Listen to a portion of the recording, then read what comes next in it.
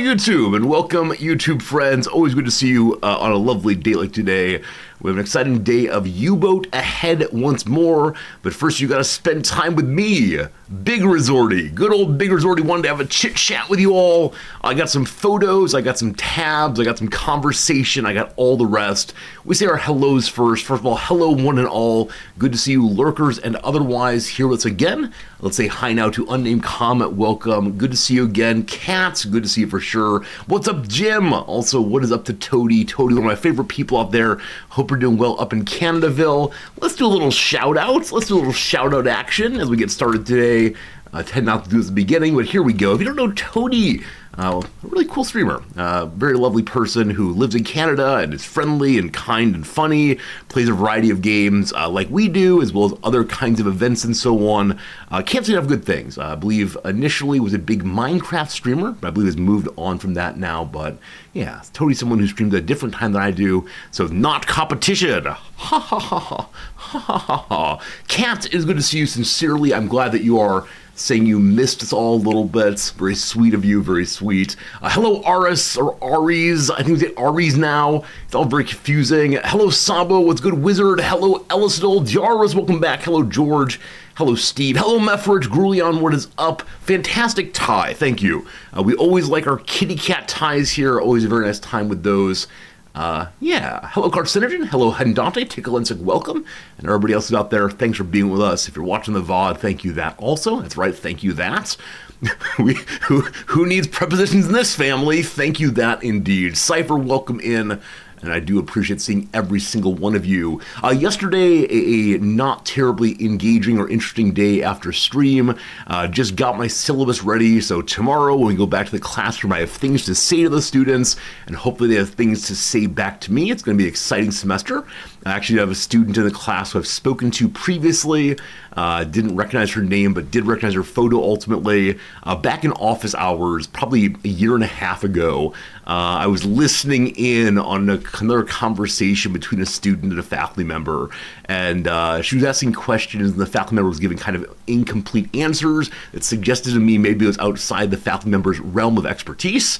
And so after she was done talking to them, I followed the student out in the hall and said, I'm sorry, I need to stop you briefly. Hi, I'm Professor Resorty, blah, blah, blah, blah, blah. May we talk about this thing? And so we sat down on a bench out in the hallway and talked some more, and later she emailed me saying it was very helpful and interesting. And now today I see that she's in my class for the semester, and so hopefully I have a good conversation in class also. She seems like a really interesting and interested student, so hopefully that's a good vibe and energy for the classroom as time goes by. So we'll see. She frequents the stream? I don't think so. I don't think we'll be seeing her here. I'm not sure she's a gamer, but with that said, I try not to spread around too generally that I'm a streamer. Some people know it, of course, but it's not a top priority for me to recruit my students into class. That said, wouldn't it be wonderful to tell my students on day one, for every stream you come to, you get an extra credit point. For every subscription, you get a 1% increase in your overall grade. Come on, team. That's how it goes. That'd be terrible. Absolutely terrible, obviously. I'm sure someone has done it, but definitely not for me, thank you. Actually, I know someone has done it. I know what is it, like a digital lab out of one of the universities. I don't recall which one, maybe Arizona possibly, where they have their grad students who are interested in exploring digital spaces and online communities and so on. Stream occasionally, both to talk about these things and then also to stream video games and so on. I believe it's the case that they do offer extra credit to some of their undergrad students to come by and make contributions to the conversation. In the same way you'd say participation points count in classes. My sense though, this is a way to just boost their viewer numbers. Terrible, terrible, terrible. But I am interested in how universities engage with Twitch, or how people who are studying ideas of online communities engage with Twitch. Definitely there have been some interesting studies about online communities in World of Warcraft and other MMOs. I'm sure back in the day there were interesting dissertations on IRC and the communities that formed in AOL chat rooms and all the rest. So someone out there could be right about Twitch, no doubt. Once upon a time I said that I should do it, but I have nothing interesting to say. I'm probably too close to this subject to know what to say about these things. Cajun Killer, good seeing you. There's Norway, I'm sorry. Yes, today in our U-boat playthrough, we are beginning our contributions to the invasion of Norway. I considered making today's title for the stream, what was it? Invading Scandinavia, Norway, but I decided that one might be a little bit too strong for the average viewer. They might roll their eyes and unfollow before giving even a moment of engaging with the channel. Who knows? Tony, welcome back. AOL chat rooms, how it goes. It's a delight. I've mentioned before, AOL chat rooms were formative in my expressiveness as a writer and my sense of myself at age 14 or so. It was a good time for sure. There are actual theses on teamfight tactics. Oh, I'm sure. I expect there are lots of people who want to study video games. It's the kind of thing that if one enjoys it, you might want to go more deep into it. So you like playing this video game, there's surely something to study there. I've heard a number of times that the best studies are either those where you really care about a subject, or it's the thing that you need to care about, and you develop your sense of understanding it throughout the course of the study. This is possibly why I write about communities. I don't know. Oh, it's not even about the chat in the game. It's the chat about the chat of the streamer. Well, thus far no one's reached out to me to say, Jan Resorti, may I analyze your chat room? May we discuss the community here? I probably wouldn't be down with that. I think it might make some people act in different ways. Maybe it's a case where you don't reveal to the community that it's happening, because this is a public forum, right? Anyone can see the chat here. Anyone could log the chat here. But, hope they don't, I suppose.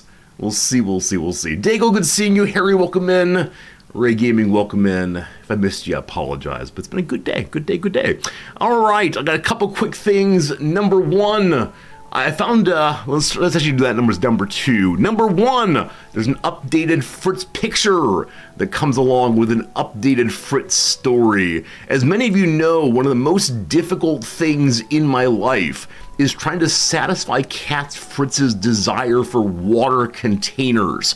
Cat Fritz, I should bring up Cat Fritz for story time. Cat Fritz here is always desperately interested in trying different bowls and containers. For a while there, he was drinking out of his little cat bowl of water, no problem. Then he started knocking the water onto the floor. So we got ourselves one of those floor mats made out of like rubber of some sort. And he kept knocking the water off, but now that it was in rubber, he didn't want to drink it up. So annoying. So we tried like a flat plate for a while. He was okay with the flat plate, but he only liked drinking around the edges. So my thought was maybe he didn't like deeper water. He only wanted to lick the surface that's nearest to his tongue. This is why the groundwater makes sense also. Anyway, it's been a bit of an issue trying to figure out the way he will drink enough water. Because as he is a bit of a big boy, we want to make sure he gets enough water inside of himself to maintain homeostasis or other biology words. And so my sense was flat water containers are best. We've been acting on this assumption for a very long time. Last night, I wish to present to you a slight challenge to that story, that Fritz wants to drink out of the flattest possible things. My friends, Noms and I have a humidifier inside of our bedroom because Noms and I have a fairly dehydrating climate here, and Noms and I get itchy and so on. And so last night before bed, I brought down the humidifier bucket to add more water, and I set it by the stairs. I was going to take it up when it was bedtime, and Cat Fritz decided to run on over and began drinking water directly out of the humidifier container, which, as you see, is very deep. I did not notice that he was doing this until I heard his little licking, and I went ahead and grabbed the camera, took a photo for you all. How often is the drinking dish cleaned? So because the water is being replaced all the way out to the edge, it's not all that often. Like probably every other day, every third day or something. So it's possible he needs it washed more often. I don't know. I think he's just very particular in some measure. Maybe he likes novelty. Like maybe he enjoys trying new dishes, and so you give him a different dish every day, and you'd be happy. But sure, I'll try cleaning it more often. It's not a bad idea at all. Maybe he's what's it called, distilled water. He wants purity from all of those minerals. I absolutely have no idea, honestly. But there you go, team. Apparently, Fritz will drink from very, very, very deep buckets, but this is clean water.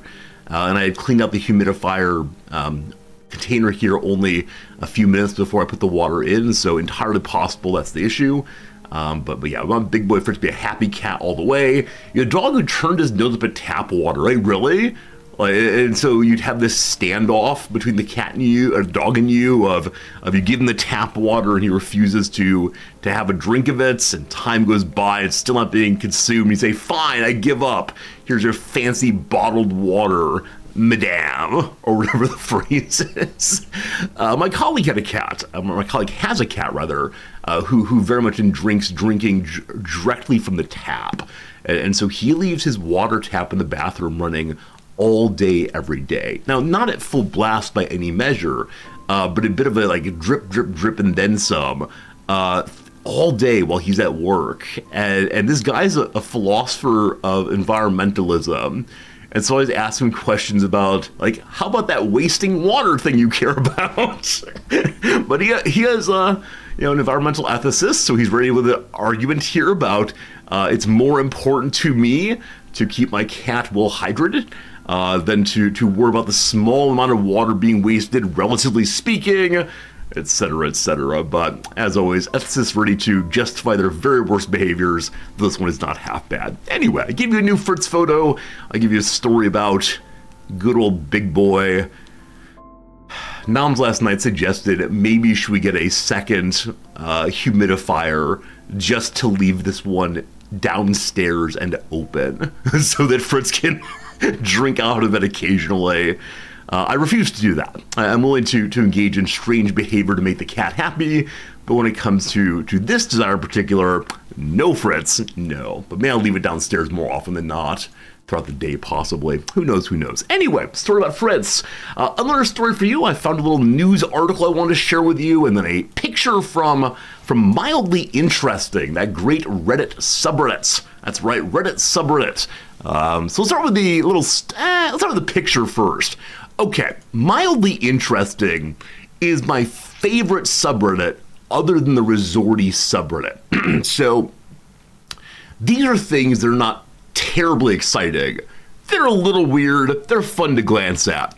I'm going to tell you right now, in a moment here we'll be discussing teeth. So if you do not want to discuss teeth, earmuffs for a little bit, it should be fun. Hello, Sai, welcome back. So things like this, right? Someone made the Mona Lisa out of barbecue sauce at McDonald's by my work. Huh. What a world. I think for me, mildly interesting leads to that every time. Huh. This happened in the world, right? It's not historically important. It's not the kind of thing I'm going to research deeply, but apparently barbecue sauce can be used as a painter's ink. That's wonderful. My shampoo froze and formed some little balls. Why did it do that? I don't know. Maybe it's the water content being turned to ice. Maybe it's actually like some sort of Arctic bacteria going wild. I don't know, but how interesting. I'm a flight attendant. Today I had a flight with 13 passengers. Can you imagine the pure joy of being one of those passengers? Can you imagine the part where you say, oh, I don't just get an extra seat next to me, I get a whole section. Now, apparently this kind of thing is done to move vehicles to where they need to be for major flights. And so they'll fly them with very few people on board, not because they want to have a service with so few people or they're taking a big loss because no one signed up, but instead they need the plane where it's going to be. The hotel staff was a cool towel dog in my bed this morning. That's a pretty cool towel dog. All right, here is the topic I wish to discuss because I learned something really, really interesting. Actually, I'm going to go up for a second about the towel dog. I know that some hotels just do goofy, silly things like this. We stayed at one time at a hotel in Chicago downtown that was far too hip for itself, but its main attraction was a giant banana structure, I believe. Some kind of giant banana. And so every room, or at least our room, had in it a towel shaped like a banana that you could use. It's yellow, no problems. But I know that sometimes these things are done because the guest asks for it. Jester, thanks for the resubscription. 20 months of Prime sub. Thank you. Heading to 2 years. Very cool of you. But, yeah, apparently there's a community of people out there who will leave strange notes in the hotel reservation page. Right after you put in, here's what I'm paying for it, here's the room I want, here's the days I'm coming, and so on. Often a little box that says any requests you might have. I think the requests are standardly things like hey, may I have some extra towels, or gosh, an extra pillow would be great, or please put me on the side of the hotel that faces whatever direction. There's a community of people who will push this as far as they can and ask for things that are frankly ridiculous just to see if the hotels will do it. Have any of you ever asked for anything unusual like that? I think I saw one time that someone wanted what was it? Like a greeting from a picture of Peter Griffin, that character on Family Guy. And yes, indeed, some hotel staff member went ahead and sketched out Peter Griffin and put a little welcome to the hotel next to it.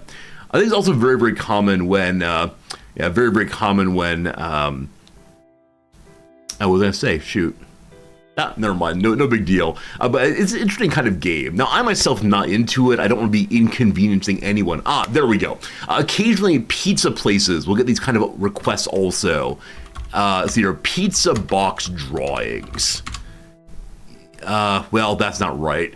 Drawings on pizza boxes. There we go. So it's things like this, where 32 times places were asked to draw something on the pizza box and indeed did so.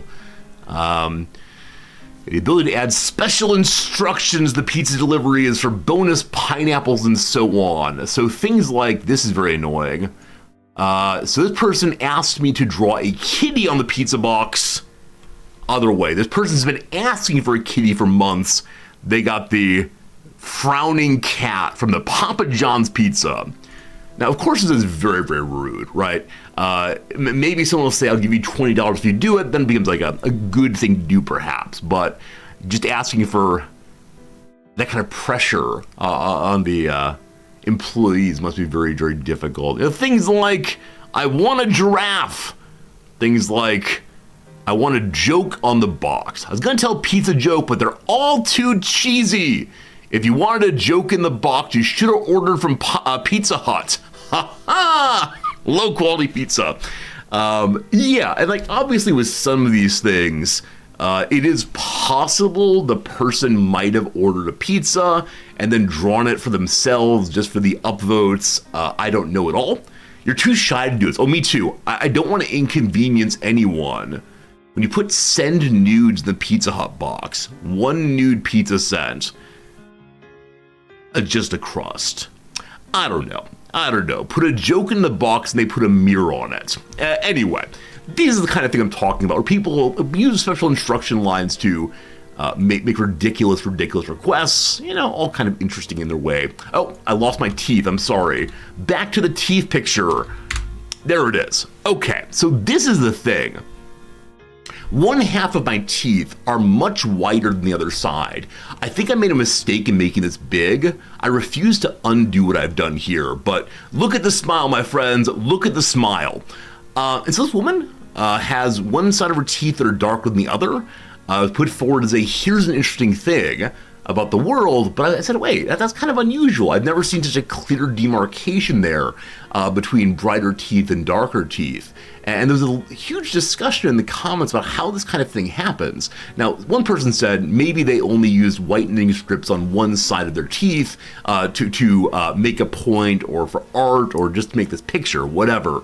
There's also discussion in there about this commonly happens with people who will smoke because they will usually smoke on the exact same side of their mouth every single time. And this reminded me that I had a professor back in undergrad who I genuinely believe, except when he was actively teaching and sleeping, he smoked the entire time. So he'd hold his office hours outside, even in the relatively cold months, because he wanted to keep smoking during them. He would smoke before class for half an hour. At the 15-minute break in the middle, he'd be out there. After he'd be out there. And he genuinely had I don't want to be disgusting, but between two of his teeth, like right around here, he had this giant black tar pit. And it was the kind of thing that he obviously knew he had, and obviously didn't mind its being there or accepted its being there. But it was absolutely just black right there, which is again extreme case, I'm sure. But yeah, in this case, they suggested, okay, maybe this person smoked on one side consistently, and so more of the tar and so on got there. But this is the part that blew my mind. There were dental hygienists in the comments who said, this is an extreme case, but we actually see this relatively often. When people brush their teeth, they put their toothbrush into their dominant hand and then begin brushing on their non-dominant side, because it's easier to brush on that side. As people begin brushing their teeth, they're more into it. They're more enthusiastic. Yes, it's toothbrushing time. But then as time goes by, they get bored. They start scrolling on their phone. And though they go across the mouth, they don't brush nearly as well. Also, it's much harder to brush the teeth on the side of your dominant hand than across. And so unless you're very, very intentional, you'll end up not brushing well on the non-dominant side, or on the dominant side rather. And so the dental hygienists actually encourage switching to the other hand. Even though the other hand is less dexterous and so on, one will then intentionally focus down on that side.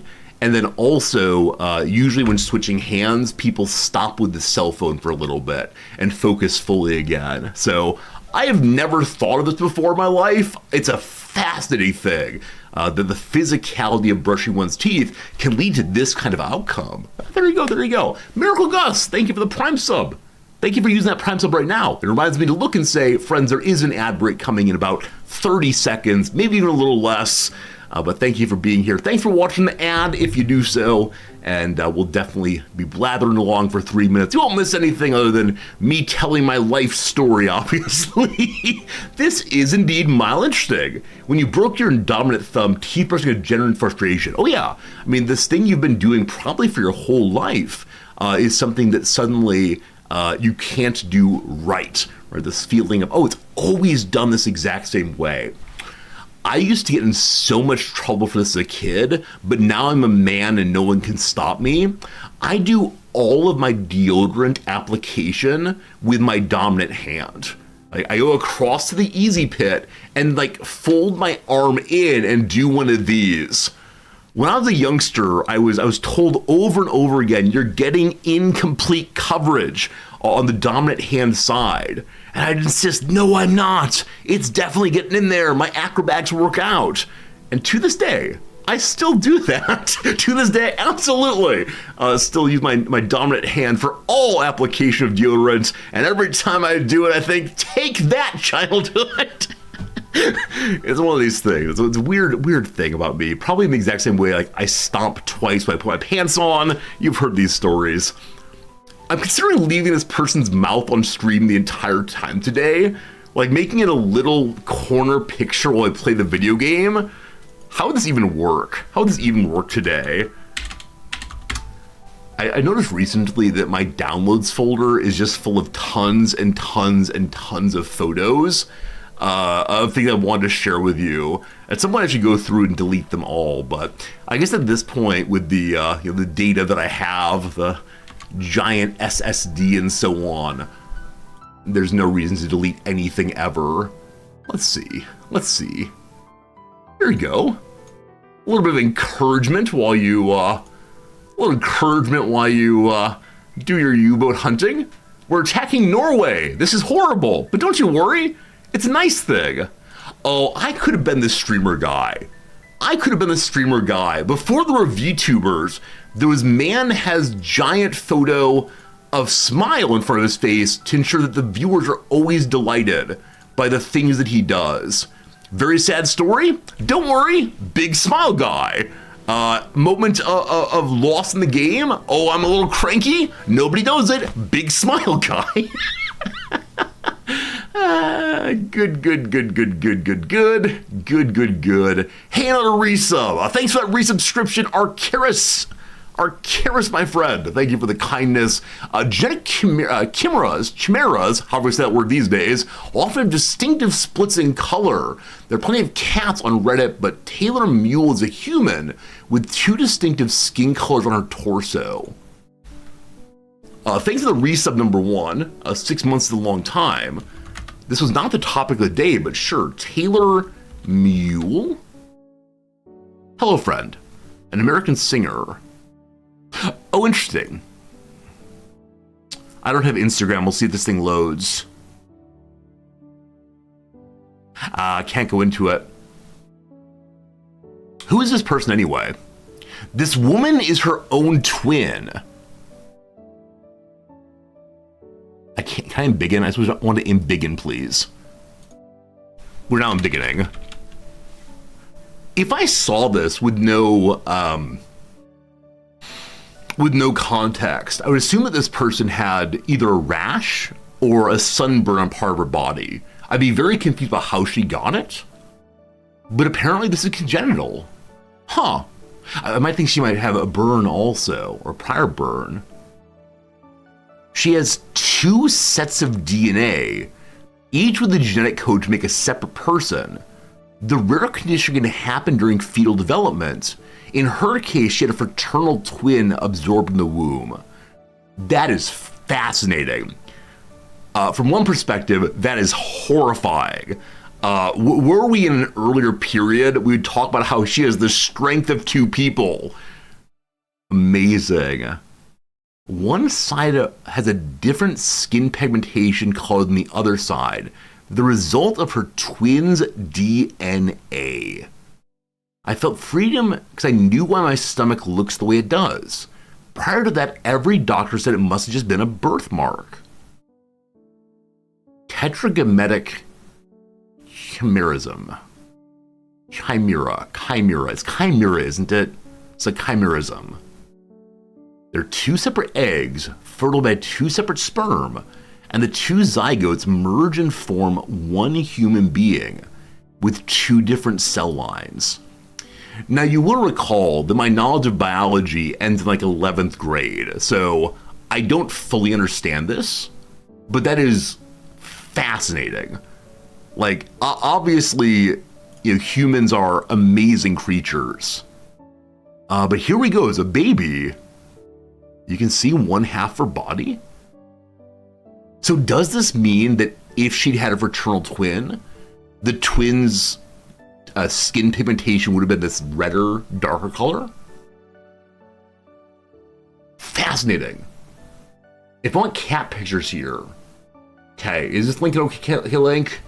Cats with 2 kinds of DNA. Oh, wow. I mean, if you told me, just look at these pictures, I would immediately say, wow, AI generation, clearly.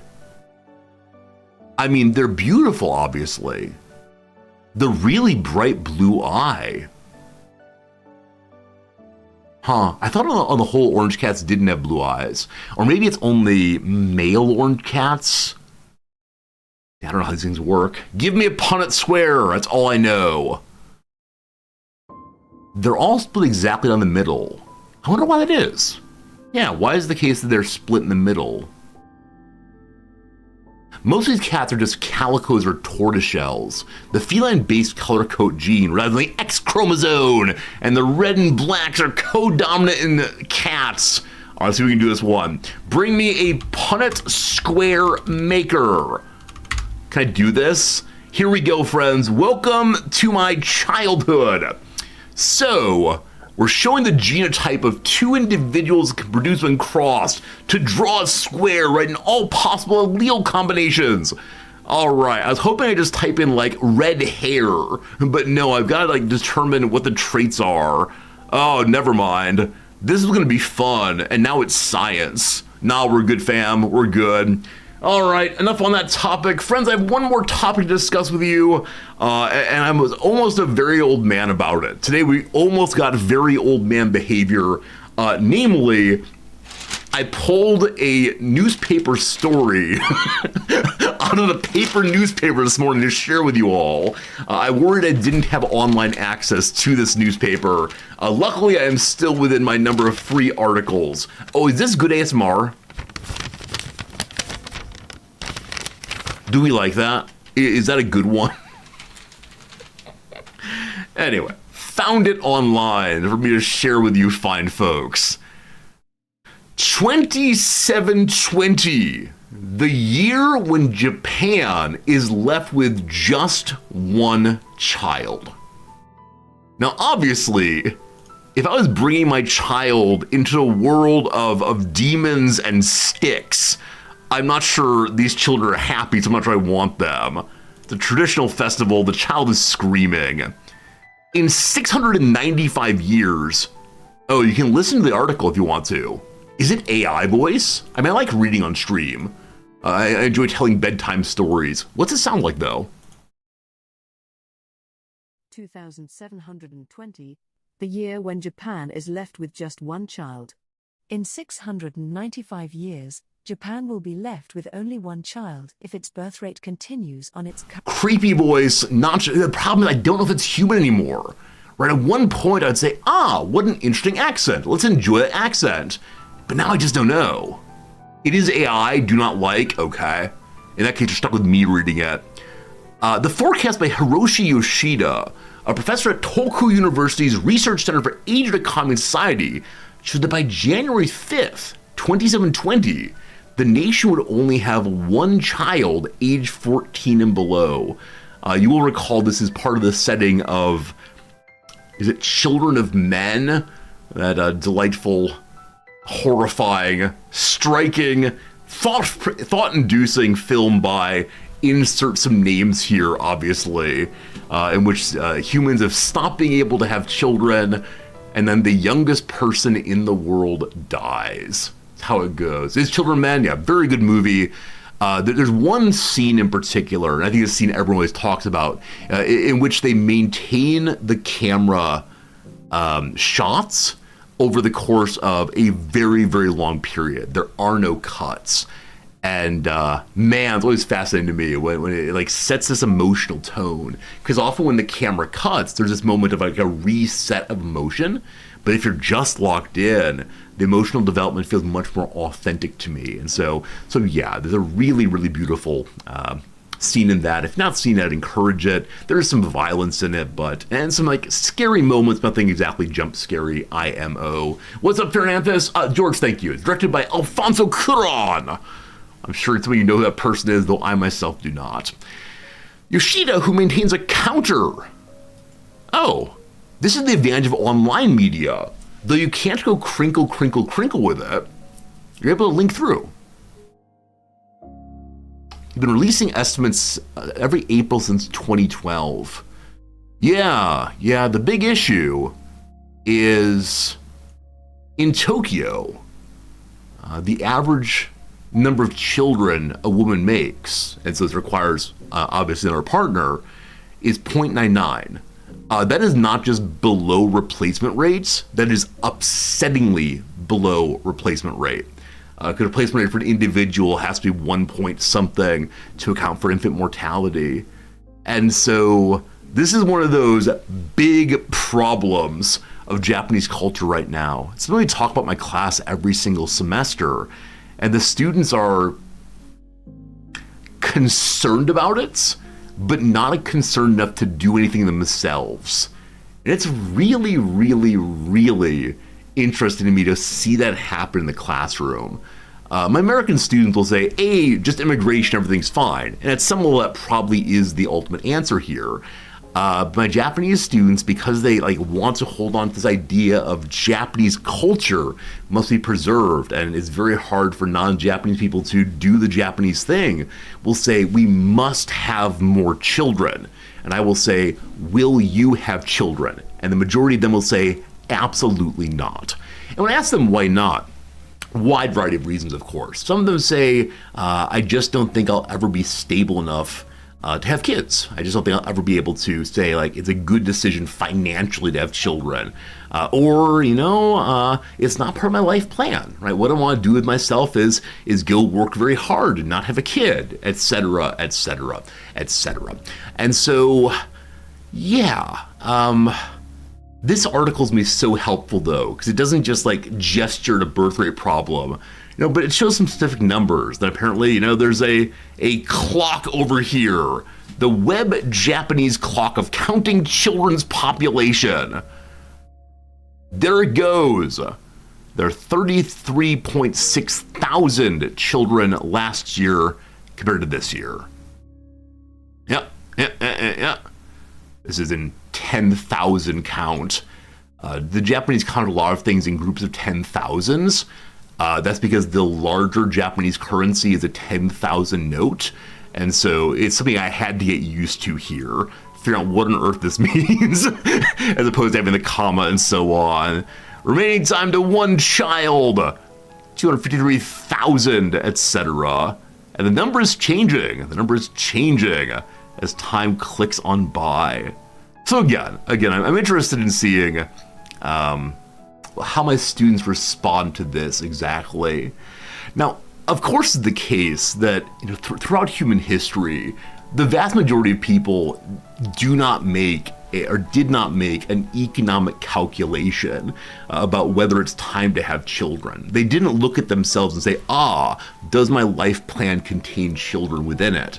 Instead, one had a desire for sexuality, one produces children, either through a kind of ignorance, a lack of knowledge of contraception, other concerns about women's empowerment, and so on. But now that we have all of these things, as well as the economic pressures that many of you are mentioning, especially in places that have had more recent, fuller women's liberation, we're seeing a real rejection of that traditional baby-making lifestyle. And because it is the case here in Japan, many of the things that we see in the workplace especially were permissible in the US back in the 1970s. So Japan is in some ways about 40 or 50 years behind on some parts of the feminist and woman's story. And so it's just one of these things where at the individual level, it makes perfect sense. I don't want to have a kid. I'm not going to have a kid. Fine. But socially, it has a consequence. And I raise this, of course, as someone who does not have children, will never have children, refuses to have children at some level for fear of passing on certain genetic elements that have made my life less great than it could have been. But if you start applying that kind of reasoning across a large enough population, that population goes away. And I think often we have the sense that more culture is more good. The fact that cultures have died out, the cultures that have gone away are a loss for us. But here we see possibly a culture going away in the long term, a people going away in the long term. And for many of my Japanese students, that's fine. If the nation gets small, if the nation stops having children, cool. It is better to accept that kind of fading out than it is to accept the immigration of people who would change the culture on the way. And that is super, super interesting to me. And so we'll talk about later in the semester. I'll let you know what they say and think. But is adoption of children from other countries an option in Japan? Yes, you can adopt both inside Japan and outside of Japan. It is the case that Japan does not have the most pro-diversity positions here. And so people who are not ethnically Japanese often have not exactly great interactions in public. They're often treated as outsiders, even if they have had all their education in Japan and all the rest. So, yeah, it is the case that you can adopt people from other places, but it's done much less frequently. Now, there has been a debate recently about allowing single people to adopt. And there has been some looseness about single women adopting now. Japan is terrified of single men adopting children. There also is not gay marriage here, and so gay couples are unable to adopt in any way.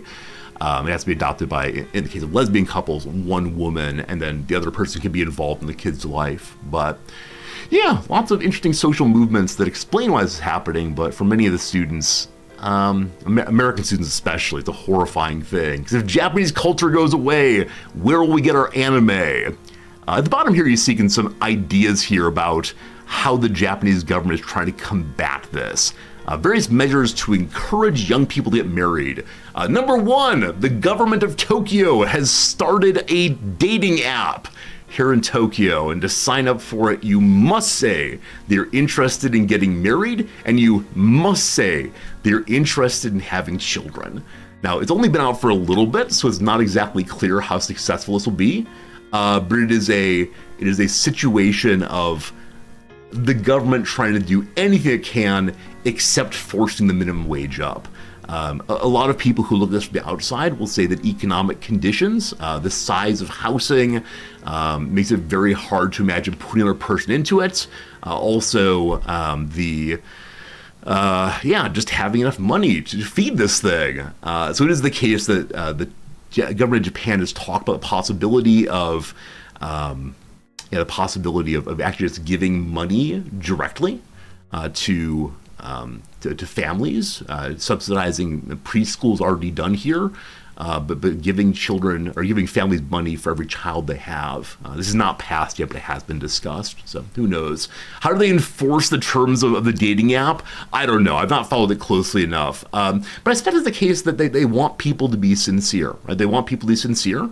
On the whole, when it comes to public honesty, especially with the government, people here are not interested in flouting rules. Like if you're interested in, if you're interested in having a hookup, there are lots of other apps for that. So why would you go to the marriage app unless you were ignorant of what it was? But as you sign up for it, it does tell you what it is. So we'll see. We'll see what comes of it.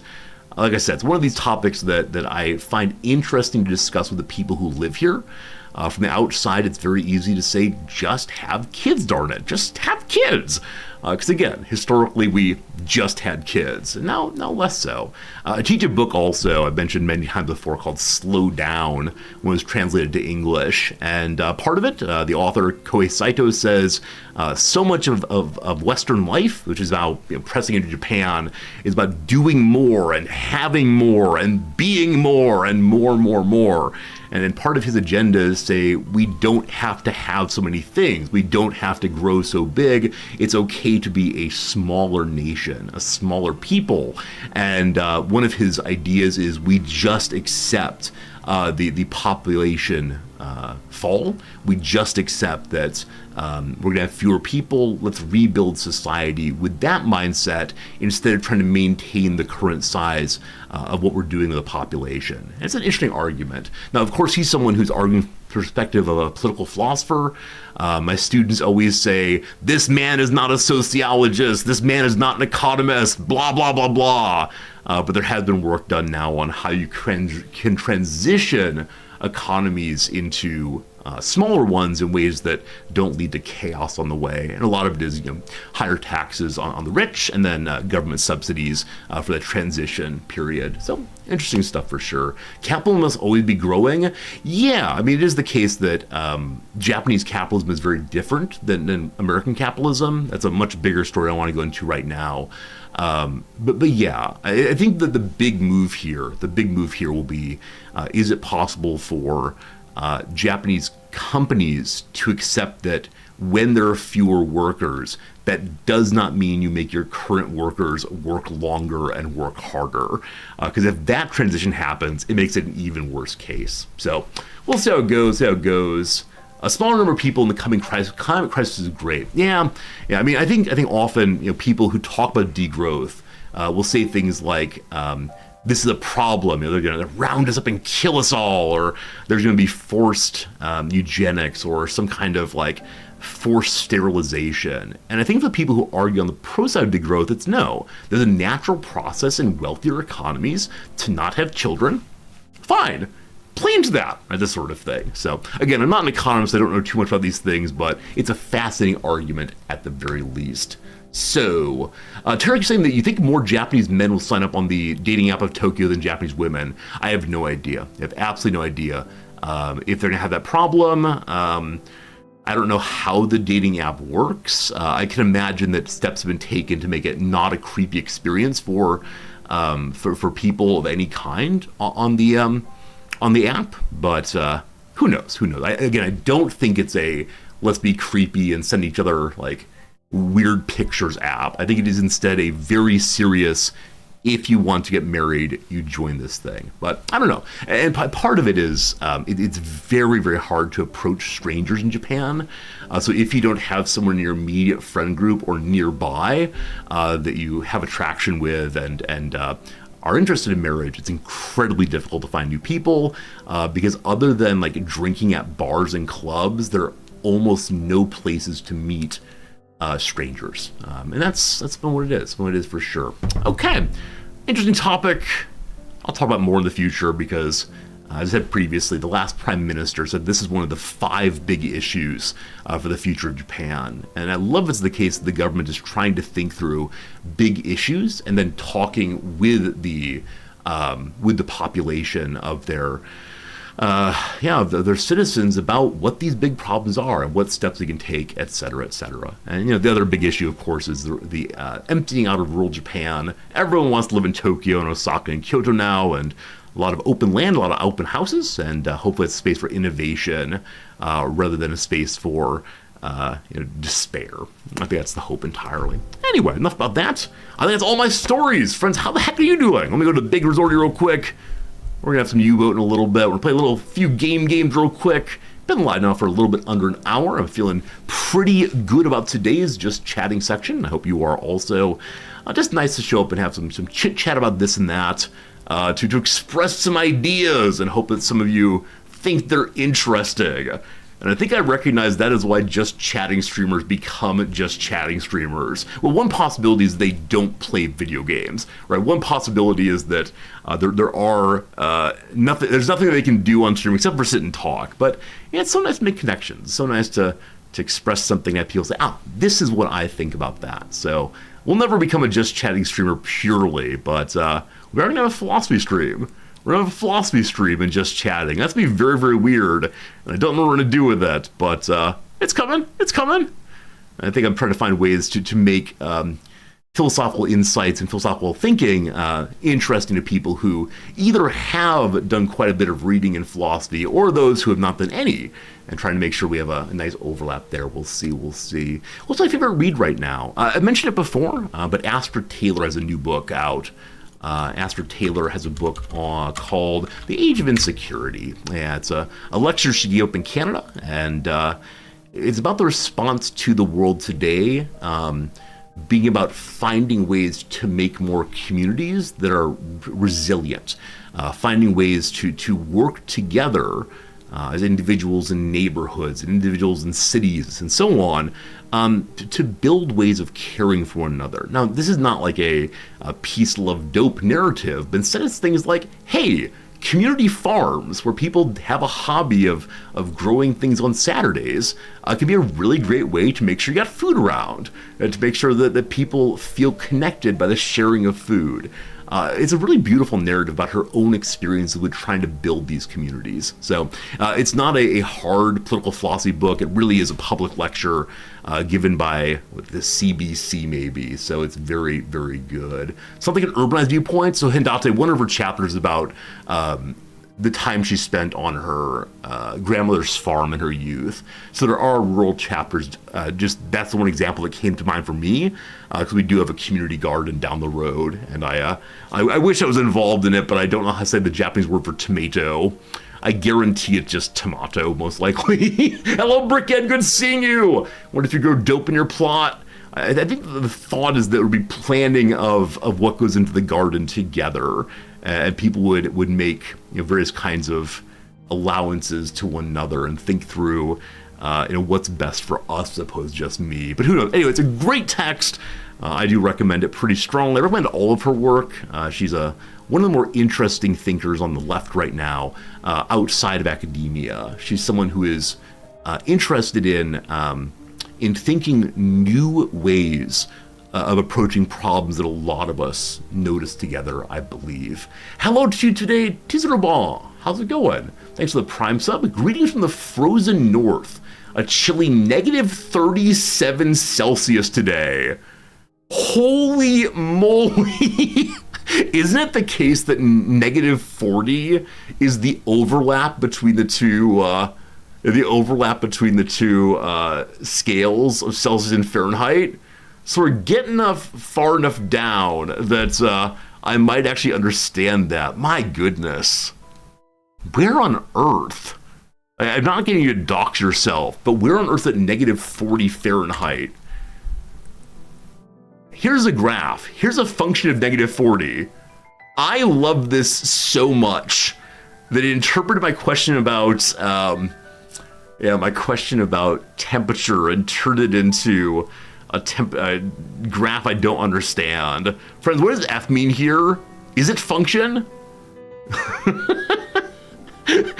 What are these axes? What are they doing? Slope too steep. Oh boy. Wisconsin finally has snow. Nice. Always a good time to see snow happening in the world. Okay, team. I believe that's it for the stories today. I believe that's all we got going right now. I thank you for hanging out with me as always. And yeah, let's go play some little games, friends. Little game number 1.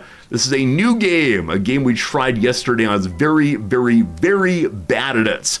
And so we'll see if it's fun today. If it's not fun today, we'll move on.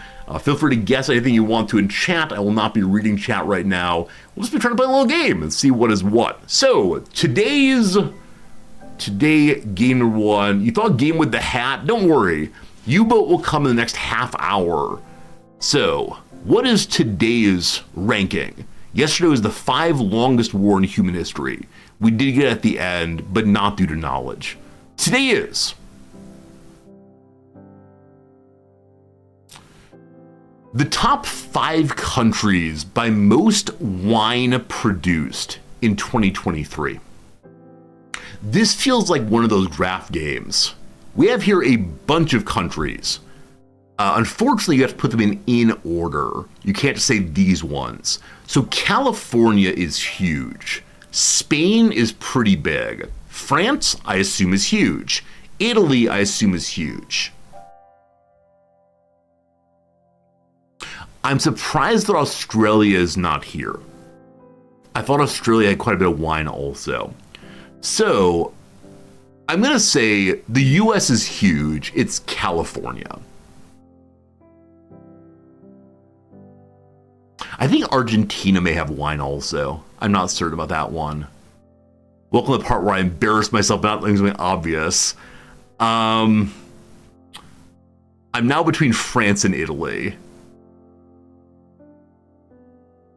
I'm going to say Italy, then France, then Spain. And we need one more of these. I believe that Argentina does wine stuff. My friends, I give you my first guess. So, 4 out of the 5 are right in terms of being on the map. Italy is number 2. So I guess we're going to go France, Italy, US, Spain. Not Spain in that location. I do wonder if I'm like stuck on Spain a way I shouldn't be. It's not Argentina. I think it's something South America though. Are Chilean drinks here? And then our friends in Spain. What do you say? We say better. We have all of them. Today I am the hero, comma baby. So my American bias is showing certainly. Let's move Chile up, and then Spain, and then the US. Wrong again, Resorty. Okay, I think at this point we have everything we need to get it correct. So Chile must be 5th. Spain must be 3rd. US must be 4th. Nice. Spain, US, Chile. Boom, boom, boom. A winner is Resorty. There you go, team. There you go, team. There you go, team.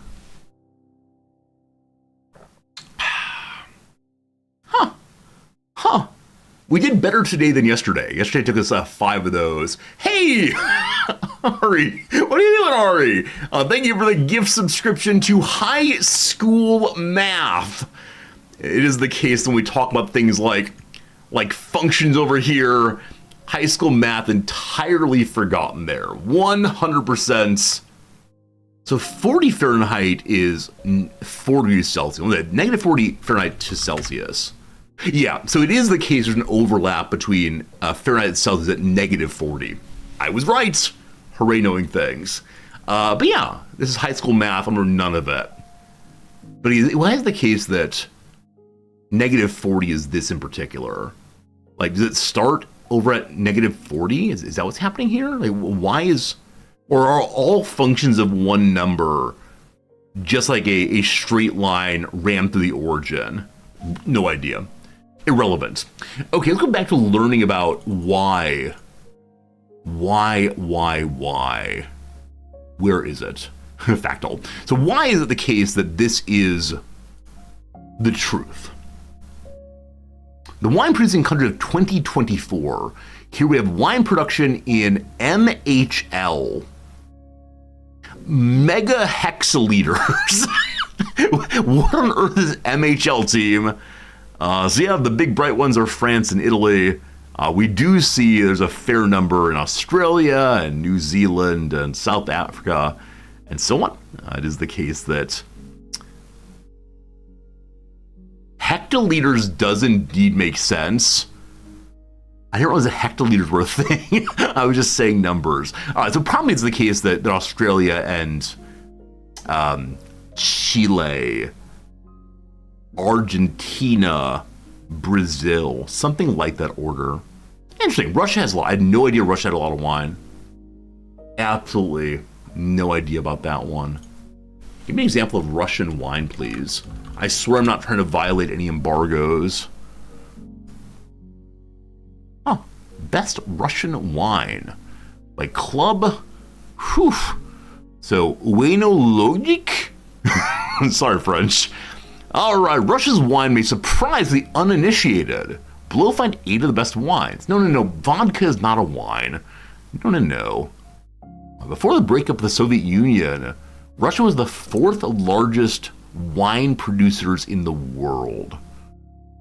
Number 1 is the Cuban Vino Chateau Taguine Collection Madeira de Cuban Reserve 1991. Obviously it's number 1. I'm not a wine drinker. This means genuinely nothing to me, honestly. Like, these are just numbers and words.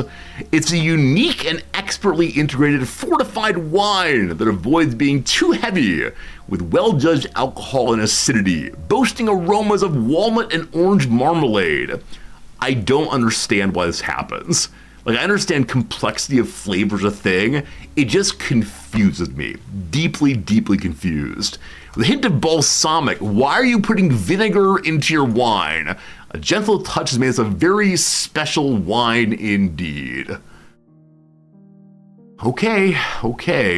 Also, this is the kind of thing I find so confusing. And I think this shows, like, There are studies on this, the hollowness of the wine industry. Some guy named Igor tasted this thing and said, it's a 95.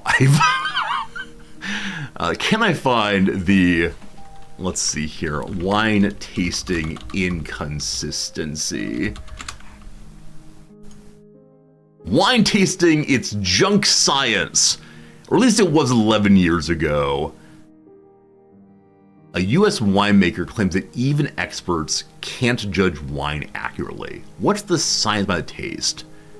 Every year, Robert Hodgson selects the finest wines from a small California winery and puts them into competitions around the state. The results are surprisingly inconsistent.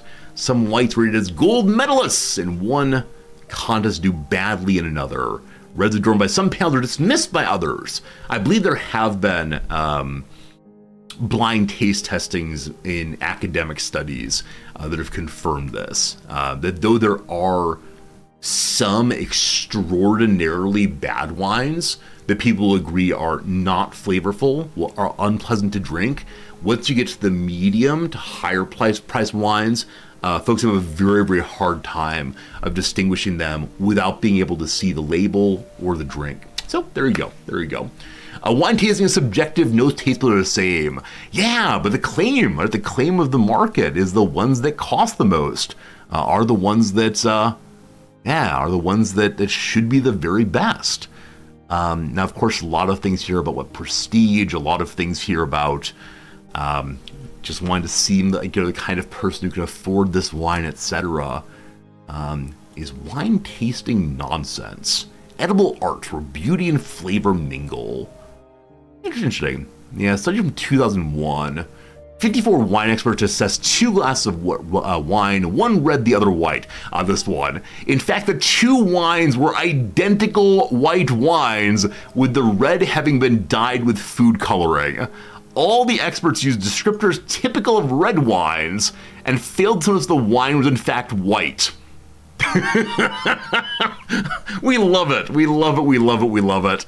Now, I'm saying all this as someone who does not really drink wine at all anymore. And even when he did, it was just for show, right? I was at a wine banquet, so I had my wine just to feel like I belonged, etc. But there you go, team.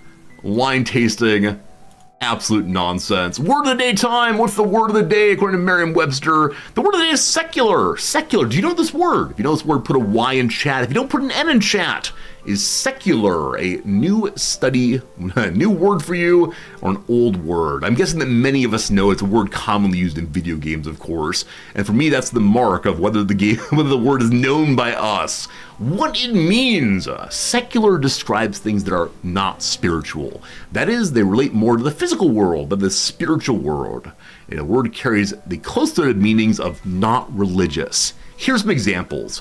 Each year, Ian directed his charitable giving towards secular concerns, like affordable housings and art programming for teens. Number 2, in her autobiography, the actor mentions that her education in parochial school was not so different from that of secular institutions. Parochial here meaning of her belonging to a parish, I believe, belonging to a religious organization in this case.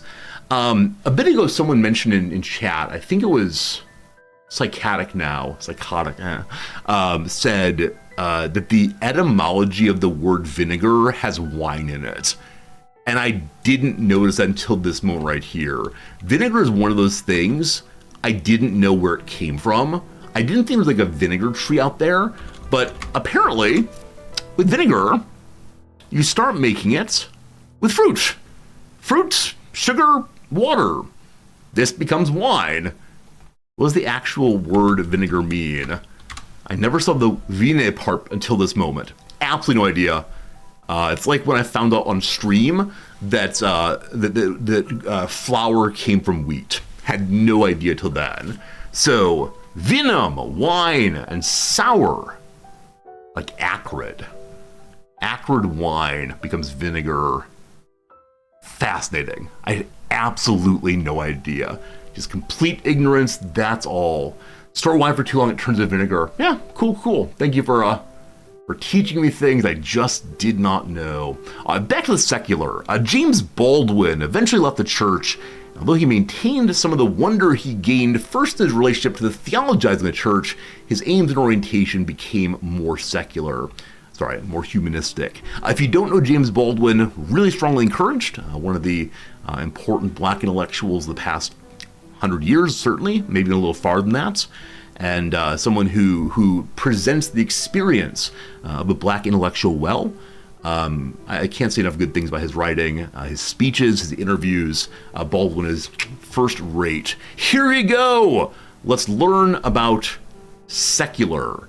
You don't need to be a material girl, I wish to sing but I will not, to know that we're living in a material world. But if you're lacking ways to describe our earthly existence, the adjective secular just might be your lucky star. Secular, which comes from the Latin noun seculum, meaning variously generation, age, century, and world, has been in vogue since at least the 13th century, at least where there's been a need to distinguish between the sacred and the profane.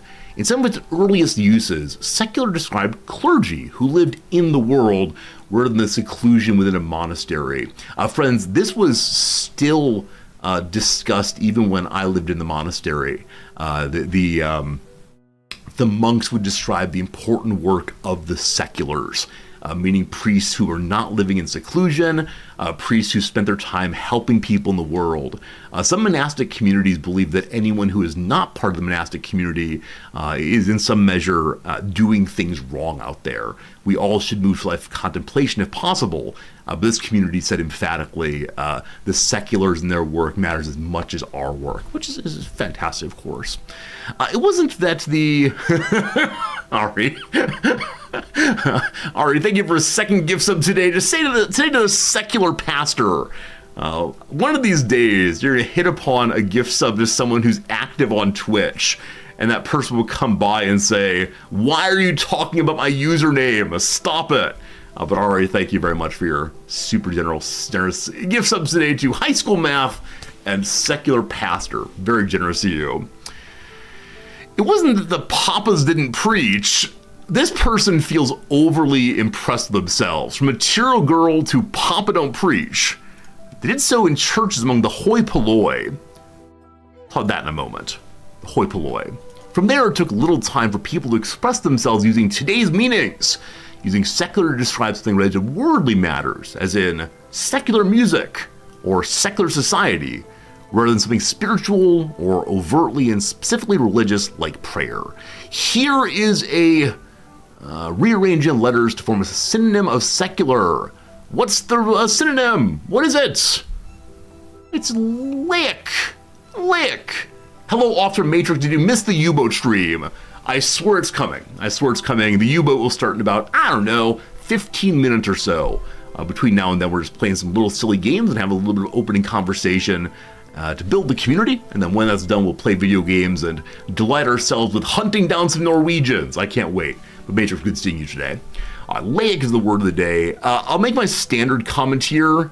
You're welcome to say "here he goesing" on this one. The phrase "the hoi polloi," strictly means the people, common people. Which is to say, when you say the hoi polloi, you are saying the people. It's ATM machine, it's PIN number, etc. It's very annoying to me. It's one of these things like language changes, etc., etc., etc. One of these things about we shouldn't make a big deal about it. Language changes, blah, blah, blah. But I wish we wouldn't. That's all. Do other people in other languages use hoi polloi? Is this brought not just into English but into German? Do we go along and like der hoi polloi? I have no idea. It's very. I know it's the case that other languages use loan words. I know it's the case that other languages, force bits of other languages into themselves. I can understand this in Japanese, but in other languages just seem very funny to me. To be like reading some Norwegian and then suddenly a bit of hoi polloi. That's how it goes. How do you get random gift subs on Twitch? Yeah, a fair amount of that is the Twitch algorithm saying it's likely the case that you're a person who would enjoy this stream and possibly subscribe again in the future. That's how it goes, enough about that one. Enough about secular today. Friends, it's time to learn a new word from the Urban Dictionary. Why are they stuck on mug up? Aren't the people at Urban Dictionary working today? That's too bad. I thought every day they'd have a new word on the front page. Huh. Well, this might be a mistake. Let's see. Urban Dictionary, random word. Nope. If you saw it on screen, you know these things happen. Friends, it is time for a game. Welcome to a game. What game is this? I would like to see what game this is and move on from our earlier mistake. Maybe I'll work on finding a random word of the day from Urban Dictionary that, I've narrowed down a little bit. It's fine. Friends, what game is this? I see trees of green, as the poet has it. Down here, an interesting something. I think I see a head, possibly. I see maybe a stanchion or a power pole. This head reminds me of some Animal Crossing sort of thing. Like it's a goofy, silly, maybe a Wii-esque head, or it's called the Me head, right? M-I-I. I have no idea. I have absolutely no idea. As usual, I'll say the first thing that came to mind, that was Animal Crossing. It's probably wrong, but here we go. It's the New Leaf. Lots of trees is a new leaf. Friends, it is not Animal Crossing. With an 80% Metacritic score, this game has flowers along with trees, and then whatever this thing is, looks like a rack of some sort, maybe a drying line. Does this help the flowers to grow bigger and give them some support? Is it a well, possibly? This is not helpful for me. I'm going to say a Zelda game, simply because it feels medieval-esque. As though I do wonder if some of you have got this thing figured out immediately. Let's say it is Tears of the Kingdom. It is not that. This photo says it's on the X360. This does not help me even a little bit, unfortunately. But this picture has a number of additional things that might help us place what it is. Pills, possibly, or marmalade, maybe a hidden chest. In the middle here, a musical instrument with pegs, a neck, strings, and so on. Over this way, some junk. This might be an alien playing the instrument, possibly. So something where there are aliens who are sentient. You can engage with them, have a good time. I don't think it's a Star Wars creature, but it could be. But this over here is confusing me. The combination of alien creature and Middle Ages-y items. Maybe it's some like older game or older setting in which there's some animal races that are friendly and good. I have no idea. Still no idea. It's gonna be a rough one today. What on earth was only on the Xbox 360? No idea. Friends, this is a little game called Guitar Hero.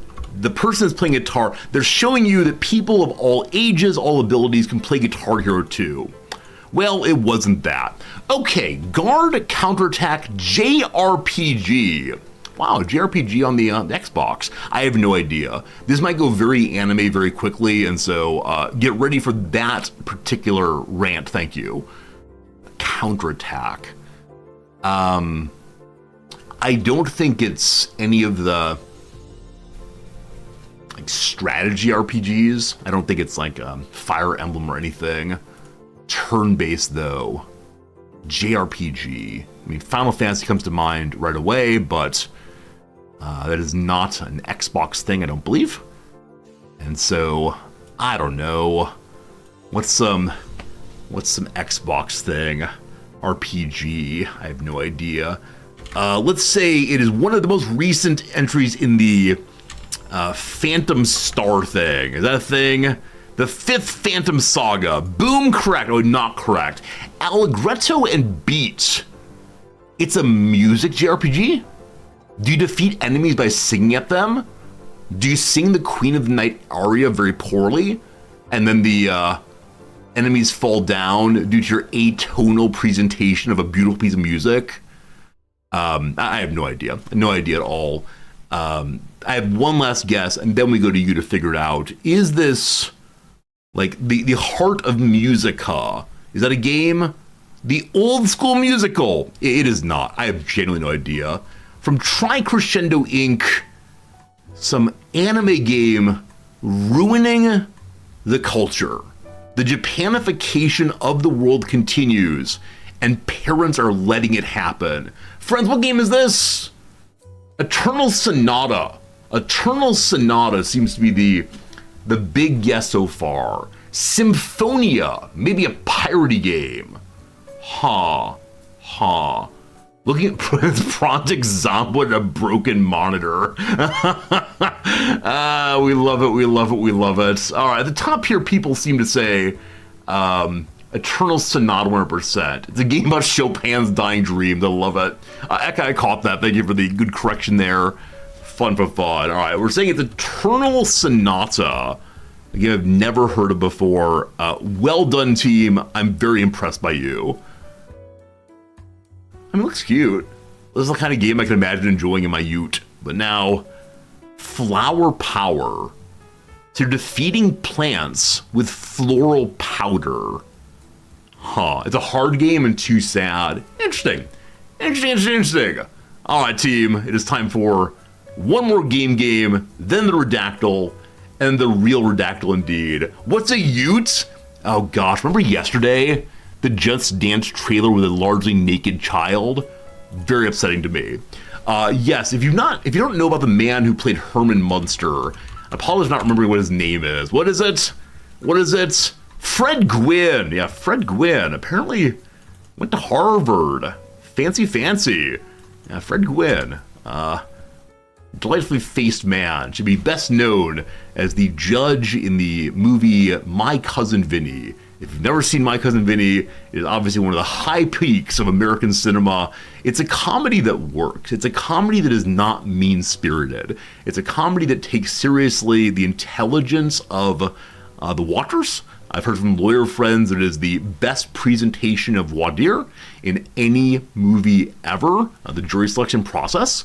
I've heard that it will actually be shown in law schools, a kind of like funny presentation of a very important part of the curriculum. And Marissa Tomei is in it. It's true, a very attractive lady. Marissa Tomei playing a very funny. I believe they're both New Jersey people, possibly. It's wonderful. I bet I'm not telling anyone anything new. You've surely heard of this film 1,000 times over. It is a really, really good good film. My Cousin Vinny. Maybe I'll rewatch this thing soon. They have a rewatching party the other night. It does end up with kind of a, what's the phrase? Like a dramatic reveal to tie it all together. Which is a little ridiculous, but it is a good film anyway. There you go, team. Talking about movies, all planned. Friends, what is this game? What is this game, please? January update. Did you miss a day in artwork mode? You could now replay it in the archive. So there are actually many games on this website. GameDuel.wtf. We played just the box game each day. But what game is this right here? So to me, it immediately looks like a top-down view of something. With that said, I also wonder if this is a cross against the chest, maybe an ammo belt of some sort, or some other belt to keep one's pants on. Nailfire, thank you for 40 months in total. 40 months, almost 41. The time is clicking into the future. And I thank you, Nailfire, for being with us. Hopefully your last bit of break is over, or been fun so far. Is it over soon? All these teachers going back to work. Yeah, so I'm guessing a belt probably on some kind of shooting guy. I'm gonna say it's like a Black Ops game. Let's say it's Black Ops 4. It is not that. It is not a Call of Duty game. In fact, the person identified as being a body might be a robot person.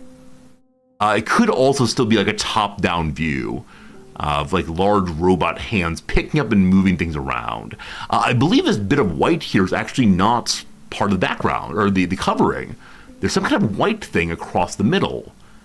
Is this like a fur for a cold water or a cold air area? Is this a robot hand petting a puppy dog? Is this stole? It's been stolen from Cruella de Vil. I don't think RoboCop has hands like this, but the outfit feels to be kind of RoboCopian. Now, I'm not sure if it's been a recent RoboCop game. One called RoboCop Rogue City. When's that from? It is clearly not that. Okay, it is indeed an animal. So it's some kind of robot person holding a kitty cat, I assume.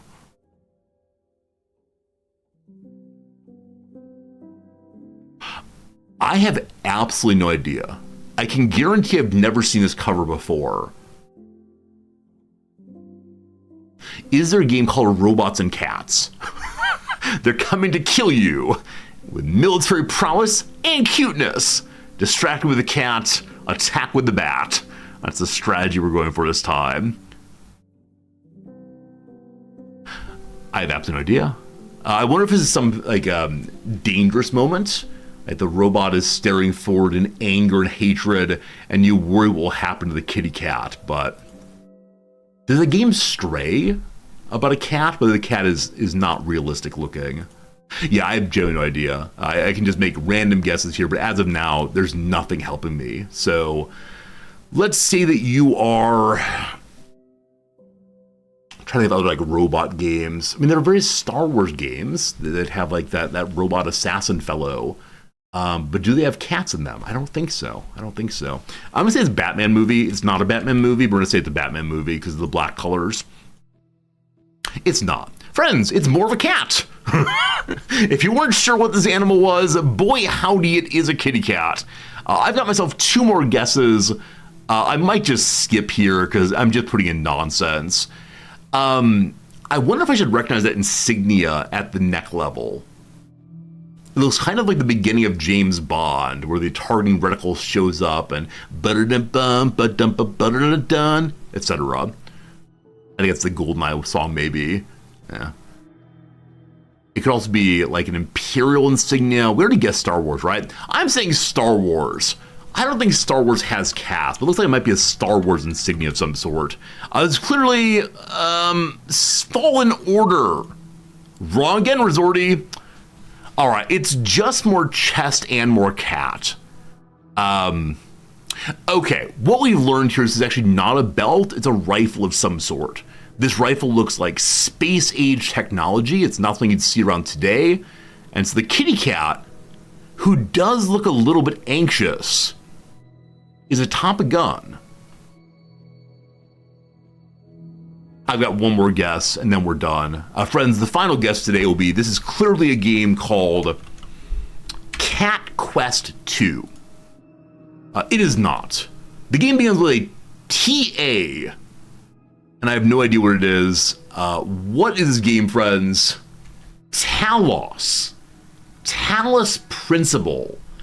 People have mentioned this game to me, but I myself have never actually seen it or played it. Friends, ad break coming. 3 minutes of ads. Other side of that, we do the redactyl, and then we go ahead and play the U-boat. Looking forward to it indeed. All right, who got the answer first? Holy cow. Frozen Tomato got it in the second guess here. Wow. Well done. Well done indeed. Talos Principle. I'm going to say it's number 1. There's no space for 2 there. Hooray! What happens to the cat? Oh, it's actually not my apologies, it's actually not a gun, it's an arm instead. Should the cat be scared? Should I be scared for the cat? If this is not a major plot point, please tell me. If it's a major plot point, I worry for the kitty. I don't want to play a game in which the kitty is in actual danger. That'd be pretty bad. But look, I'm pull up on Steam as a game that's been recommended. I think it was recommended to me back when we played Stanley Parable, probably. The first-person puzzle game in the tradition of philosophical science fiction. Made by Crow Team and written by the fellow who did FTL and the Swapper, and the fellow who did The Sea Will Claim Everything. Of those, I only know FTL. FTL does not have a tremendously long storyline, but it is interesting anyway. Yeah, philosophical science fiction could be fun. Maybe a game to play on one of our variety Saturdays. I'm start trying to do different variety games on our Saturdays. When I mentioned that, some of you said as variety we should play more Farm Sim.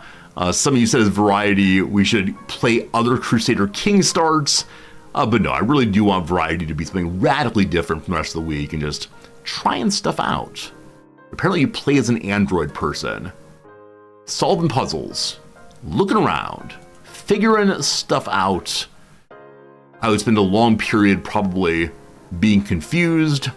You all would say Resort Eat's an easy puzzle, just look at it more closely. I'd say, I'm looking. It'd be a disaster.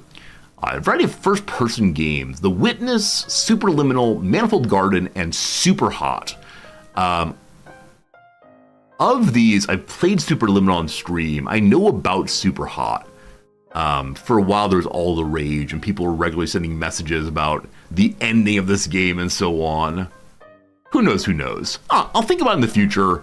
Though I do want to know what happens to the cat, clearly. That matters a lot. All right, friends, the ad break is ending. The intro's ending. The day is just starting, though. I thank you for still being here, for suffering through the dark times in order to... I forgot about the smile. Good. There are no dark times on stream when Big Happy Smile is with us. You know what? I might save that picture. I have a sense this picture might be useful at some point in the future while playing our various games. Like, happy smiling picture, you stay around, thank you. Oh, wonderful. All right, we changed our directory over to a little game called UBOAT. As I mentioned earlier, my title today was nearly Invading Scandinavia, Norway. But I decided that was not a good enough joke, unfortunately. We continue. Yesterday, the... Oh, Redactyl.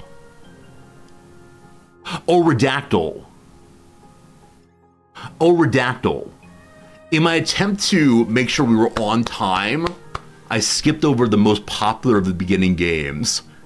Oh my goodness. See, a lot of people in the survey for the year said, I want less of the intro, but don't you dare cut Redactyl.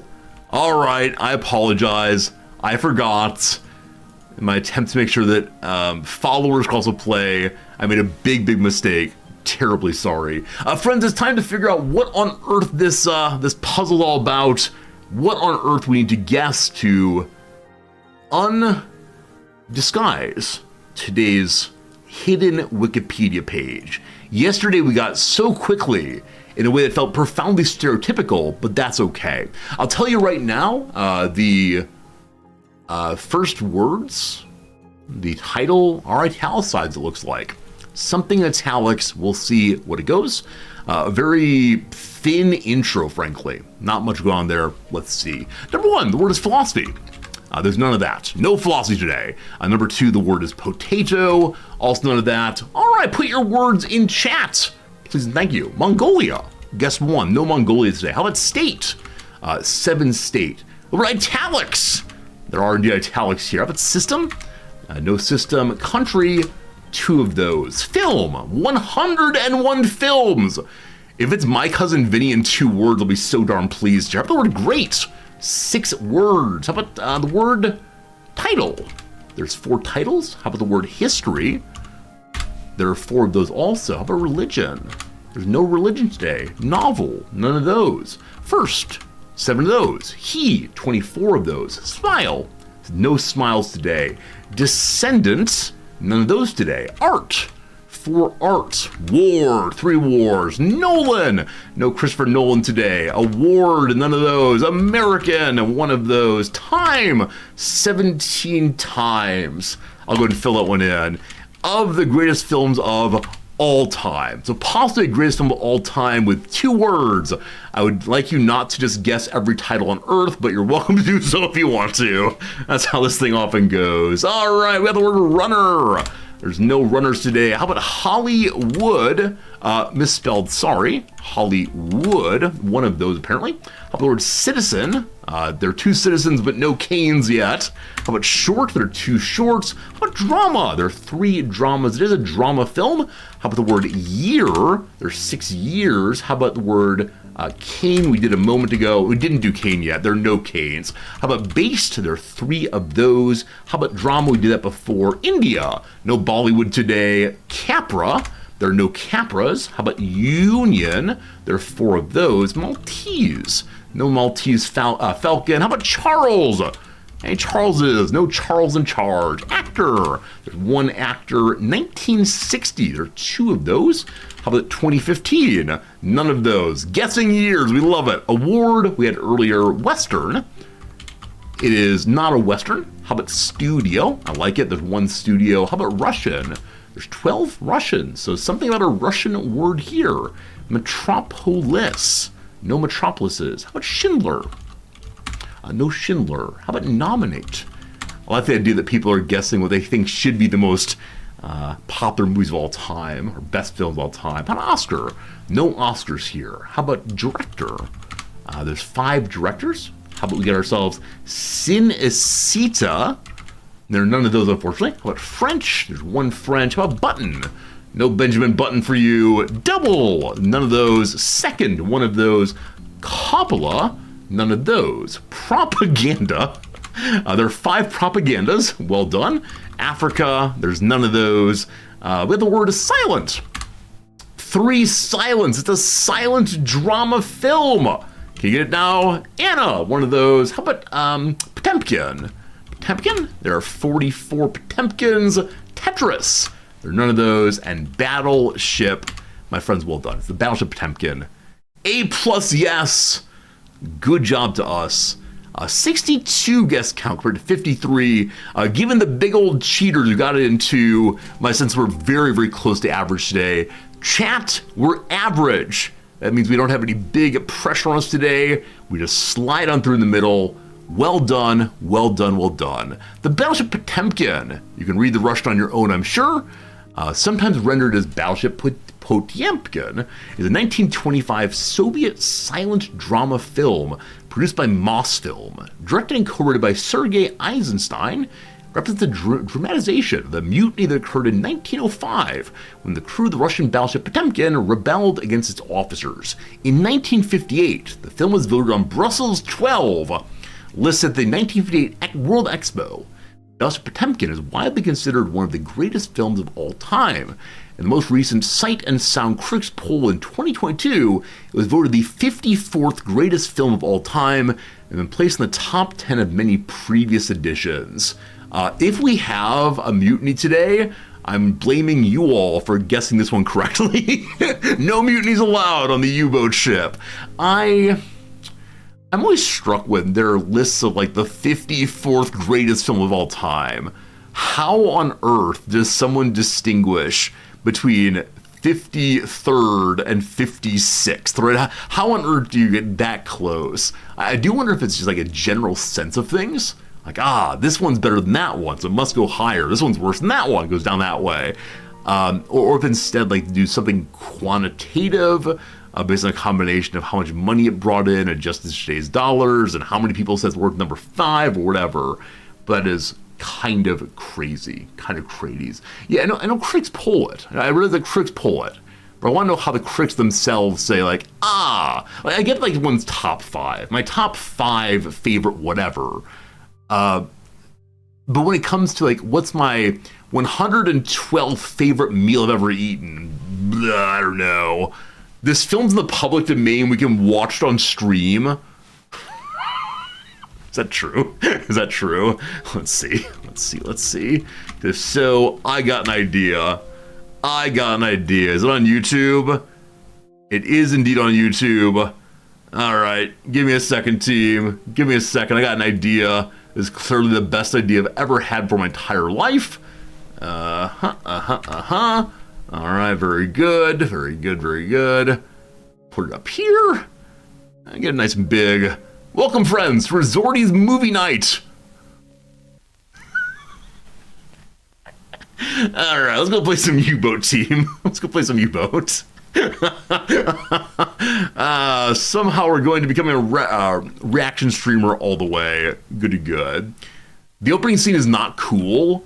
Like, we say not cool, do you mean like profoundly offensive will get me banned? Or do you mean it's not terribly interesting? Oh, this one includes the Odessa step scene. Oh, that's one where like a baby carriage goes down some steps, right? Is that how it goes? Here, we can jump to an exciting part. This is the Odessa step scene, I believe. They're eggs. We can't do this. I'm sorry, we can't do this. Funny jokes, went on too long, never again. All right, team, we return to just playing video games. All good, all good. Resuming where we were. Right. So yesterday, fair friends, we landed a spy up in Iceland. It was the most delightful thing. Namely, the spy managed to use a like little torpedo-driven landing ship. It was adorable. He landed safely in his little wetsuit, and now he's out there spying on Iceland, and I don't know. Unfortunately, for some reason I do not understand, the good people of Iceland have sent out troops against me. They know that I exist somewhere in the water nearby, and so our current mission is to get out safely. We've been pinging regularly as we've left the coast here. We did see one ship hunting us down, but I believe we're safely away from it. It is now noon o'clock or so, so I'm going to go and turn on our daily dive schedule and just continue moving. Hey, Lignoba, thank you for 64 months of subscribing. The numbers are getting high, and I appreciate all of them. Hope you're having a very, very good day out there in viewerland, and thank you for, again, 64 months subscribing. That is more kind than I can express. Okay, we've been going along at medium speed right now, you know, tracking along generously, hopefully avoiding the Icelandic folks. We'll see. Hey, Slivers, the boys are back to college. You're home. Look forward to watching me more regularly. Yes, when the kids are away, the Resorty will play on the big screen. I think that's how it works. But yeah, thank you for all the subscriptions today. I'm glad you folks enjoy hanging out with me and the video games we play here. A lot of staring at maps. A lot of making our little bit of contribution to the map while other things are happening elsewhere. This is Russia, Soviet Union. It's terrifying. I don't believe the war here has begun yet. I'm not sure when it does. I doubt there's anything we can do to stop this. Like, maybe we can find a way to get our U-boat attached to a train and just go to the front and fire torpedoes onto the enemy lines, but probably what happens here is going to happen here. We can't imagine that one little U-boat changes the future of all things. Except maybe Sean Connery in that one movie that you all insisted I watch. I did indeed watch it. And it was nice. Unfortunately, a little overhyped. As always, when I get recommendations from you fine folks, and you say things like, this is the greatest movie ever made, or Resorty, when you watch this, it'll affect you so deeply your life will be changed forever, it never quite reaches those heights. If folks just say to me, hey, it's a good movie, when you have a chance to watch it, I often go into it with a much better attitude, because it is. No film could possibly meet the level of hype that's often given to films in this chat. And I appreciate that. I appreciate that you all are really into films, but the overexcitement about things is a feature of the contemporary world I don't like very much. I'd like it if we just said, like, hey, it's a 5 out of 10. It's good enough. Are we diving and listening? Huh. I didn't see the dive and listen. We're going to surface in order to fill up our air tanks again. It's very, very deep here, so you should be able to dive somewhat. All subjective? No, the problem is that our fair viewers don't say, subjectively, I believe this is a good movie. I watched it and maybe you will some other day. No, it's much more genuinely Resorty, insofar as you're playing a submarine game and you've not watched Hunt for October, you are genuinely a bad person. You should stop streaming at this moment and go fix this moral defect. In the same way, after sinning, you have to go see your good friend the priest. In this case, you've sinned against the stream by streaming without having seen this. It's not quite that bad, but it is often the case that a lot of things are hyped today, not just by stream, but by the world in general, in ways that are absolutely unfortunate. Like I said before, a number of people outside of the community were saying that Everything, Everywhere, All at Once was the greatest film of all time. Life reshaping, I'll never be the same. And for me, If you say it's a good movie, I don't get any wrist reaction that indicates it's taken seriously. Is that true? Is that true? If you say something like, Resorty, I watched, what's that one with Harrison Ford as the president? Air Force One. Resorty, I watched Air Force One. I enjoyed it. I don't then say like, I'll go watch it immediately. Maybe you're right. Maybe you're right. I think what it is, I don't have that much time outside of streaming for hobbies and fun. And so this is probably true. If someone says like, hey, I like that film, I'll say, cool, good for you. Without saying instead, or I'll try to check it out. Because I don't want to be deceitful. Or if someone says, Jan Resorty, I liked watching, what's a film I'll never watch? I liked watching Birth of a Nation, right? I'll say, cool, good for you. But I won't then say, I'm going to watch this. You all said Heartbreak October is a fun movie, and you're rebuffed. It's true, it's true. Maybe I do need that level of hype in order to actually do anything in my life. I'm gonna say, not sure, not sure. How's it going to you, Sashi Shade? I'm sorry I don't only have this pathetic number of bits. For like 100 pennies. Thanks, they don't weigh anything. I think you're making a joke, but in case you're not, every tip is a tip. Right, that 100 bits is a sign of your appreciation of the channel. You're having a good time, and yeah, I mean, it's accepted and appreciated and all the rest, as much as any other tip or subscription otherwise. So Sashi, thank you for the 100 bits, and yeah, I promise I will use them to feed the cat. As I feed the cat, I will pet him and say, this is from Sashi. Sashi did this. Isn't that nice? A Cyber coming through with the even nicer Cyber piling on a generous gift sub and ensuring that you can now watch the crossword and other good things you might enjoy. Cyber, thank you for that kindness, sincerely. Unexpected, very appreciated though. Hey, it's good seeing you today. Where'd you go? Snoot! Snoot said you saw the Caterus game as U-Boat, and you said, no, U-Boat. Yes, it's not U-Boat, it's my boat. It's not U-Boat, it's our boat. These are all titles I considered today, and all titles I refused for this and that. I'm patrolling the Murmansk route. I'm trying to go home. Apparently we're still being hunted after dropping an agent in Iceland. We can stay out at sea for a very, very long time indeed. It's now midnight. We're gonna stop real quick and have a listen, see if anyone's actually chasing after me. I'm gonna tell the men to run silent and not make any noise. Yeah, but out here, you know, heading towards the North Sea. Friends, what's this part of the world called? Of the water here? Like, I know this is St. George's Channel. When I say no, I might be wrong about that. The English Channel. It's called the ocean. Thanks. Thanks, I appreciate it. It's called George. This is George right here. I mean, I guess I wonder, like, why does this get to be a sea, but this doesn't? Like, to be a sea, do you have to be an anti-peninsula? Like, have land on three sides? But then doesn't the English Channel demote this from being a sea to just part of the Atlantic Ocean? We're getting very close to resort. He pulls up the Wikipedia page on the definition of seas. Because, man, feels bad, man. And like, why is the Gulf of Mexico the Gulf of Mexico, not the Sea of Mexico? How do we distinguish a Gulf from a sea? Because I want to say this is a Gulf also. Or a Gulf only the absolute terminus, like the Gulf of Bithynia here, the Gulf of Finland. I don't know. I don't know. We don't want to hype it call its proper name. The Icelandic Sea. It's wonderful. I definitely call it that one. All right, time goes up. I hate rushing too fast in this game because I always worry that a boat will come across without us noticing. But it is the middle of the night, so I don't mind rushing along. The neglected interiors. Arbitrarily named. No, okay, right. Nothing on Earth has a real name. The mountains were not named by God, etc.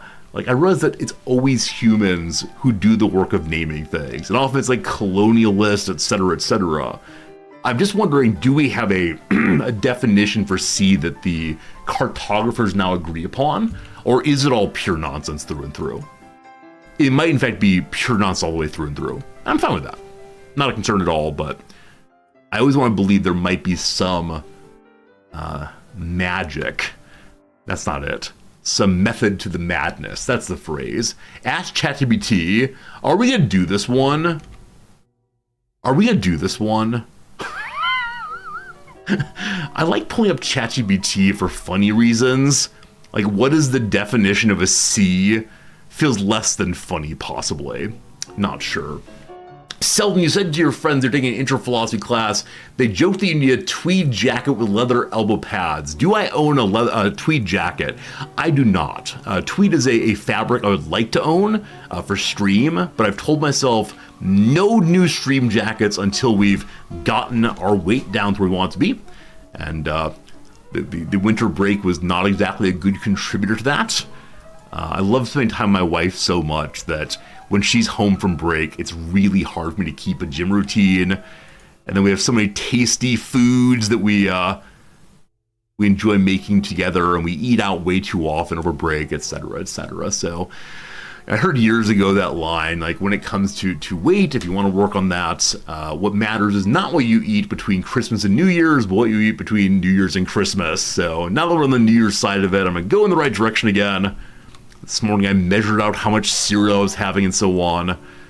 I always want the giant cereal bowl heaped to the top, of course, but that's a lot of cereal and thus a lot of calories. So don't you worry, team. Resorty is able to buy suit jackets routine will be upon us soon enough. And of course, it's the case I'd like to get new jackets for you all, but I have more than enough jackets that are. What's my cereal of choice? So my actual cereal of choice is Frosted Mini Wheats. I love Frosted Mini Wheats.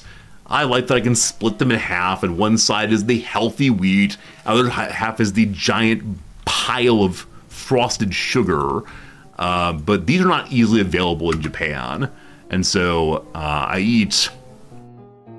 Is it called muesli? Museli, something like that. My favorite one has strawberry flakes inside of it, but I buy a relatively inexpensive brand of it at the grocery store here. The international grocery store, the big old fancy one, which costs like 3 times as much as the normal one. So I get it as a special treat infrequently. But yeah, here in Japan, there's not a big desire for sugary cereals. I mean, in general, cereal is not eaten here. People tend to have rice for their breakfasts, and yeah, definitely different than my experience. I think next time that we stop to listen, I'm gonna turn backwards because I'd like very much to make sure no one's following me directly and we don't hear the backside of ourselves well. All right, I want to cut straight south in the widest part of the North Sea because I'm not interested in getting into the war here right now. The Japanese people flavor their morning rice, soy sauce often. I love the way that Frosted Mini Wheats milk sweetens the milk as it melts off. I will tell you all the thing that I regularly tell you all. I do not use cereal and milk together. Just don't do so. I know. For some of you, this is pure heresy. I don't like mushy cereal, is what it comes to. I don't like mushy things in general. The texture is just profoundly unpleasant for me. And so I've tried it when I was very, very young, age 5, 6, whatever. I tried it again in my mid-teens. I tried it again when I was like 30, and I've never tried it since. So I think I'm just not the kind of guy who's into that. All right, we turn back around. Prepare for another listen. You're good. Got to eat it fast. See, I do eat most things fairly quickly. My wife refers to me as a shoveler. She's a very slow eater by comparison. She's actually slow even for Japanese standards, which is a fairly slow eating population already. And so it is a difference between us. I try very hard to eat more slowly when she's around because I don't want to put pressure on her to finish her eating too quickly. So I eat my cereal dry. Yep, absolutely. Absolutely. I make sure I'm not like forcing the Captain Crunch into my, up into my palates. I eat on my teeth carefully, but no worries. All right, we've found ourselves a ship. I said before that after we dropped off the spy up in Iceland, I might attempt to fight my way through the North Sea. There's apparently only one ship moving at medium speed. Earlier today, that's not true. Yesterday, we managed to sink a lone tanker, apparently a historical tanker of some importance. It had no guard. We popped up, we fired on it with our torpedoes, we hit twice, and that was GG for it, no doubt about it. So go ahead and mark this one, we'll take a look at it. If it's worth firing upon, we will. But it's not moving towards us, so it's not the hunter that's currently upon us. Let us see. Welcome to Fun with Mathematics. So it's at 50 to 80, I believe, in this direction. We'll mark it as 62, 66, whatever. What we know about it is what? Medium speed. And it's moving at 117. Is that right? Is it moving 117? I believe it is. So we go here, we pull one of these, and we say, it's moving this way. Or it is this way. I think it just is this way. I think I made a mistake about how bearing works. I don't think you learn its actual bearing unless you have a U-boat that tells you it, or you triangulate it yourself. So for right now, we'll mark that. And then we'll go ahead and just move for an hour or so and triangulate again and see where it is. So we're moving at forward speed this way. We're going to get our clock started. 1 hour. Here we go. Now, of course, it is the case that there may be other ships out here. We're not listening for it. Also, you get to resurface after to listen. So let's go and resurface. Thank you. Periscope depth, let's go. We wasted about 2 minutes getting up and moving. Do any of the rest of you eat your cereal dry? Like, is this a uniquely resorty thing? Once again, after you surface, you have to force your ship forward again. So we've now wasted how long? Only 3 minutes. Not too bad. Yeah, do any of you eat cereal dry, or is that just not done where you're from? That seems like a major offense to the cereal makers. My sense is that cereal is in with big milk, just trying to make sure that you buy more and more cow's milk. Dry cereal is a snack, but milk cereal or meal cereal with milk, that's really interesting. And then when you go for snack cereal, do you use a spoon or do you pluck out pieces with your hands, a la potato chips? Yeah, because for me, I definitely eat cereal dry as a snack or otherwise. I definitely hand eat cereals, not during breakfast because my wife would find that horrifying. But you know, it's life. Well, it's cereal with yogurt. I'm not a huge yogurt fan. I do like Greek yogurt, like with high protein when I'm working out. But for me, generally speaking, it's just not what I eat. I don't know. There's so many, as usual, there's so many different things that one can eat and enjoy. But it is the case that once I find one thing I enjoy, I tend to just stay on it forever. As I mentioned before, here is the great sin. Like, stop moving so I forget what I'm doing. Here is the great sin of this break. I've mentioned previously, hello ChatGPT. I mentioned previously pink wafers. Yes. These. This is my favorite snack. I don't know why. Like, the flavor is not strawberry flavor. It's pink. They're not especially good on mouthfeel. There's nothing to really recommend these. Other than I can take giant handfuls of them and throw them into my mouth and just taste overwhelming pinkness. Now, the issue is, can I find this? It's the Hanamasa store brand. I don't want it in Japanese to do this. Large bag. This is not large enough. I'm gonna tell you right now, the size of these pink wafer bags are, I believe, 1,500 calories. Now, I don't know how many calories are in a pink wafer. You know, this is a question. 400 grams. Anyway, it's way too many calories. And I go to the local store and I buy 2 of these giant bags.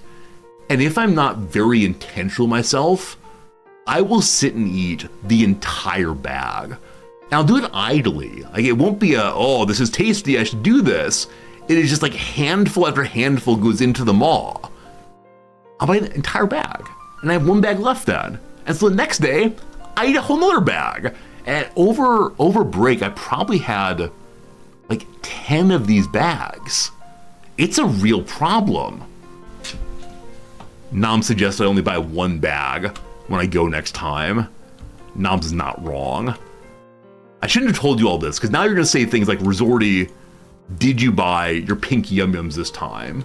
Go cold turkey. So back when I got really in shape back in grad school, I was running half marathons and so on, I did that, right? I was running half marathons. I said, okay, I will fight the battle about junk food by winning it at the grocery store.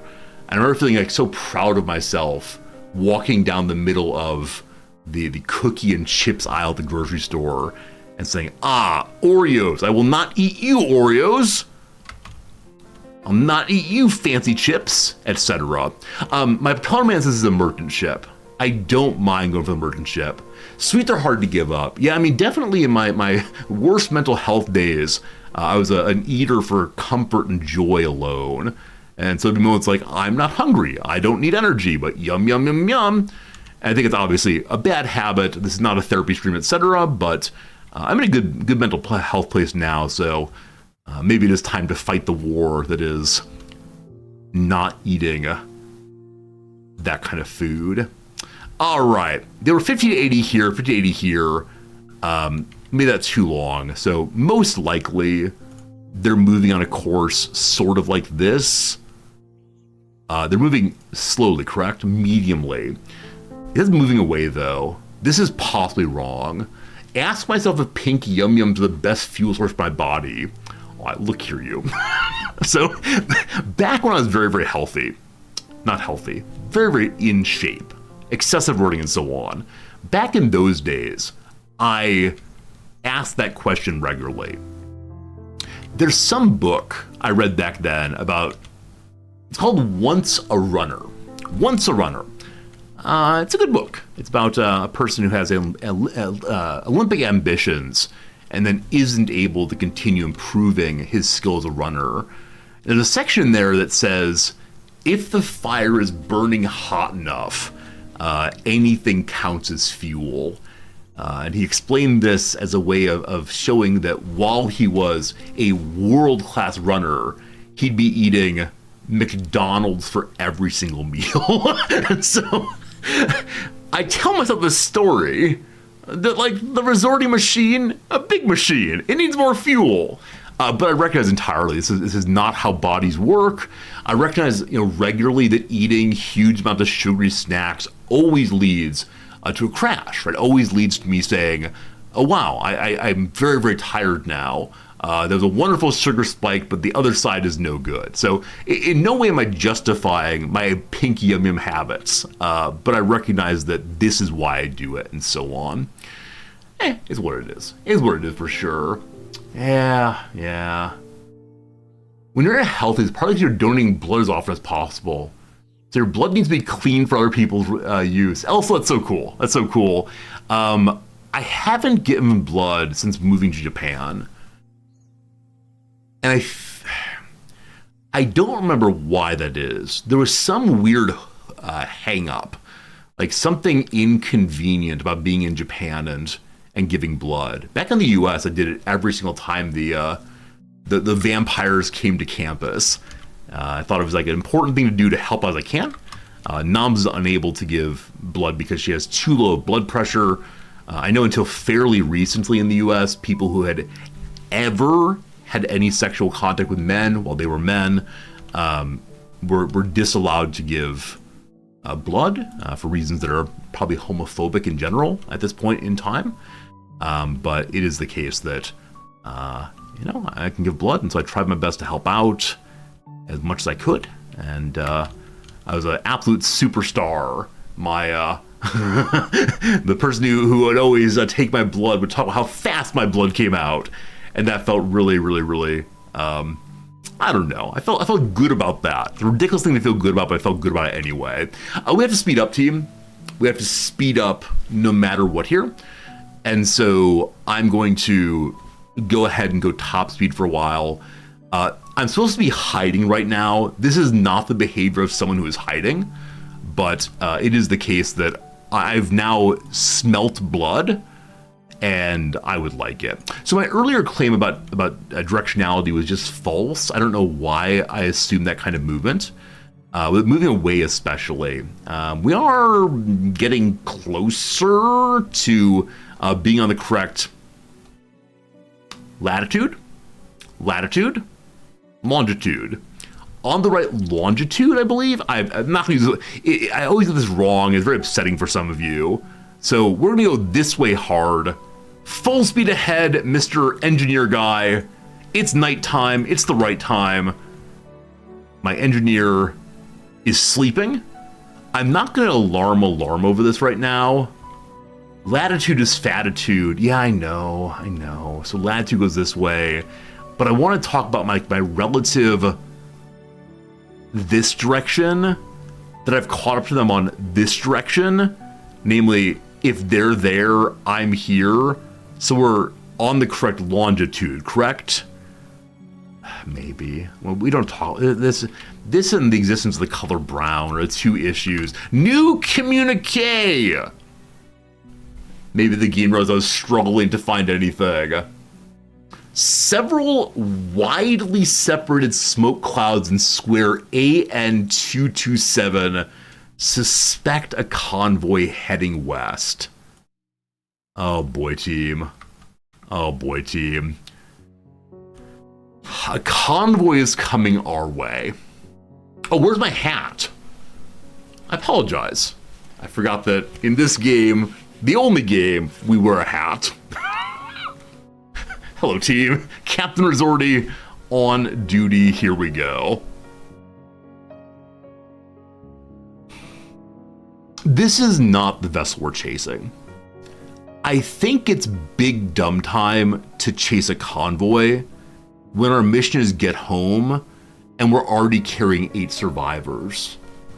So I was not ordered to do this. I was asked to help out. So we're going to go ahead and continue heading towards these buddies. Now it is possible, the complement medium, it's going to take only an hour and a half or so. They can't possibly get to us. So I'd like to go faster. Again, I'm not going to alarm right now. We'll see though. Maybe the farming requires a John Deere hat. Okay, one second. John Deere store Tokyo. Is there one? There is not. There's something in Chiyoda-ku apparently. Let's see. This is where the Emperor lives, or next door to it. Okay. And the Vertigen group, the branch of John Deere there, they probably don't have hats, unfortunately. Let's see. Tokyo Farm Store. Why would they have a farm store in Tokyo? We are the farm, Shibuya store. What are you? Farmer's Kitchen. Well, unfortunately, no John Deere hats today. I'll work on it. Maybe with a hat like that one of these days. Okay, want to run for about 2 hours or so and see what's happening. Again, I'm not going to alarm for this. I forgot to start the clock. All right, we're gonna eyeball it. More communiques. What's going on? A steamer in square AN52, course 48 degrees. AN52. AN52 and 52 here. Huh. Well. I'm working on other things, unfortunately. I move for 1 hour more.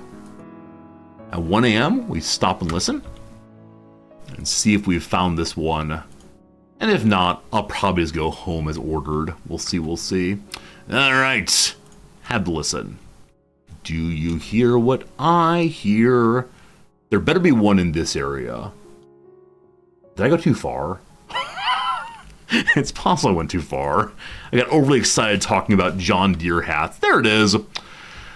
Oh boy. So this is very, very, very awkward because the target that I have is moving towards the convoy and the convoy is moving towards me. That said, the convoy is 80 plus, and the little buddy is 30 to 50.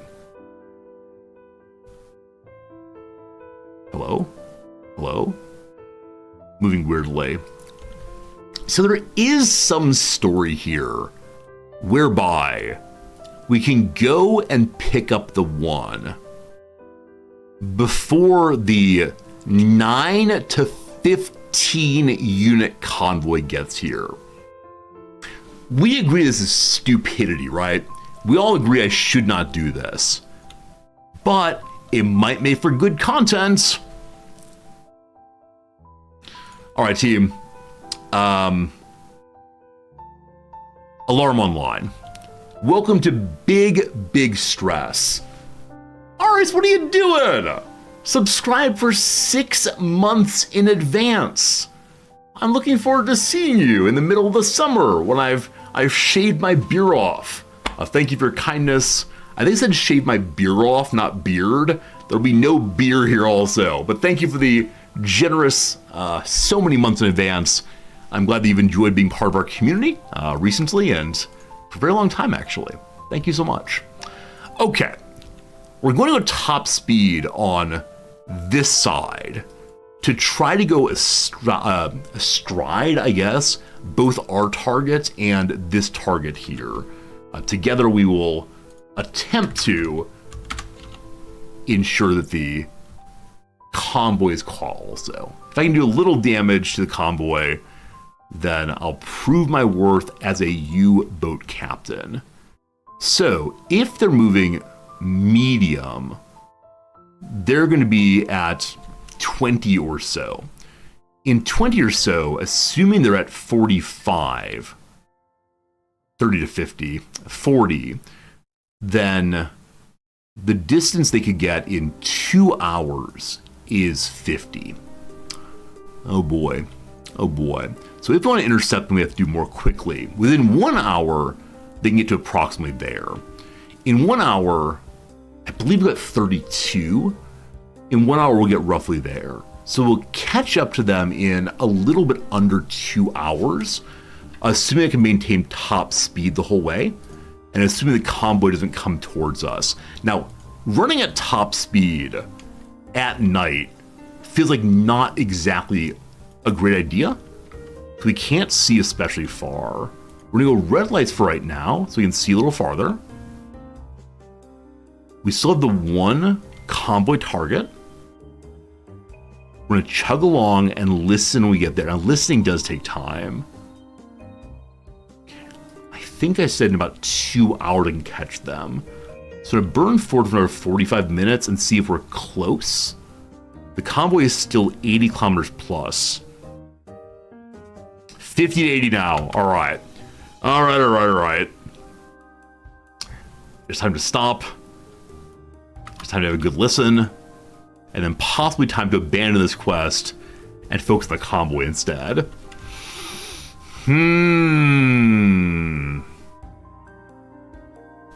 Okay, we found the big convoy immediately. No surprise there. His little buddy out there still, or his little buddy joined the convoy. Little buddy's here now. Or some little buddy is. 20 to 30, 1 unit. Now, I'd never know when convoys turn, if they actually do so. Okay. This may not be our target, but I'd like it to be. We can catch it in 1 hour. Now, my suspicion is it's heading this direction. And so my suspicion is we need to head towards the convoy for this. So it is, what, 20 or so? Let's go and burn this way for 1 hour. And then we need to stop being dumb. Like, that is the fact here. Don't be dumb, thank you. 5080 closing in.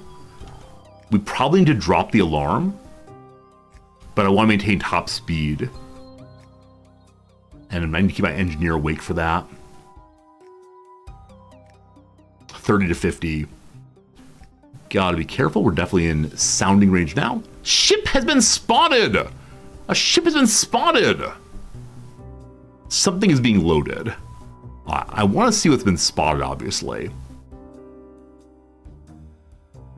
Luckily, it's not super dark here, as I can see. It's a nice clear night, I believe. So we're gonna do the spin, spin, spin, spin, spin. It did not tell me where it's been spotted. Unfortunately. Anybody? Anybody? I like to imagine this is how naval people actually spot things. They sit in one of those delightful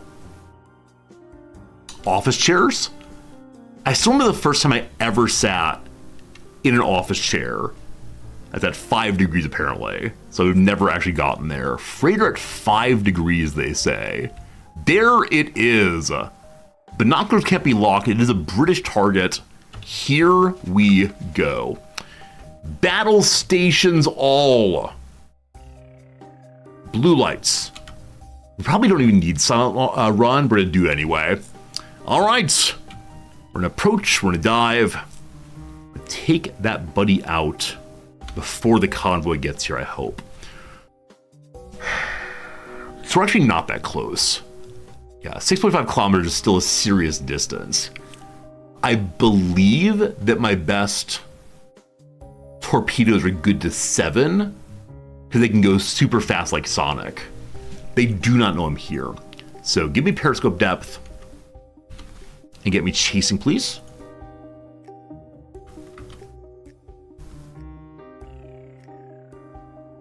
Chasing, chasing, chasing, chasing, chasing, chasing. They're slightly faster than they are. They're still at 30 to 50 here. I am heading towards them. No one likes that. Give me the red lights, please. We can see a little farther. Should be an intercept course, I believe. We should be an intercept course, I believe. Should be at an intercept course, I believe. There it is, okay. So we're now within about 2 kilometers or so. Okay. This music is, I think, right on. I'm not sure we're catching them up. We are catching them freighter at 50 degrees. That is the same. So I want to try to go past it and then pivot if I can. Farther. We could surface for this, but I think we're okay. We have gone past it now. My men are all saying they're very exhausted currently. We're okay. Turnabout. Okay. That's what we can do for right now. Full stop. We'll rotate the rest of the way. Bring me my golden coat. I think it's this way a little bit. There you are. The Empire Canning, it's called. Full of all sorts of delightful Campbell's soup. Campbell's is originally a British soup company, correct? It's like very strange soup flavors, like oxtail. Ugh. As an American, I don't know what oxtail even tastes like. Is it good? Some other very strange flavors I do recall. My father lusts, deeply desires for a special kind of car that was given away as part of a Campbell's soup promotion brief cliffhanger, friends. I swear we're gonna sink that thing. Oxtail tastes like meat. Delightful. Does it taste like any other meats? Like it's similar to like pork rinds. It's similar to like beef, or just somewhat unusual. I know nothing of it. So Campbell's soup car giveaway. Yeah. If my father's still here, he'll know just what it's called. It might be a mini, or this is an Austin. Is it an Austin, possibly?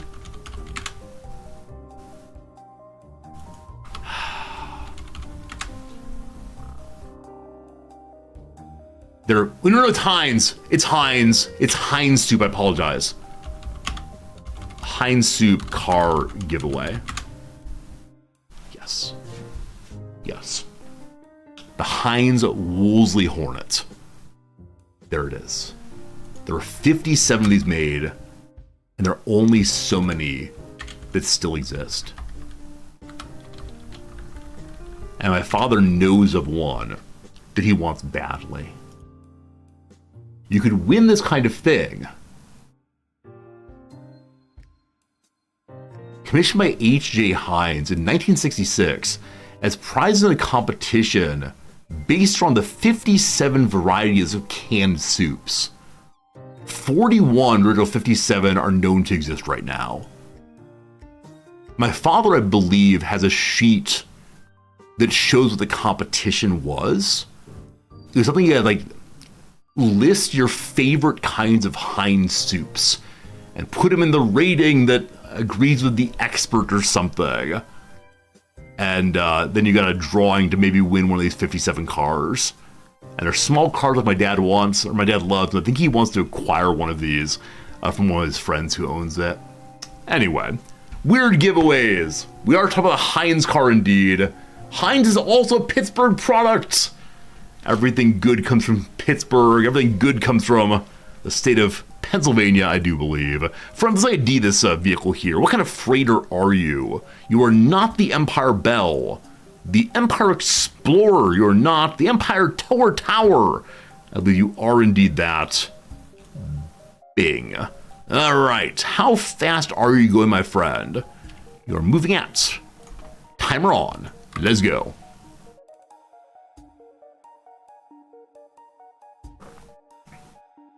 Maybe if we ever do a stream meetup, ResortyCon 2045 will be held in the state of Philadelphia. Sorry, the state of Pennsylvania in Philadelphia. That's the goal here. Once upon a time, people did speak somewhat seriously about having ResortyCon, and I said that I would not come, and they were somewhat displeased by that. How it goes. 14 kilometers per hour seems reasonable. Bring me my AOB. It's time for lovely math and such. Presently, the AOB is... This is not going to be the world's greatest shot, but it'll be good enough. That's no good. No good. From there, too close. Must be perfect. Okay, it's roundabout 97.4 on the left side. Sorry, port side. Okay, over here. Is that plausible? Wait. What side am I on? That feels plausible at least. Might be a little bit off, but I believe. We'll use the good torpedoes that'll get there faster. Shout it. And the distance. All right. This ship is ghostly. Or maybe that one is. We move the ghost ship, though. And so the one in the middle is the ghost ship. Maybe. Gosh, I'm bad. I still don't understand this part. And whenever I ask chat, I get contradictory answers. So either that's right on, or it's too short. All fine. Targeting is ready. We only have T1s ready. It's fine. Give me one. Give me fast like Sonic. We're ready to go. I see no reasons not to go and fire one. The angle of fire looks beautiful. I give you shot number one. Not gonna miss my etc. The one that moves independent of the crosshairs may be the ghost. Gamers, I appreciate that. As I said many times previously, it says, like, move the one that is the ghost, but I'm moving both of them. I need some, like, actual naval person to come on Discord and talk me through these things. All right, second one flooded if need be. I think we're good with one, though. Do we like the firing angle? It's good enough. It's good enough. I'm moving one of them. I always move the wrong way. But how do I know? I think from my perspective as a gamer, it seems like I'm moving both of them, but perhaps I'm not. Also, this is the place where I should be running away instantaneously. I should not stop to explore the wreckage, nor give cheese to any survivors. I'll try to move the other way next time. As long as they ultimately hit, it's not a big issue, right? My perception of reality is flawed. Never has a truer sense been said on stream. Are we gonna hit? Uh-oh. Uh-oh. Uh-oh.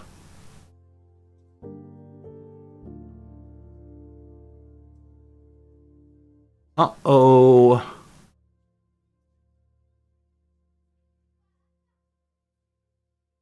Okay, I've now released 3 torpedoes. I now have to say I'm bad at the video game. I do wonder if when I changed the velocity, if I should have recalculated something else. All right, we do what we can here. Let's put a fear of God into that thing, possibly. Let's go away. Let's go away, team. Everything's fine.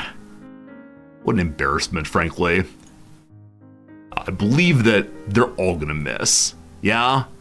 Number 3 is a possibility, because I slowed it on down.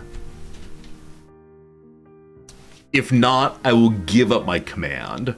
There's a broken cheese strat in this game? Nah, I don't need that.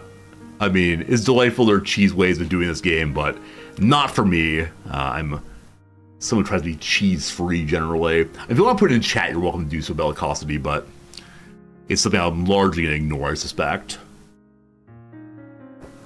10 seconds. I'm not sure if I believe myself this time, but give me them fireworks. It's a miss, they say while the torpedo hit the enemy.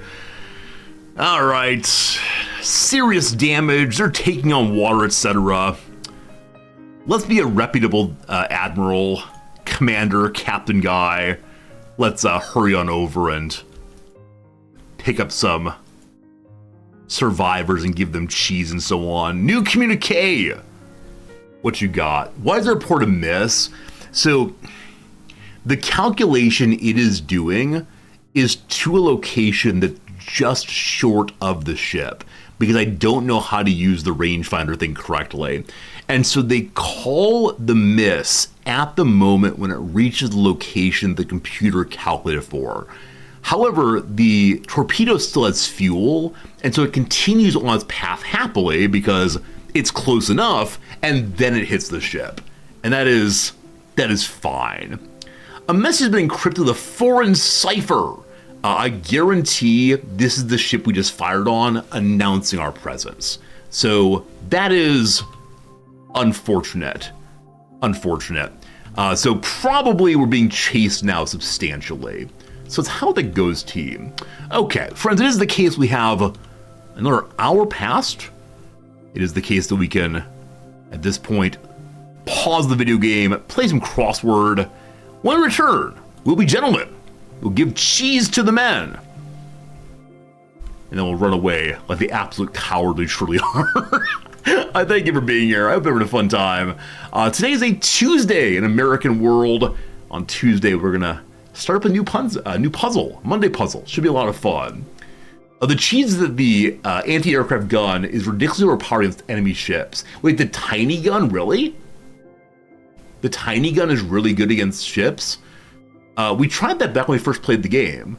When we first played it, I was told, use the tiny gun. And I probably sunk hundreds of bullets into the side of a ship, and it didn't do anything. So I know that the big gun is useful against ships, but I'll try it.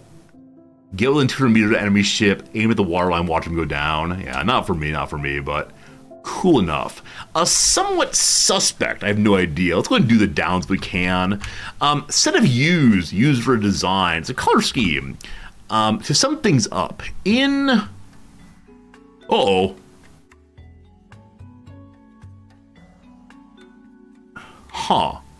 In short, Jennifer Aniston's name I put in backwards is Aniston. Aniston is I-S instead. In short, there we go. It's out of my hands now. I tried. Something climbed between floors or stairs. A gallery employee concerned with getting works back into good condition. Probably an art restorer, I'd guess.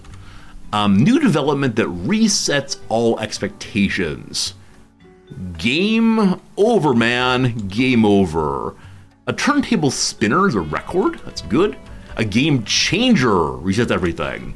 A Big Apple-inspired fashion brand. Donna Karen, New York, I believe. I may have mispronounced her name, not sure. What the editors missed in this clue. The word editors has an E in it. Missed has no E. So they missed typos, clearly. That's funny. Watches as a bystander. What's the bystander? Looks on. A Blank at the Table, a 2016 Solange album, no idea. Suspect though is sketchy.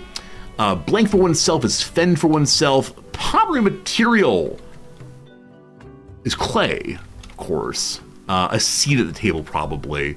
A bug most often seen in winter. A bug most often seen in winter. Oh, the flu bug. I was thinking of fly initially, but no, influenza.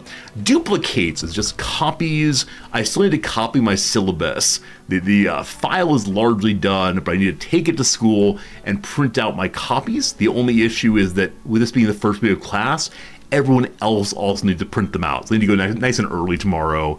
A Scandinavian say, no idea. Cross here is reusable bags or totes. Nordic, I'd assume. Reptile that uses its forked tongue to smell. Do snakes smell with their tongue? Amazing. Observers for evidence of criminal activity, that's to stake out. Incessantly is non-stop. A major purchase for someone moving to the suburbs. A car. No more public transit. Nike basketball shoes named for Chicago Bulls legend. As someone who lived through this era in Chicago, those are the Air Jordans, of course. One who collects a valuable harvest from the sea floor. How about a pearl diver, that? And possibly last one, animals for whom one might leave out cans of tuna. The stray cats. There you go, friends. There you go, friends. Done with a crossword from last week. Good old Robin Weintraub, my favorite puzzle creator. Good, good, good. Okay, with that said, we do have a Monday one for today. We'll get started on next ad break. We'll see if we can get through it. But for now, we pause and come back to it in 1 hour's time. I thank you for being here. Dropzilla, it's good seeing you. This man is speedrunning it. I appreciate that. I have a good time with those. All right, we sunk ourselves a ship. We should not be going to the surface to engage with them, but we're going to do so. And the reason why is we are a gentleman. So, we engage with the wreckage first. What were they carrying? Apparently replacement parts. Check lifeboat number 2. Oh, we're already full. Am I allowed to throw some of the earlier sailors into the water to bring on board the captain? I don't believe I'm allowed to, actually, so that's unfortunate. Hello, friends. It is time for us to make reputation better. There's 3 of you. You get 3 pieces of cheese. Very good. The other ship, there are 9 people. So 9 pieces of cheese for them.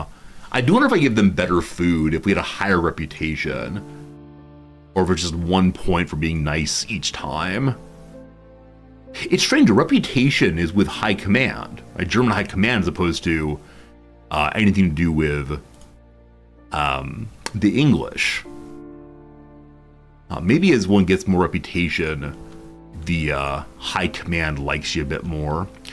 Okay, we are not necessarily being chased, but we might be. I'm going to send out information about our doing the sinking. I'm then going to dive and move away from where we've been previously. Just straight south, I suspect. Our map's also kind of messy, of course. So, message been sent. There is now a location for us. It's 5 a.m., so I do want to put my dive schedule back on. We are full on air. Our fuel's getting down a little bit. We still can go another 7,200 kilometers with current use. That's okay. All right. Feeling okay, friends. Feeling okay. If after all this we do get hunted down, be very, very, very displeased. I have full convoy here. We could engage the convoy, but at this point, we come in peace. We're carrying friends along with us. I do still have quite a few torpedoes, but I suspect we're being chased down because of that earlier message. Here we go. Here we go. The Empire Cannon just shouted out, wait, am I moving? We're getting to the water very, very slowly. I don't know what. Oh, shit, push the wrong button. I pushed the listen button. I meant to push the dive schedule button. There we go. We're under the water permanently now. It's 5 a.m. Do we dive at 6 a.m.? What is my schedule? Show me the schedule, please. We allegedly dive at 7 a.m. All right. Well, it's only an hour and a half. We can burn full speed. We have to drop our alarm once we go underwater. Churning along. And they're getting a little stressed right now. They're experienced crew, luckily, but 640. Enemies moving away from me. I think we're probably fine. Like I've said yesterday, I feel myself getting stressed, but I know it's just me doing it to myself. All right, 7 a.m. it is. Alarm goes off. Silent run goes off. Turn to normal lighting. Everyone enjoy your breaks. Everyone have a good time. 7 a.m. We sneak below the sea. Yes. Hey, we're going beneath the sea now. Only a little underneath. I don't know if I can set what depth we do for the dive, or if it's just periscope depth, to keep an eye on what's happening here. All right. I think, unless we see anything, I'm just going to do one of these. Wait, smoke on the horizon. Unless we see anything, funnel smoke at 18. All right. Everyone is sleeping right now. Genuinely, is anyone on the periscope? I think it's my average sailor on the periscope. Mr. Resorty, you're in really, really bad shape. Who is kind of awake right now? Oh, Mr. Resorty's fine. Wait, who are you? Who's character? Can't click on you're sleeping. Mr. Lockmeyer's awake right now. Mr. Lockmeyer, you are not trained for this job. But let me through, let me through, let me through. Okay, Lockmeyer, get on the periscope. Isn't there a periscope in this room? I know there's one upstairs if need be, but I thought there was one in this room also. Well, go upstairs, all fine. Whoops, upstairs please. If we end up getting sunk, because I can't figure out what it is the problem. Is there water on the floor? We're underwater by a little bit right now. Maybe our bill's not working. Hey, you're not allowed to look unless you're a leader. Apparently, we're violating international maritime law by trying to use the periscope while not being a leader. That's no good.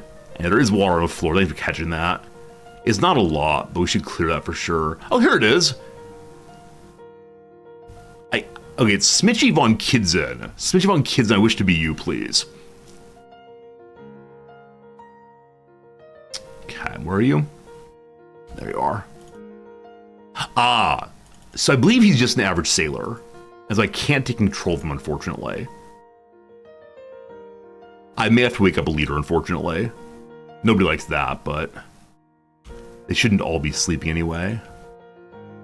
Are you one? This is Bear Trauma. I've never played Bear Trauma, actually. This is an engineer. Oh boy. Oh boy.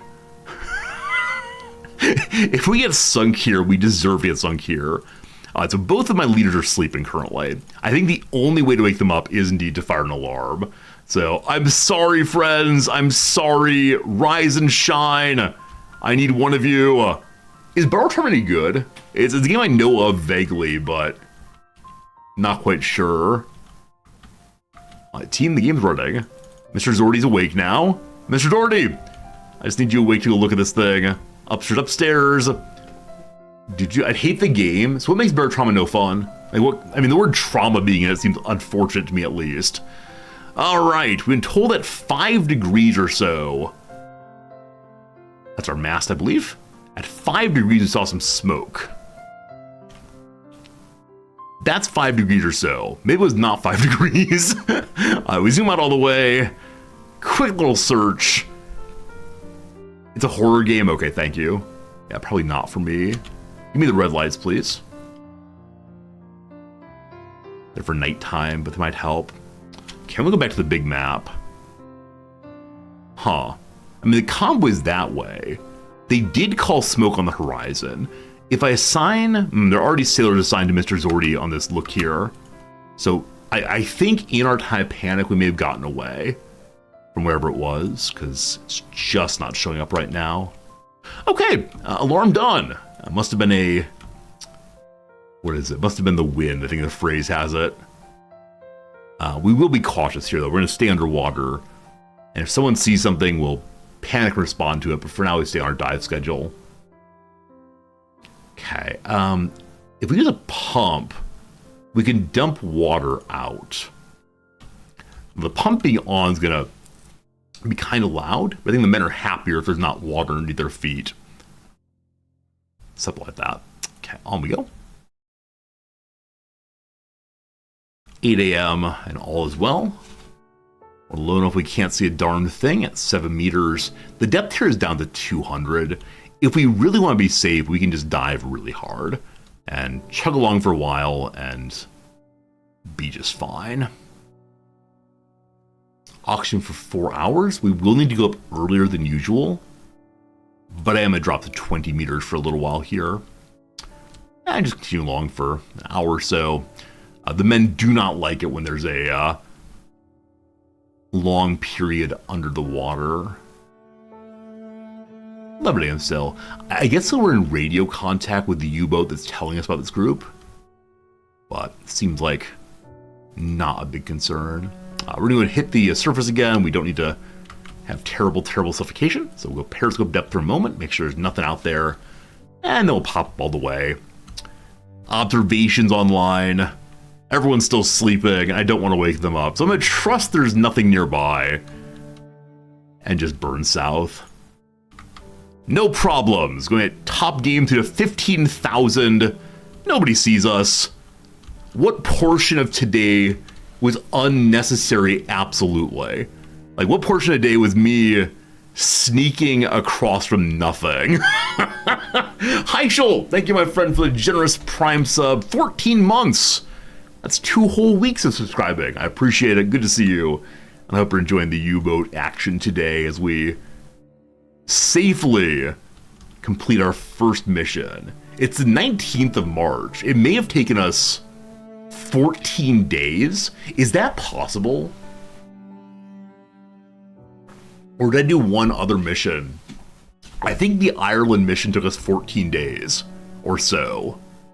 That's not good. If we want to contribute to the Norwegian campaign, we need to do more than just delivering spies in 2 weeks. I should just burn straight home and then evade anything that got in the way. I think I'm too preemptively defensive, we'll call it. I think if I were a little more cautious about, instead hurrying along would be good. And say, okay, if someone finds us, then we'll do the work of safely returning to base. Otherwise, what's the point? How do I get through here? I'm going to click on it and hope they can find the way through themselves. Hey, mission completed. Dangerous return mission is done. I'm not a good military commander. I don't make my subordinates do mind-numbingly boring work because of my misunderstandings. I mean, I have the men sweep constantly. At every moment we believe that they have probably left some dust somewhere.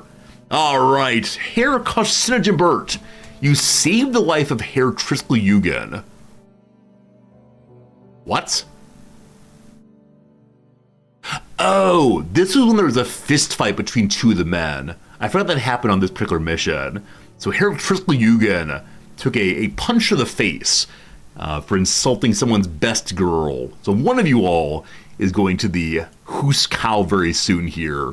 Captain Zordy determined a torpedo course against the War Sudra, sunk the War Sudra, torpedo course the Empire Canning, sunk the Empire Canning, and mission accomplished. You'd sweep for me anytime? That's very sweet of you to sweep for me. Our sources inform us the War Sudra was headed from Edinburgh to Bergen with oil in its cargo holds. The ship's gross registered tonnage was 6,155 tons. It's a British ship. So tons and tons of oil spilled into the North Sea. Luckily, we don't know about environmentalism yet, don't you worry. Also, the Empire Canning had been sunk, much smaller, had utilities. Probably didn't get some like nice pipes up in Norway. Who knows? Drek is mentioning in channel that if you're interested in joining the Farm Sim 2025 server for our community, consider going ahead and checking out on the Discord or send Drek a message probably. And so have some fun with Farm Sim 2025. It's a lot of fun, and the community is some pretty cool people, I think. Lots of good stuff to do. Mission accomplished. Crew points experience, everyone leveled up some. Good job, you experts. Anyone else level up? Looking like no. Looking like the officers just hanging out like usual, as they do. Also, yeah, Pond, we do have a CK3 multiplayer stream that's going to happen not this next Monday, but the one after, I believe. I don't know all the ins and outs of it, but I am looking forward to doing that pretty soon. And in fact, I'm kind of nervous about it, but it should be okay. All right, we ran through food, certainly. And something else is missing that should be here. It may just be food. Captain Zordy takes all the torpedo XP. It has to be a leader. So I guess I could assign my secondary leader to learn about firing on folks. Yes, but only leaders may do the work of determining who and when folks will be defeated. Okay, lots of food for us. We have tons of money still. Any equipment we need? Nope, we're all full up on that right now. Ammunition? I believe we did not use the main gun at all. Got a little fuel, that's fine. We emptied some torpedoes somewhat uselessly. I don't want to talk about it, but it is possible we missed more than usual. Or perhaps the same amount as always, I don't know. All right, torpedoes full, all of our items still. Didn't use any coffee. No upgrades available, I don't believe. We already have the upgraded toilet, and so mission accomplished there. We do have one reputation point, but that's not enough to do anything with currently. So one of our men's been arrested. Herr Donahue, you've been arrested. I don't believe we have any crew members waiting at the side right now. We have a whole bunch of radio officers and engineers and so on. Should I take some junior engineers on board in place of my higher level ones to spread out the XP? I guess the thought is if one of your higher level characters dies, you can then put someone in who is not the lowest level. But unfortunately in this case, we got his lowest level. A shame, a shame. Hey, we have someone here who's unnamed. I apologize. Actually, two people unnamed. That's no good. That's no good. I apologize. Wait, Lothar Forstman feels like a real person's name. There's one of you called Lothmar, I believe. So instead, Stefan Meyer, you need a new name. The first subscription gift sub today was from Aris over to High School Math. So Aris, you get to be a character here.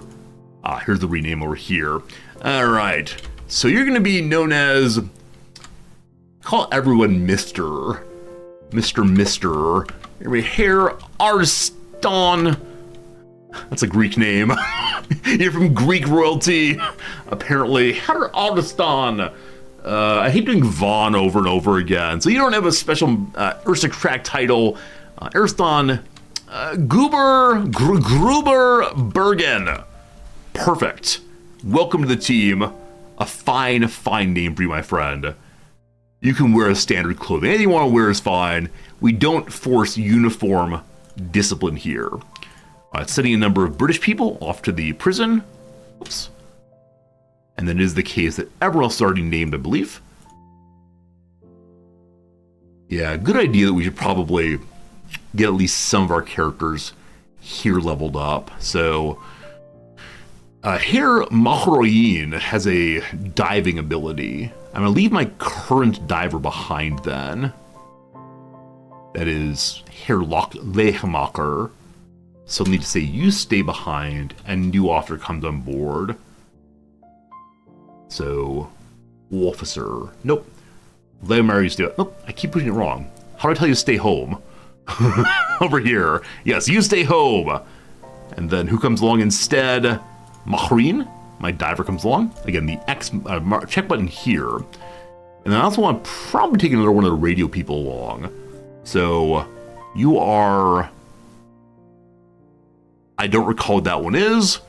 You are able to speak other languages, I think, maybe. I can't remember. We'll leave behind this person and take along Herr Gursokin instead. Cool. We're full up on officers. I need one more ordinary sailor. Who do we choose this day? Rolf Thumb. Born and raised in Trier, he trained to become a dentist. His goal was to become a rich man at the age of 30, but after unsuccessfully investing in a meme coin, he had to close his practice. With no funds, he volunteered for the Kriegsmarine. His colleagues emphasize his loyalty to those around them, but says he's always trying to talk them into joining some kind of weird scheme, saying the word blockchain over and over and over again. Blockchain, they say. All right, which one of you gets stuck with this blockchain maniac? Where are you? Eric Schwarz, Ralph Thumb. Actually, two people name here. All right, Blockchain McGee. You're up. Nathire, congratulations. Teach those children well. Nathire is not a good German name. Nathire Frond. Whew, beautiful. We got one more character name also. Eric Schwartz. You're a former fisher person. You're also going to be Lignoba. Herr Lignoba. Zon. Perfect. My lack of knowledge of German surnames is coming through in a big way right now. That's fine, though. All right. Ready to rock again, team. Person in prison. I have 2 reputation points now for returning British folk. So, we need to find what missions here are permissible given the current date. Many are 1941 or 1942. That's no good. Sonar decoys are 1941 also. You enjoy my mock German names? Thank you, I try my best. This one's slow, but it'll get done in a few weeks, I believe, or in 2 weeks. The current torpedo pistol design turned out to be faulty. We must prioritize fixing that above all other things. Pistol with the magnetic setting often tend to explode on their own before reaching their target, while the impact setting only works correctly with a good right angle. There are many theories as to why these problems happen, and different branches shift responsibility to one another. The presence of an experienced engineer from a U-boat would help to move things forward and potentially find solutions. Better shooting, better good, I thank you. That's all of our reputation points again, so time to get a new mission. Alright. Are there any missions about Norway? There is. There are. So, we could send someone else to Ireland. I'm good, thanks. Apparently Ireland's getting loaded up with spies. We could go patrol in the Enigma area or the one I want. The preparations to invade neutral Norway are underway for a few weeks. When the operation begins, troop ships escorted by surface warships will depart to invade major Norwegian ports. The U-boat forces are essential in intercepting Royal Navy warships and troop ships that may be sent to recapture the ports, and also to aid surface warships with the escort duty. Our troop ships require additional protection from enemy forces. They'll be escorted by the destroyers, but a U-boat's presence will allow for swifter location of incoming enemies thanks to the GHG hydrophones that are much more effective than on surface vessels. The convoy departs immediately after accepting the mission. Make sure you're also ready to depart before accepting it. We're not ready. We have to wait for 3 days, and then we're going to go escort some troop ships to help invade Norway. And this might be the first time ever that we actually go and sink English troop ships. And we're gonna have to say they're empty. They're full of like mock soldiers, little cardboard displays of an English soldier meant to be one of those ghost armies.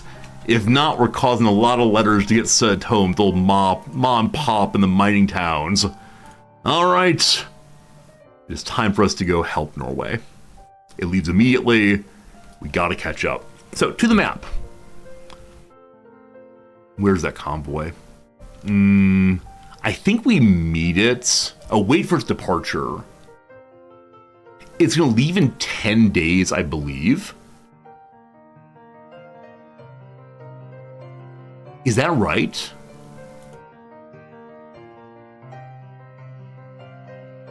It said they're going to leave as soon as I accept. Well, we may be 10 days behind them now. Mining towns is very American? No. It's definitely the case that England has mining towns. Bolsover is one of them. That's the only one I know right now. We have many of the northern towns of England were mining towns, and now are struggling with how to change their economy over. Wrexham, in fact, beloved Wrexham, was a mining town in Wales, and one of the worst disasters that happened there was a mining collapse at Ansfeld Mine, and the majority of the people who died there were Wrexham fans, and they died because they had taken a special shift in order to get time off to go watch the Wrexham match. And so every October, maybe? I've forgotten when it happens. Wrexham has a moment of silence and a memorial game played in their honor, even though it happened 100 years ago. How it goes. Captain Thatch, how's it going? I'm amazed at how many people who like watching this game are named Captain Blank. I think you're coming for my hat, I'm afraid. I saw that someone leveled up. I think it's one of my lower level characters. Is that true? This fine person, Herr Gulzokzin, a radio man, has just leveled up. So the person that I'm replacing with him is not the doctor, I believe. So we're gonna have him unlock. Oh, he runs faster than usual. Running faster, I believe, is really quite good on a doctor. So I'm sorry, everyone's a doctor now. Herr Guldickson, you get a new name. You're a doctor in terms of you, we'll say just Doc. Anyone called Doc, not sure they have an actual doctorate, they're probably just a very smart little dwarf. There you are. Did other little characters level up? This person has 3 R's in their name. How many R's are in strawberry and hair? Apparently there are more than we thought. That might be all levels up now. Yeah, looking at the people on here, there are no extra levels up. So it's time for us to rock and roll. Time to rock and roll indeed. They're waiting here. We can see their path all the way up to Norway. It's a long, long road. I'm guessing I should defend their port side, but right now I just don't know. So we'll head out there, we'll meet them, we'll see what is what. And then we'll swing to the port side, I suspect. Okay, we have a target, we have speed, we have going, lots of fuel. The men salute, preparing to head out one more time. The dive shed's off. That's good. We can push the leave the port button to get there for sure. You spent some nights with the coal strikes of the UK. Yeah, my knowledge of the coal strikes of the the UK comes from Billy Bragg songs.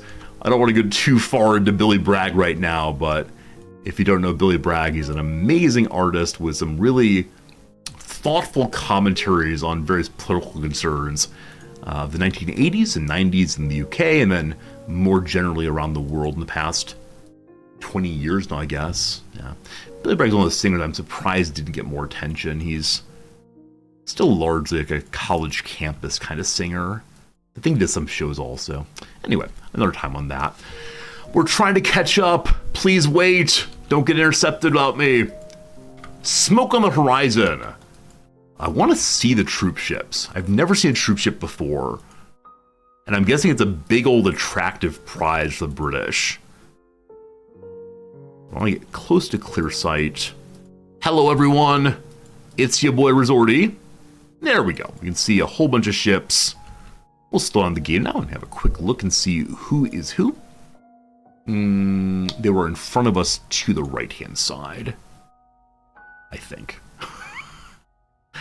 Also, we're using our binoculars as usual. There we go. What do we see? Can't be locked on targets, of course. I think those are destroyers, maybe.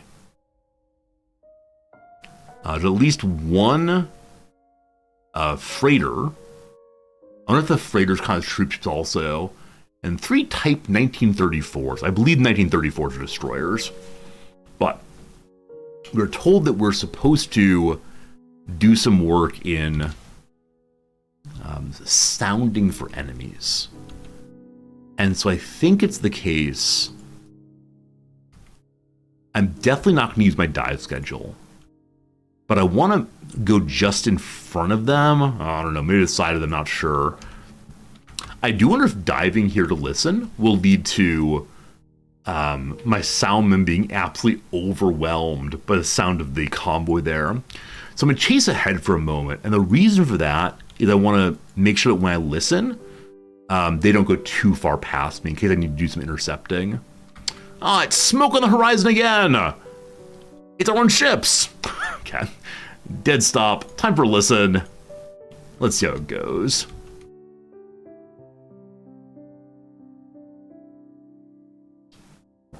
Number 1. There are probably ships right there. Power detected. It's the ones right there. So anything in the 0 to 180 is us, presumably. Though it might be smart for me to go to the other side as well. I don't know if we're the only U-boat out here, or if there are other ones hanging out right now. Okay, back to speed. Are we matching speed? We're a little faster than them. I don't know how often we should stop and listen. That's a weird pronunciation, often. Sorry. Important message! You'll say often or often. I say often usually. From the BDU, I believe these are our superiors. Skipper, it came to our attention that your U-boat is traveling along with the escorted convoy for some time. Please gain distance from it. The noise in the convoy's vicinity will reduce hydrophone's effectiveness. Remember, the destroyers are here to protect the troop ship in case of an open attack. Your objective is to detect incoming dangers and eliminate them before they have a chance to get close. All right. I was doing a good job, but they don't believe so. They said to stay with it, but they didn't mean it. Let me get away. Sorry. So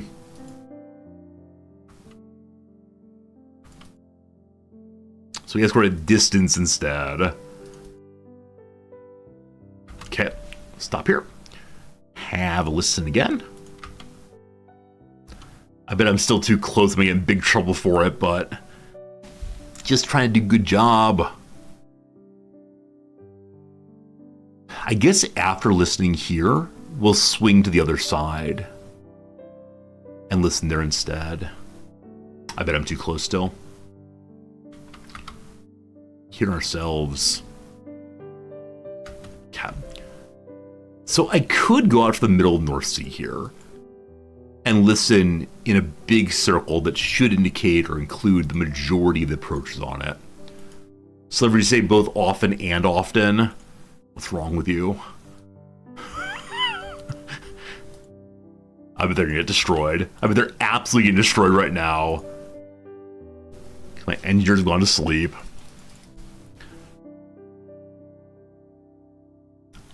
Okay. Do I need to alarm? Like, why are they going so fast? Oh boy. Alright, here I come. Caught up enough.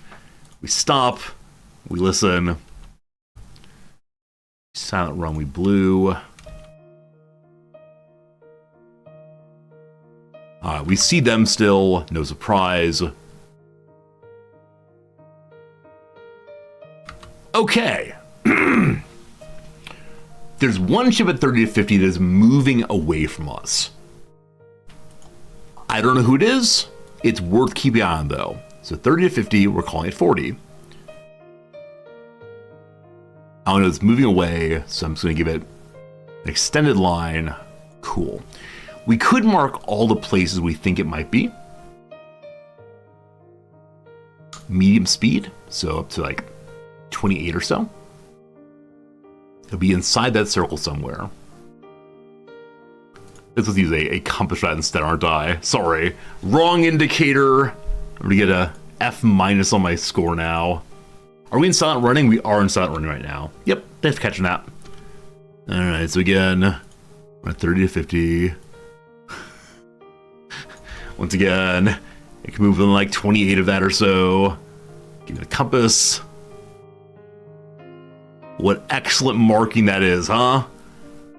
All right, I'm gonna go between the two now to try to protect just in case. I can listen a while longer. They're done listening now, so we direct her this way. Back to normal again. Here we go. The engineers are awake again. We're gonna go and run for 1 hour's time.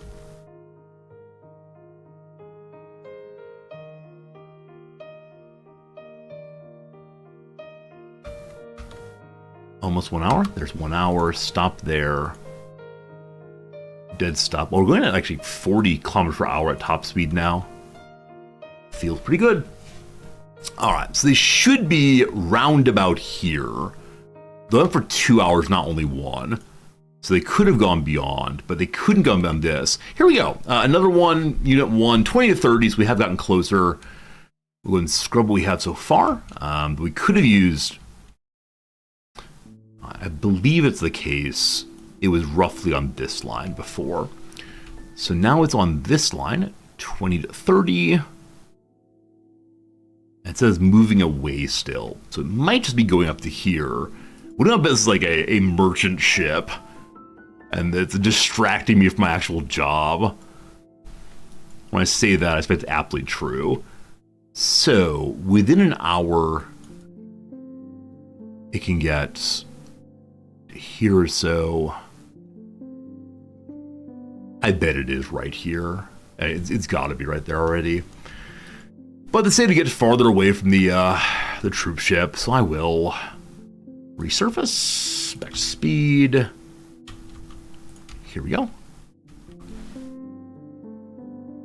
Zipping around, having a good time. On surface once more. It is noon. We are really, really, really just floating around. Smoke on the horizon. At 4 o'clock, we're getting close to our target. Binocular time, 4 degrees. There you go, team. I give you smoke. And where there's smoke, there's something that's worth being fired upon. So, it is time to go hunting mode. Let's go under the water. As usual, I'm going to stride it. I don't know how fast it's moving. We're not going to shout. Bit my tongue. We're not going to shout that we see it. Cool. All very exciting. Okay, we unpause the game. So as they move to periscope depth, they're not going to be able to see anything. But now we can see again. Smoke there. Cool. Let's ID the ship, but so far no luck. If I take over, I can possibly ID it manually. Okay, so it should be to our port side. Hello. Okay. They're calling it a corvette. So they're saying that is a warship of some sort. At this distance, I can't see its flag. I believe I'm seeing white instead of red. So what nations have majority white flags? Nothing comes to mind. I may not be seeing it terribly well at this distance. But a legendary corvette. Finland's a lot of white? Does Finland have white? Maybe so. I can't remember Finland. Japan, thank you. Thank you. Very good. Very good. The Japanese are here. I don't know why. Spain? No, Spain is red and green and gold, I believe. England. So in this case, England finds a red flag with a small Union Jack in the upper left-hand corner. But good call. I think England doesn't have an independent navy here. It's all Britain, Britain, Britain. Thank you for the fine help, though. All very good of you. Okay, so it is a warship. We don't know whose it is. I assume it's coming to hunt. We do not want to let it know that we exist. I believe at this time, these ships do have radar, and so that's terrifying to me. We can fire at 7 kilometers with our smart torpedoes, but I prefer to get somewhat closer. Now, not so close they see me. We'll see how this goes. Right. Toot toot. Red lights on, please, so we can see a little farther.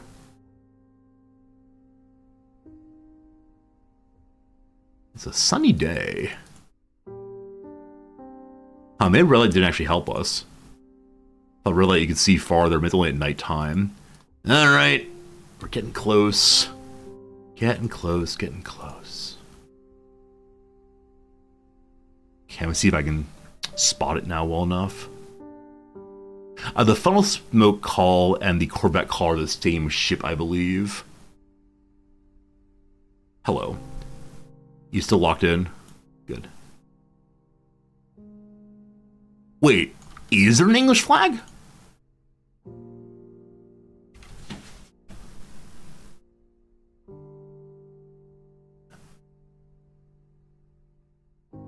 I thought that Britain, all of Britain flew the same flag. We gotta get closer. They've been doing fast my max for speed. Oh, good call. We're only 18 kilometers. And they're, I believe, a medium speed ship. So we are catching up. I think. Just very, very slowly. We have time before they intercept the enemy, but yeah, I mean, we could go to surface. I could fire at a weird angle. If I stop turning, I will catch up to them eventually.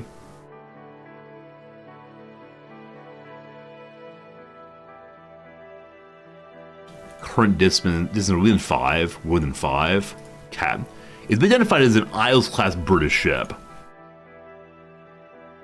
Maybe Britain has multiple flags. I really thought they were red with, oh, maybe this is war flag versus merchant ship. Down here, though, it is showing red with Union Jack. Warships are white with red cross. Okay, so I'm confusing the merchant ships and the warships. Cool, thank you. I mean, we can shoot from here. The torpedo will have time to turn.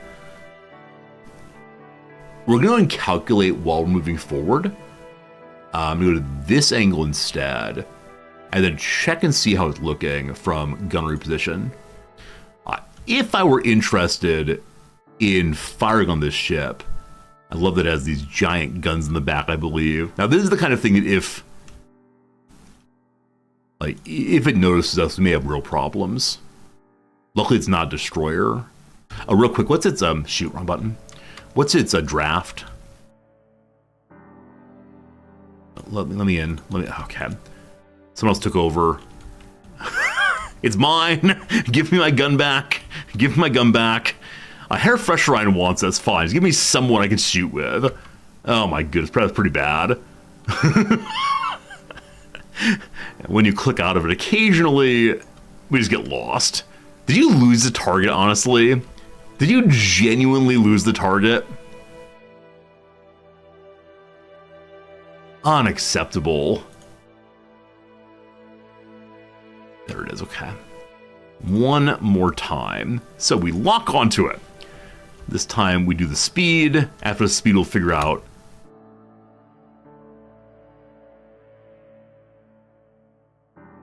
It seems not to be moving. Is that because we've matched speed with it? No, it's not moving. It is genuinely not moving, team. May it's decided to get itself a... It is moving slowly, huh? So the match speed is throwing us off, but we are catching up. Okay. It's time to begin pivoting. So at this point, we pivot to there. A little farther, please. Far enough. Okay. Okay. We have a few moments. As always, I'll be abusing the pause function. Those of you who don't pause, I don't understand you. You're not real humans, etc. Okay. Did you once again lose the target? I asked them to lock. It says it's locked. If you say you're locked, where's the ship? I don't believe this guy. Worst shooter ever. Real time is slow anyway. Should we try it real time? Is it time to try it real time, team? Okay. I will not pause. I will not pause. I will not pause. I will not pause. I will not pause. It's not to the 0 yet, so we're fine. All right, that's length of the ship. Done. Shout it. It appears to have stopped again. Great, thanks. We need to determine the AOB next. Why has it stopped? Please stop that. So the AOB relative to here is on the starboard side. Fine, whatever. On the starboard side, it's a little bit less than... Less? 1 second. I hate that it snaps in unless you get really, really close. There we go. On the starboard side, it's 74.5. 78.1 starboard. Still have not paused. Back to you. Positive's correct here. Distance. I'm gonna do it right this time, I promise. So that is the ghost ship.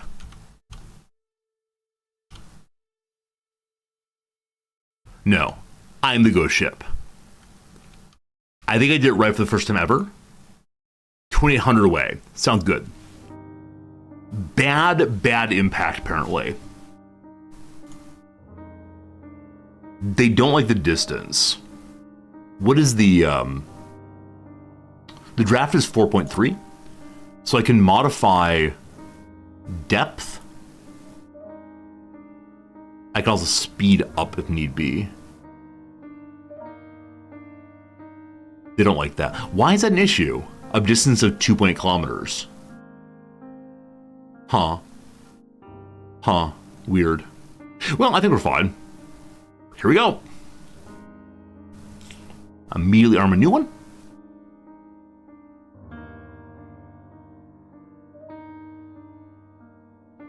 Lower the depth, good God. Fire again. Cap. I'm gonna flood another one in just a moment here. What do you say, team?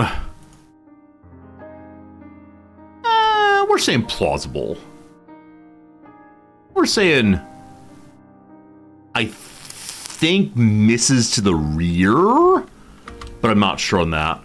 Show me what you got. Do we strike a blow for the invasion of Norway by defeating this corvette before all else? Because they're shallow, maybe don't mess with depth. Okay.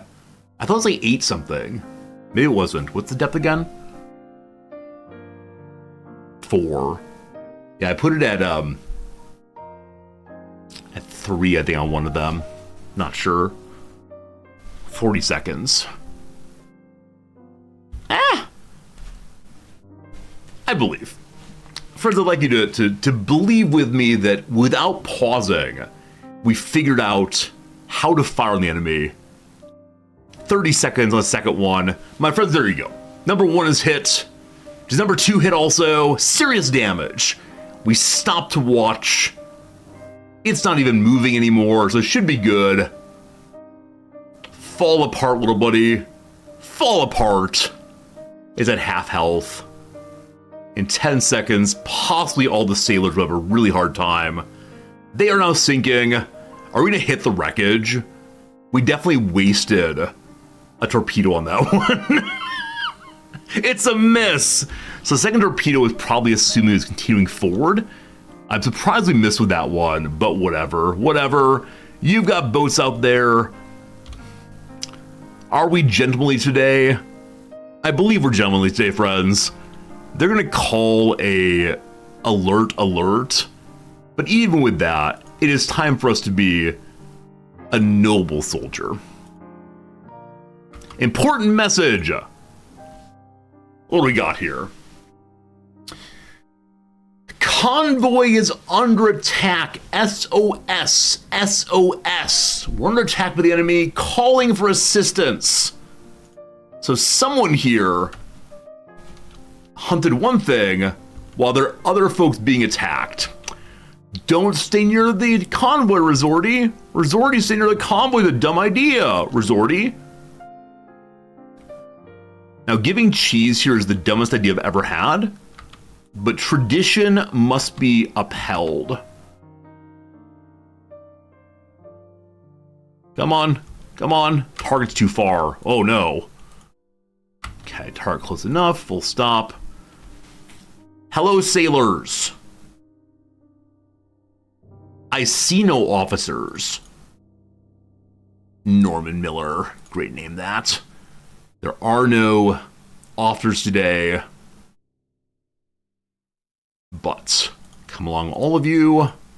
That's all I can take. There are a few being left behind. I was hoping to capture like a major commander and be able to turn them over to the obver to figure out what's what. All right, there's 6 of you. The cheese bandits strike again. Enjoy your cheddar cheese today. You're welcome. Good luck to you all. The convoy's under attack. What do I bet I'm gonna get in big trouble here for not protecting the convoy? It's not my fault, I swear. Diving and listening, I don't think will help me at all. But I'm not sure. Like, I'm not sure my approach here at all. Like, what would make sense? Unless I can... Okay, we see smoke now. So... what do we see? Are we literally locked on something? No, we can't be locked. That's probably locking on the old ship. Okay, I don't see the smoke that was mentioned. There we go. Hello.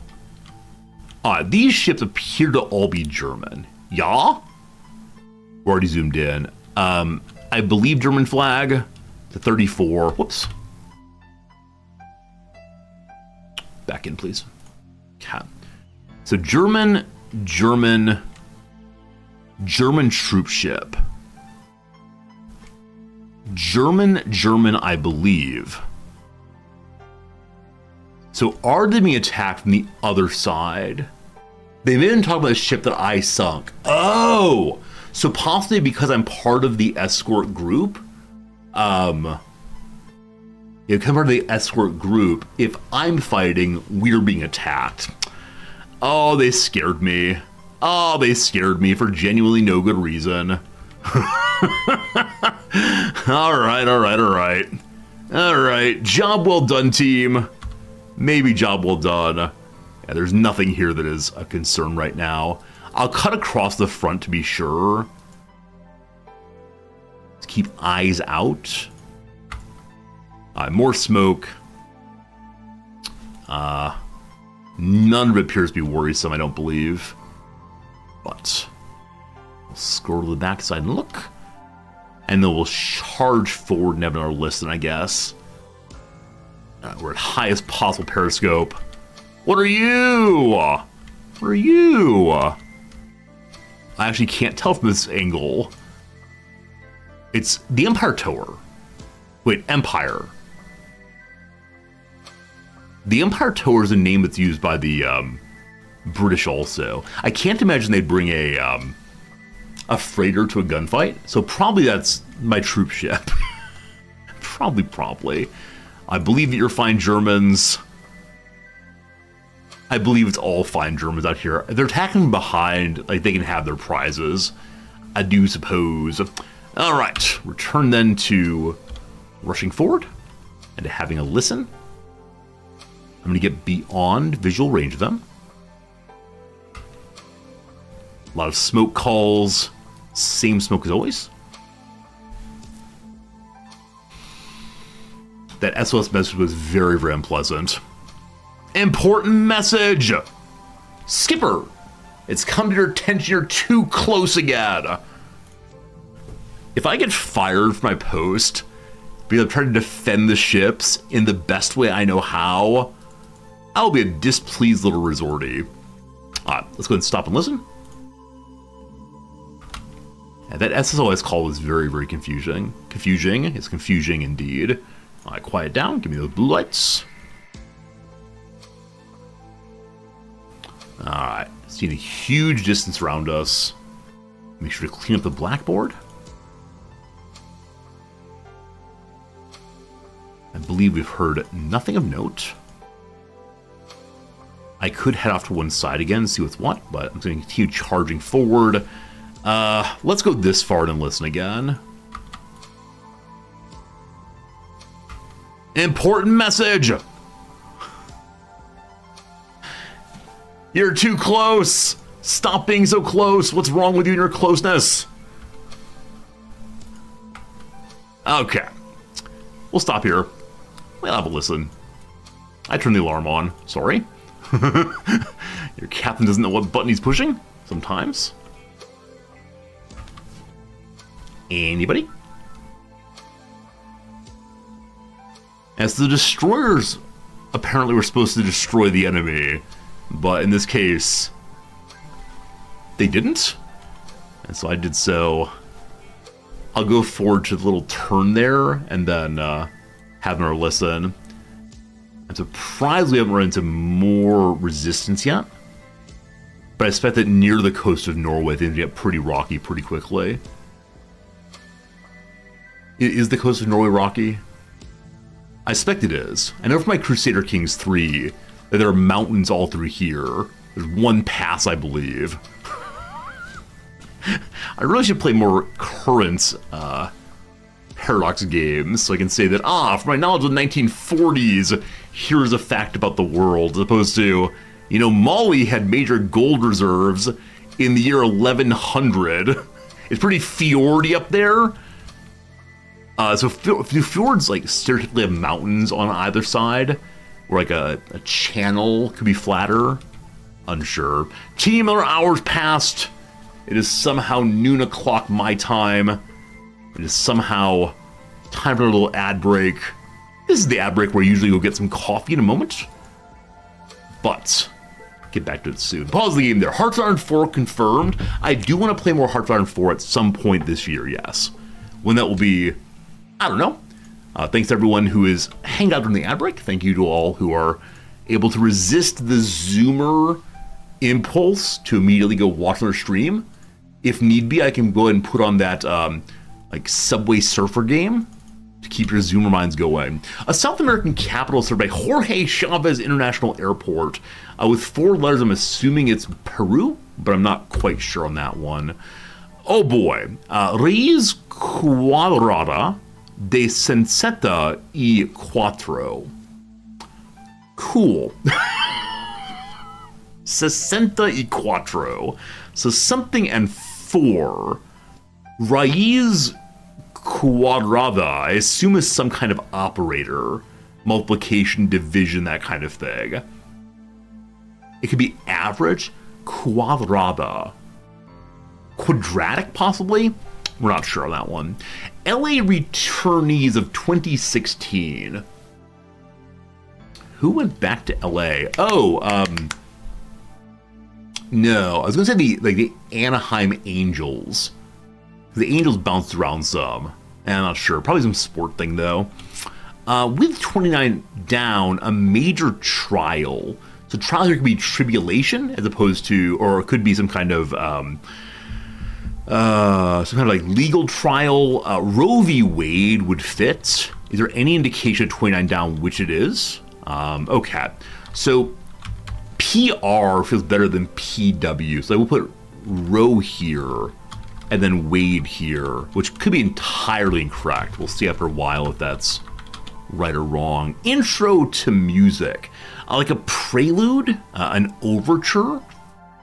Intro to music, an opening number. It could be a prefix on the word music, but it's a very long prefix, so not sure. A fad diet that originated as a treatment for epilepsy casually. Keto diet. Keto diet was for epilepsy initially, and this looks very bad now. A fuss. A fuss is an ado in this case. So Roe versus Wade is absolutely incorrect, as is Peru. So it's going to be ADO. Capital with an A in South America. Now, capital here does not necessarily mean it's a national capital. It could be a state capital also. I have no idea. Some major trial ending with a D. And again, it doesn't necessarily need to be a court trial. Nothing comes to mind right now. Counter revolutionary. How about a diner counter stool where you can spin around? Revolutionary. I was thinking of office chairs like that earlier, and so I might have that stuck on the brain right now. But I want that to be counter-revolutionary. It'd be very funny if so. Hospital labor experts. I mean, OBGYN. So probably the OBs, we'll see. A partner with, I mean, team up fits. We'll see if that's right. Configuration. Could be mode, setup, plan. Not sure right now. Absorb is to sop up. Soak up would work also. Lines on map. Longitude, latitude, roads, no idea. Gerontology's focus is old age. What's the down though? Something on 40 down. All of these refer to each other clues. With 1 down, a nation with a 9 teepee flag. It could be Lakota with teepee. I assume Lakota's right here. Oh, Lima, Peru, of course. My apologies. Major trial. Items stocked near a grocery store checkout. A candy bar. A singer with the 2016 album Puberty 2. Yeah, no idea. Absorb. Take in. Absorb like ideas. Geronti's focus is maybe just aging, generally. Okay, can we get these then? Watsky! Watsky is a rapper. Huh. So an item is kind of bag, possibly. But with the L, it's gotta be. Oh, an ice bag. There we go. Bag of ice. I call it a bag of ice, not an ice bag.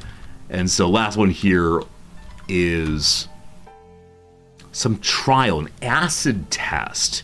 Mitski apparently is somebody, so acid test. I only know about that in terms of Grateful Dead, rather. All right, good stuff. The top left corner is done. That rarely happens on a Monday, but there you go. Mondays are a tough time. Friends, it's time for a very quick ad break. As I mentioned, this is coffee break time. I want to say thank you for being here. It's been a lovely, lovely time so far today, as always with U-Boat. If you're enjoying yourself, consider throwing a follow this way. We'll be live for another 2.5 hours or so, maybe. We'll see on that one, at least 2 hours. Every day we go live at 8:30 a.m. Japan time. That is, I don't know, in the afternoon or evening US time. You can do the math, but I hope you're enjoying yourself, and we'll see you again in just a moment or two with coffee in hand and a little bit of petting of the cat, probably. BRB. Oh, if you missed the cat picture, not BRB, I apologize. We have a new cat picture. Because Cat Fritz shamelessly was drinking water out of the container of the humidifier I was taking upstairs. Shameless cat behavior. Always looking for new water. Covered his neck and chest with liquid. That don't matter. Fritz was water. All right, BRB, and thank you again.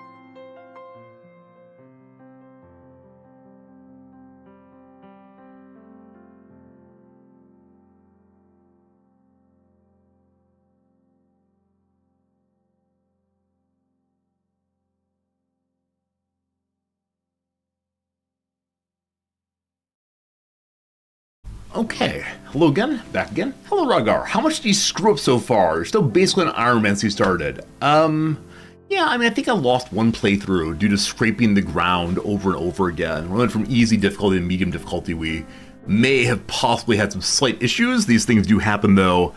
Also, I left my hat upstairs. I took it off to make my coffee, and we might go back up and get it in a while. But for right now, we can keep the hat off. That's okay. A captain is who he is by the grace of God, not by I don't know, not by merely having a hat on. Expect it was blown up in the last fight. Surely, having a good time. Having a good time in this playthrough. Hope you're having a good time watching. Those of you playing this game also or other games, I hope your games are going well, and thank you very, very much indeed. So as of right now, we're getting fairly close to the Norwegian border. I'm a little surprised we have not had combat but once, so we'll see how it goes.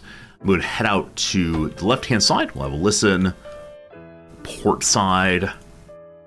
Fine. And we'll see if the British have sent anyone. They said there might at some point be a enemy troop ship meant to reinforce Bergen before our troop ship arrives. Also, I have no idea how many people are on a troop ship. I can imagine a very large number, but how do you count people as cargo? People as S-cargo.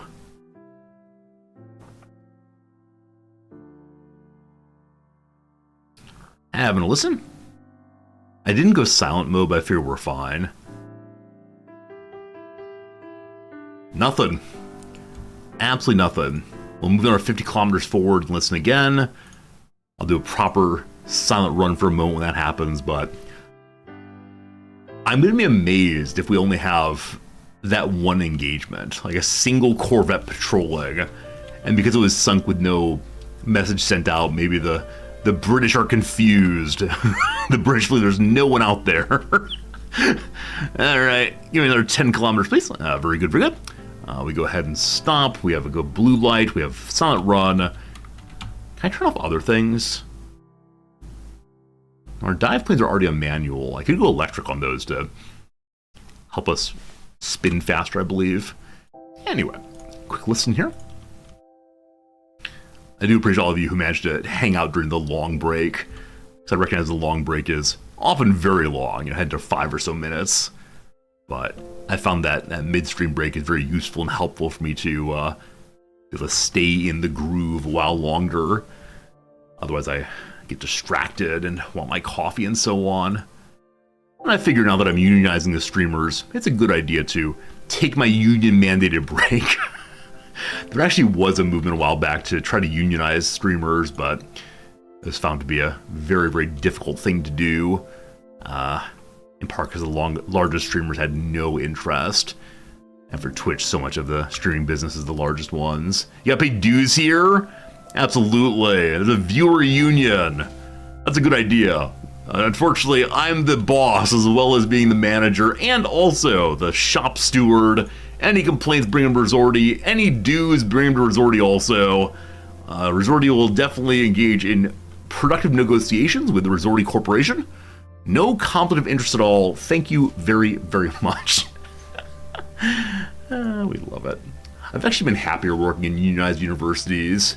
That's a very, very long conversation about why I prefer unionized universities. Part of it is just much clearer what the ground rules are as workers. Much clearer what you need to do. There are no big surprises about suddenly you'll do this instead. It all follows a certain agreed rules. Daigle, no. Thank you for the question, Daigle.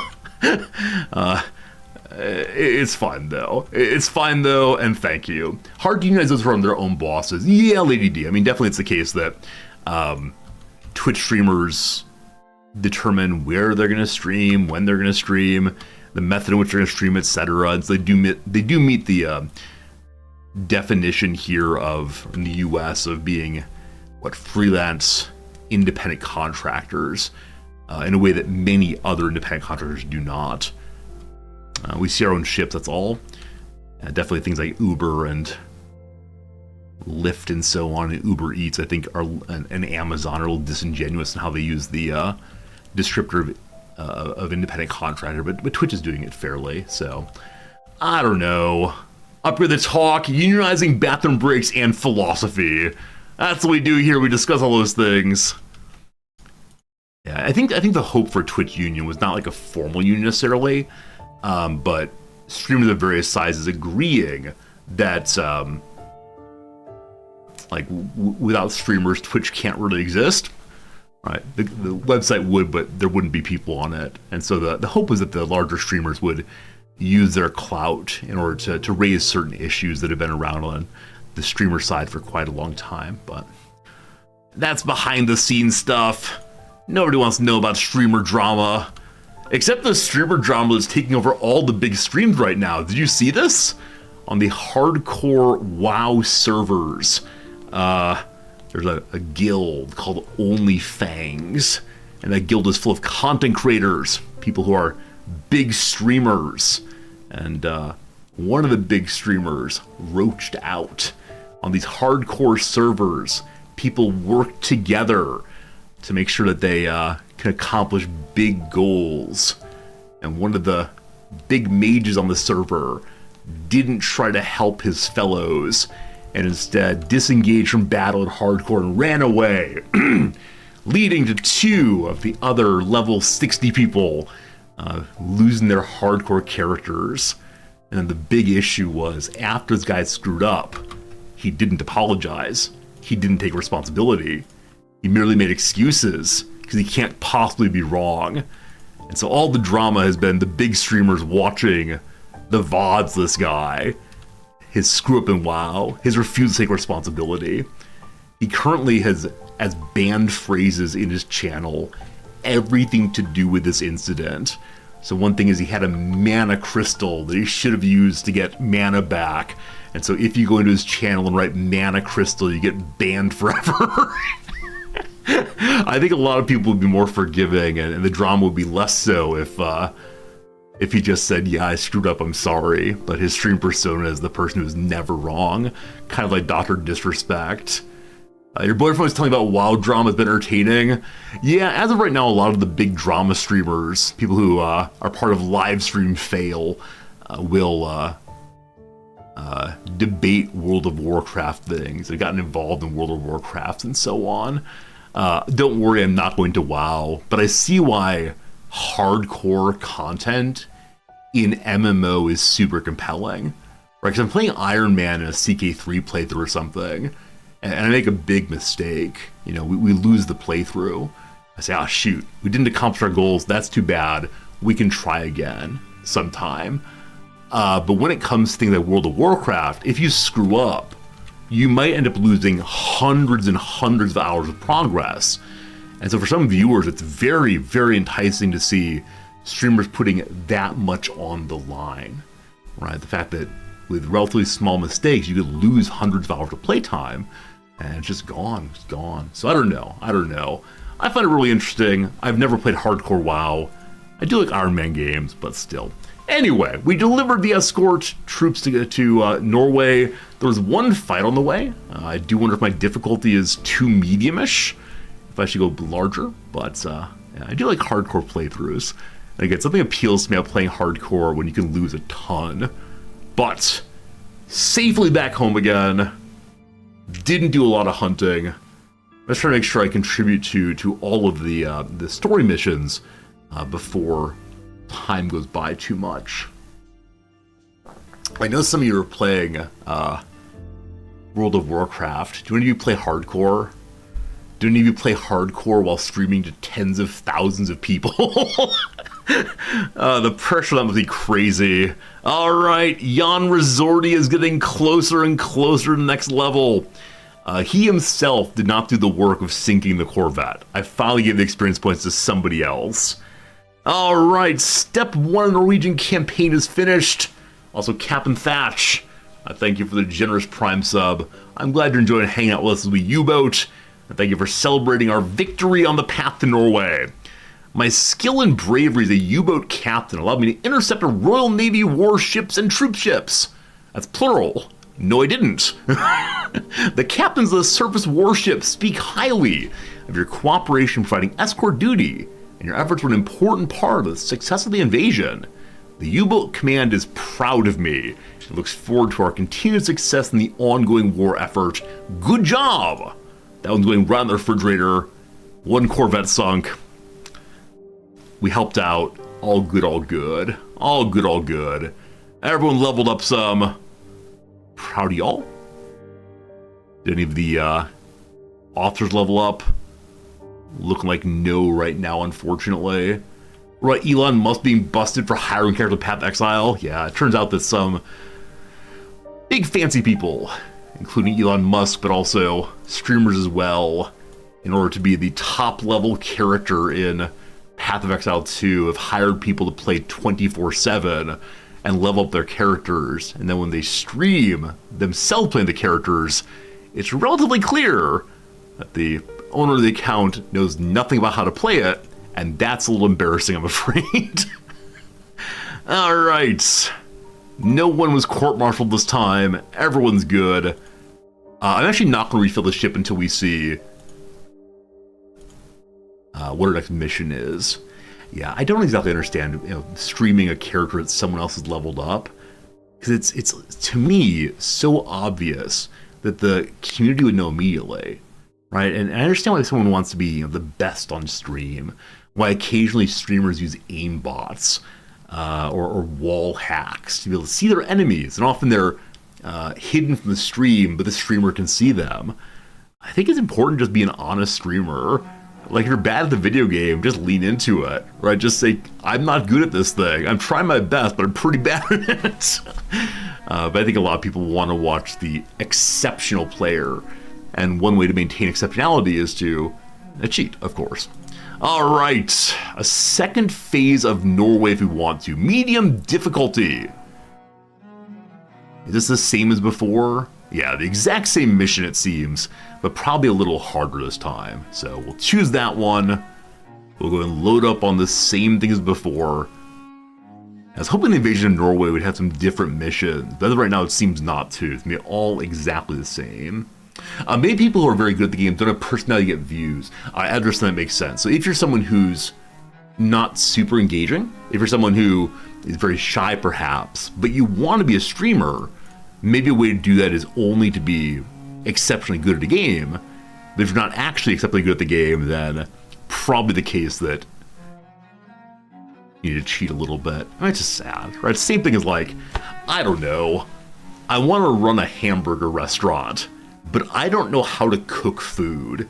So I'm going to hire someone to make food for me, but I'm not going to call him the chef. In fact, I'm going to deny his existence. And I'll serve all the food saying, I made this personally.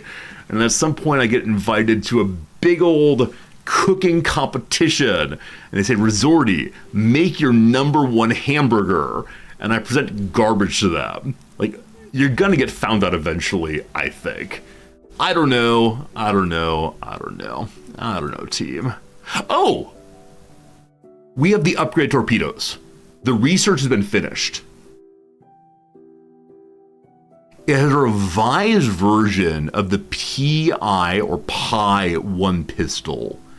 It has a reliable impact setting that works well at impact angles below 60, although it may trigger all the way up to 84.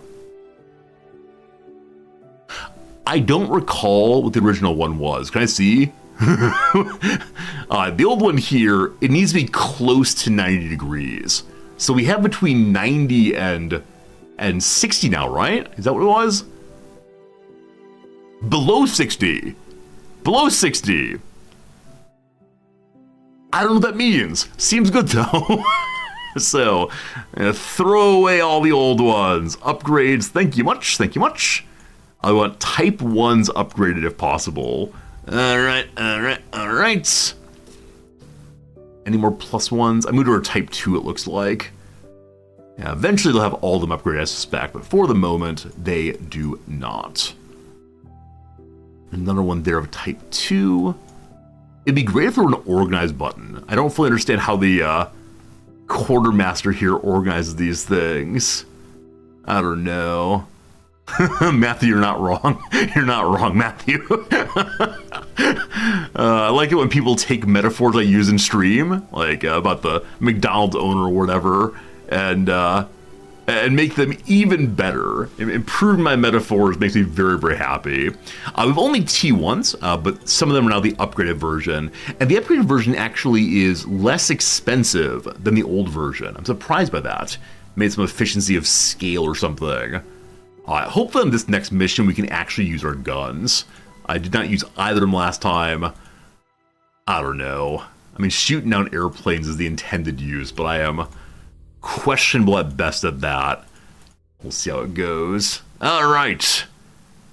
There are no upgrades right now. We have only 1 reputation point, so we can't do anything.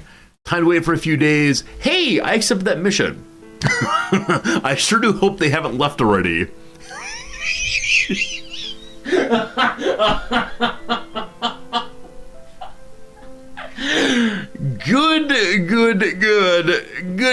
Good. My friends, there was an escort mission.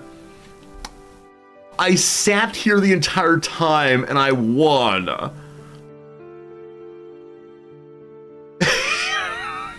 That's not how the video game is played. So I wonder if boats don't spawn if the player's not nearby. I wonder if that was actually a very easy mission, and I mean, what is my difficulty settings? Yeah, 54% realism is going in the right direction. I don't know. I don't know. And morale management's hard, economy's medium. Is there anything here about how many enemies? I mean, default convoy size. I have no idea. That was crazy. Absolutely crazy. I deserve to be court-martialed for finishing a mission without leaving. All right, some people got awards for hanging out for that one. Good job, all of you. Good job on your war badge. You were technically on the front. And the captain got 2 points for finishing the assignment, and a U-boat front clasp in bronze, an exclusive decoration for members of the Kriegsmarine. It recognizes continued valor in combat. Awarded to crew members who have been on 15 war patrols. Excellent. Stage 2 of the invasion has been accomplished. What's that line from HMS Pinafore? The head admiral, what's his name? I've forgotten now. Has a song about how he became the admiral. And part of it is, what is it? It's how he got to being the head of the admiralty by never, ever stepping onto a boat. I don't know. There is a difficulty in the game. We're just going to have to kill 3 corvettes. Yeah, I wouldn't mind doing that. I wouldn't mind doing that at all. There's something about the only ship I've ever seen was a partnership at a legal firm. It's that kind of thing. Very, very funny. I mean, obviously the humor there is like Victorian era British humor, but it works well for me anyway. We can level up a sailor. The crew gets 1 level up point. And I think I'm going to continue going into silent running all the way. I feel bad wasting other ones in discipline, but yeah, keeping the troops quiet seems very, very good. All right, good to see you, Georg von Twitchson.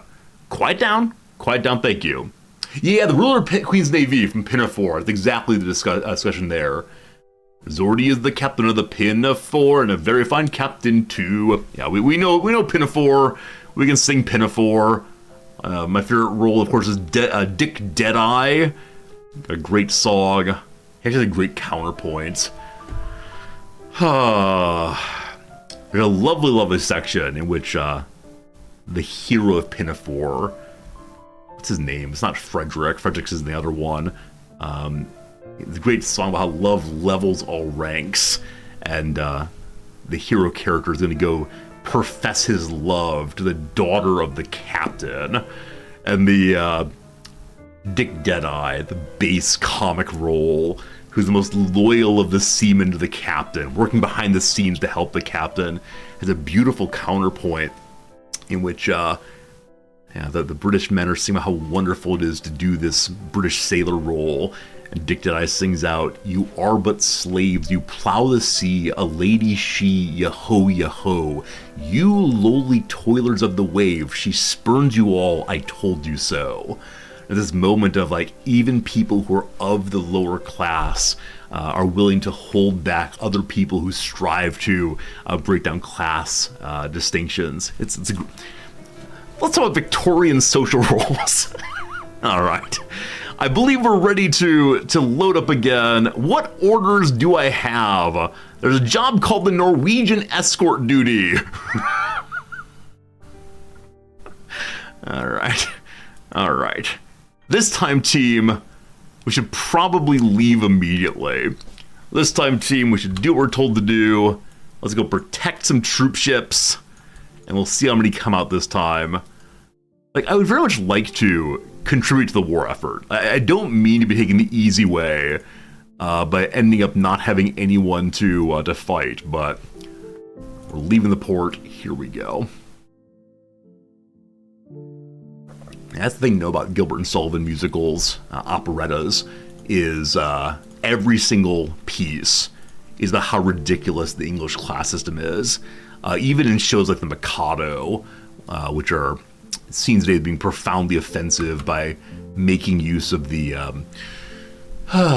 Japanese setting in ways that are profoundly exoticizing and orientalizing. They're still talking about the British monarchy, but trying to use a setting that won't be upsetting to the average person. All Norwegian warships are now to be treated as hostile, to be fought with full use of arms. Attempts by the British naval forces to penetrate the Norwegian fjords are to be expected and must be thwarted at all costs. So the Norwegians and the British are working together to repel the invasion. I believe that Norway has just declared themselves part of the Allies. Their color has changed. Previously, they're a neutral color. I wish I could see something about the land battle. Like, has the invasion succeeded even a little bit, or are we just dumping more and more of our young men at the port until eventually we take something? I know nothing about the invasion of Norway in the actual history books here, unfortunately. But Norwegian flags we now destroy, for sure. Okay, I suspect we'll find very little resistance until we're out that way, but who knows? It's time for us to have a quick stop here and have a listen. And it's possible we should do a little bit of dive scheduling here, possibly. Why is Germany attacking Norway? I do not know why. Other than the game goes in the direction of alternate history sometime. But here we go. Alright, propellers that way, as expected. Nothing right now. Continuing along. Again, it's possible to get attacked from the inside. And if that happens, I don't know what I'm going to do.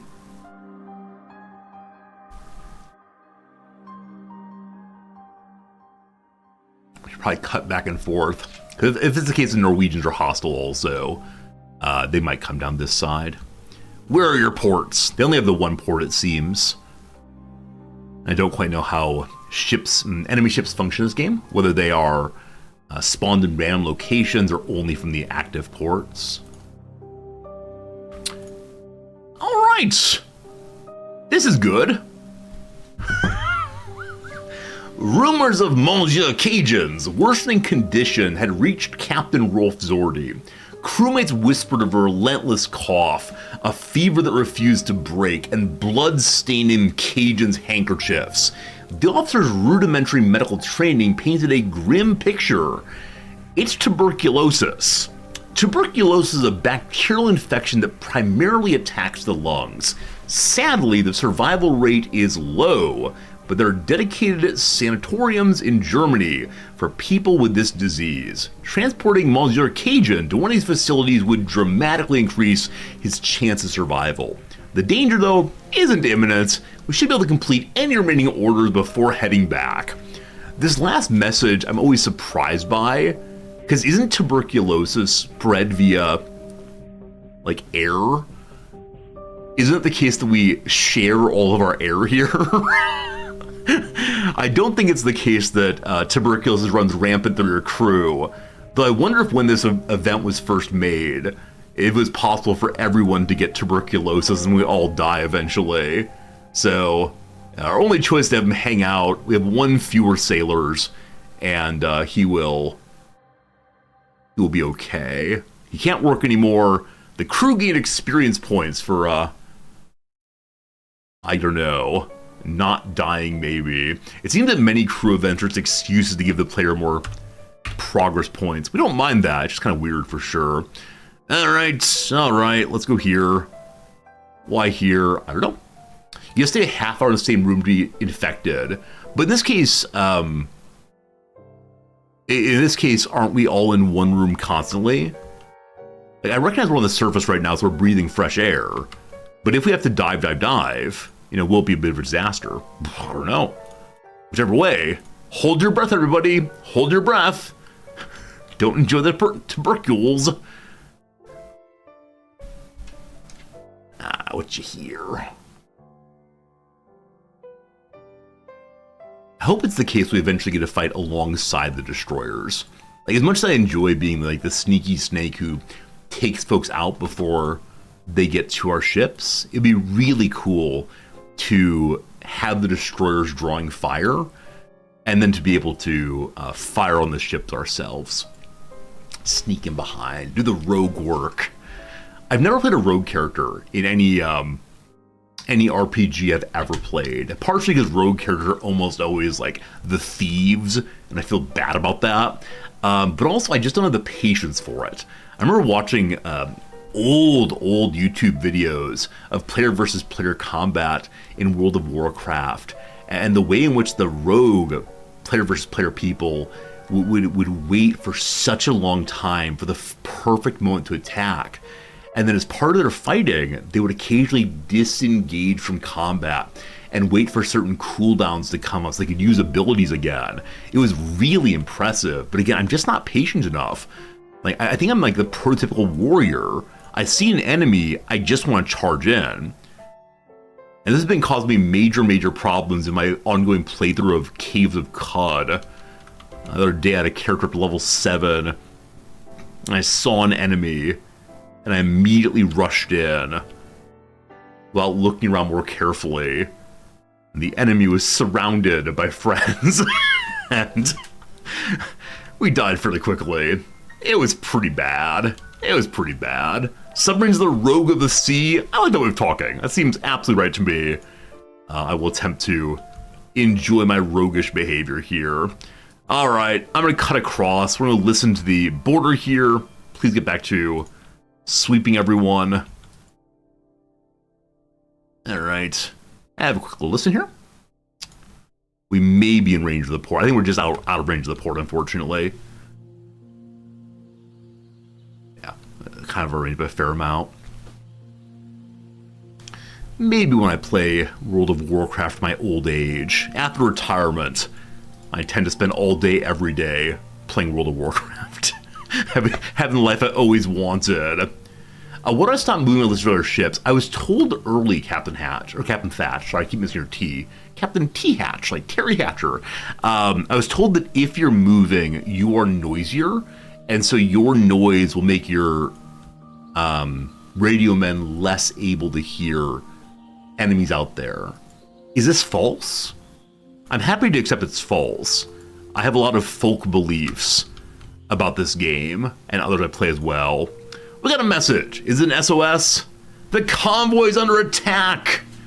Alright, someone got a little bit too far forward, having a good time. Alright. They're only 160 kilometers away. Oh no. We might get a replay this one. I'm not quite sure.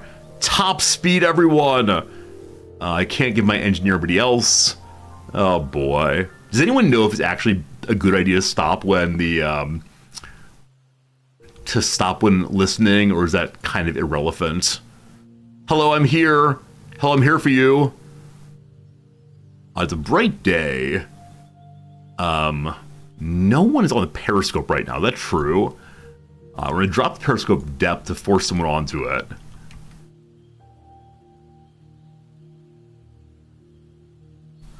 What's happening?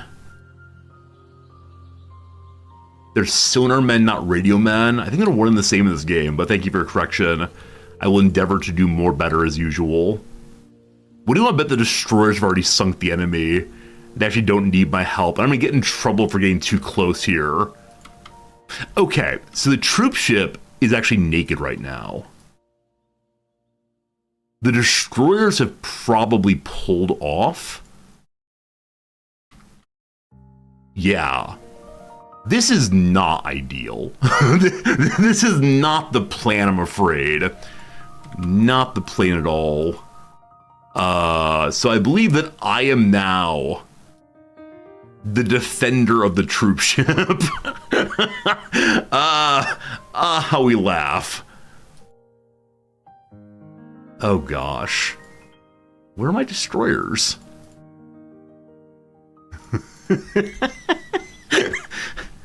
Oh gosh, alarm! Wee-oo, wee-oo, wee-oo! That was a surprise. Okay. You leveled up. Good job, Maharan. One moment. We do a quick level up excitement here. How do we get so close to it? I mean, maybe when I got to the troop ship, I should have had a quick listen. Not sure on that one. All right, Maharison, our level 2 engineer leveled up.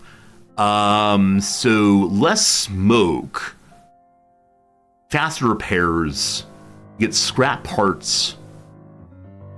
The author carried out maintenance on torpedo well, or mechanic, faster repairs. He's not on either job right now. I believe the other person aboard is our chief engineer. So I have you repair more quickly. Cool. Now, we have a slight issue. Have a slight issue here, team. It is luckily heading on towards nighttime. We're in a delightful position for this one. Mr. Zordy's in place. All right. Up periscope. Resumed. Wait, what happened? Hello? Mr. Zordy? Did he fall through the floor or something? We were definitely on the periscope. I guarantee we were. Good. Where's my periscope? Give me my periscope. How do I order fresh run off of it? Whatever. You can have it, I guess. Fresh run, hello. All right. So it's over this way, about 90, I believe.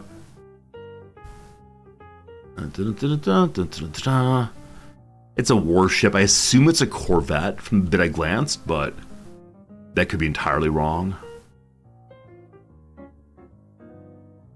Okay, what do we see at about the 90? Wait, was it 90 or was it 0? It may have the 0, actually. It may have... Hey, there it is. Hello, friend. Okay, so it may have surprised us. It may be a little exciting surprise time.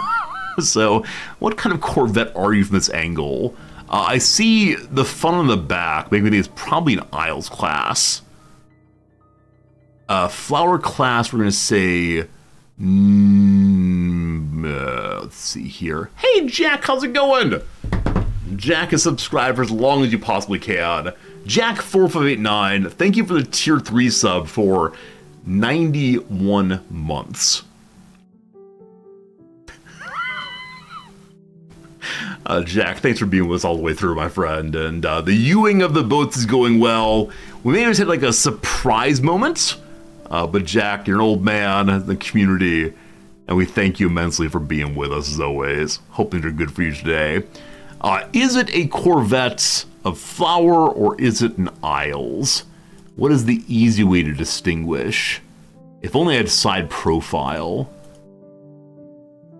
Okay, I believe it's an Isles because I believe that antenna or mast or whatever is not on the Flower class. We have a target.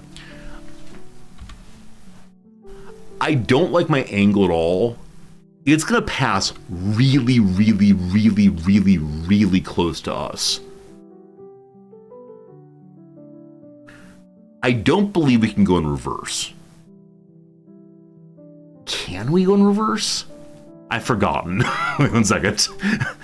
No, I believe I have to turn, unfortunately. So how far is it actually factually? Assuming we have the direct line. Yeah, it's within that 384 meters.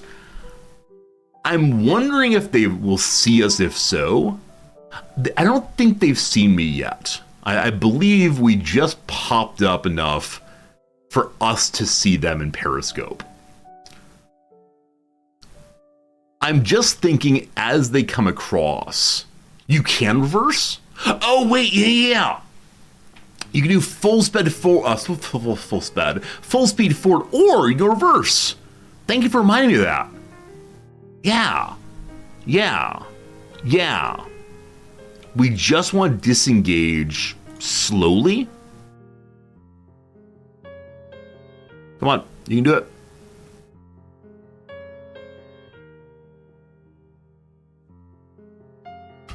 They threw flares.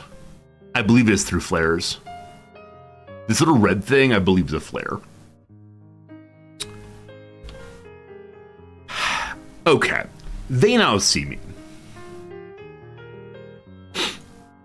We don't like that very much.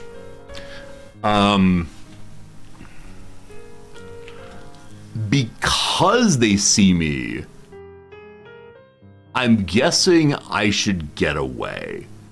Does reversing make you more obvious the target? It may have. It absolutely may have. I don't know how that works, unfortunately. Okay, so Isles classes carry depth charges, I believe. It's not a destroyer. Wii U. Why did I turn around? I hate this game so much.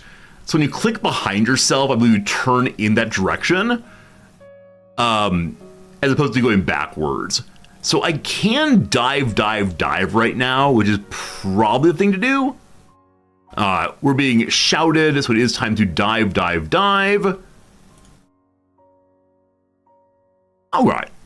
They sounded their alarms. Very unfortunate. So the long and short of this story is I should have gotten close to the ship and given it a little listen. That would have been nice. Didn't quite do so. And so now we might have some troubles.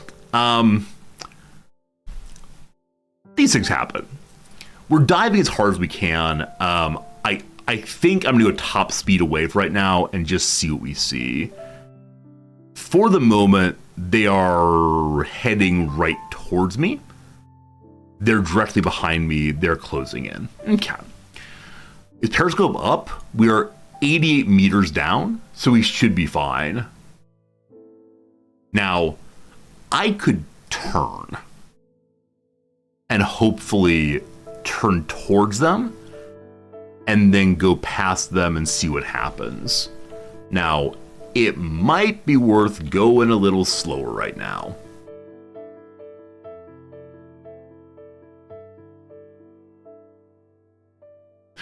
Are they on manual or just go manual? I can't remember. I think they are on manual right now. Okay, so we can dive farther down. Allegedly, it's the case that the bottom here is 100 to 200. So we're gonna ping the echo sounder. Insert your one ping and one ping only here jokes. That will tell me how much farther we can go down. It's possible we can get to the floor and hopefully blend in there. I don't want dead stop until we're closer to the floor.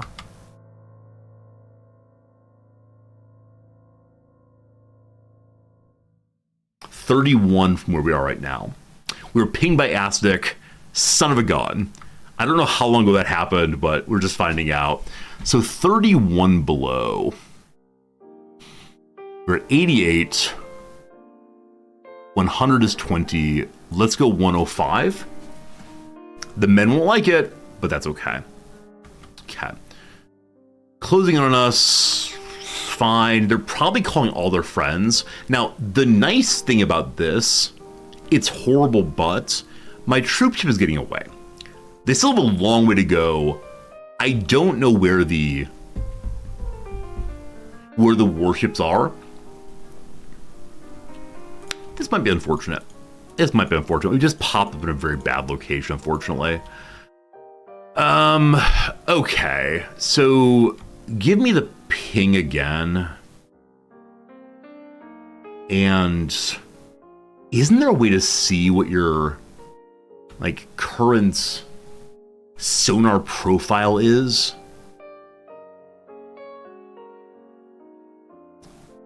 I thought there was something on this. Here we go. How noisy are we? Very, very noisy.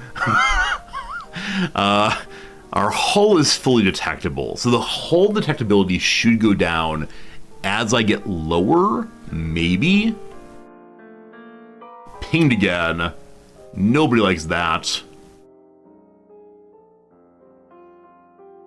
I need to go dead at some point, but it needs to be somewhere I'm safe right now. Okay. We are still too high above the ground, I believe, to hide well. We echo sound again. I'm going to hang on here for 1 second.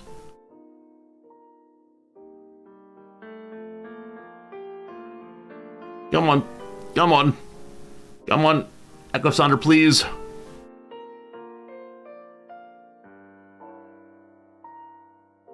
Turn off the air filter. We could do that to try to get quieter. Right now, the loudest thing is my engine. Echo sounder, please. Echo sounder, please. This is 105 a bit ago. That's what the depth or where we are. I mean, I'm gonna dead stop and do everything we can to quiet down.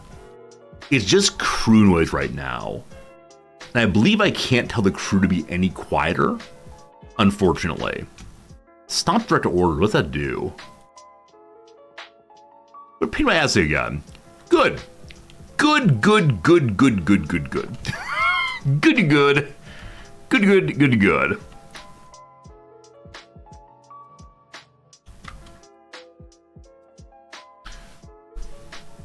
Runner doesn't make him go silent. So blue light encourages them to be even quieter and lowers oxygen usage. I thought the alarm on and silent run would quiet him down. It's just not quite enough. We're still 82 decibels. All the accursed breathing. How loud is 82 decibels? Is it like the volume of a like a vacuum? Give examples of decibels. 60 is normal conversation, 110 is shouting in the ear. See, that's strange to me. That's strange to me then that it's louder than normal conversation. Am I missing something, team? Those of you know this game well. Am I missing something I should be pushing to quiet them down? Because is 82 just the crew? Is it time for a, I'm running batteries. Yeah. They're on batteries entirely. The claim is just crew. So other things like loud engine or dive planes would show up there also. It is just the crew. It's not even an alarm clock. Huh. Yeah, I'm not sure. Not sure. Anyway,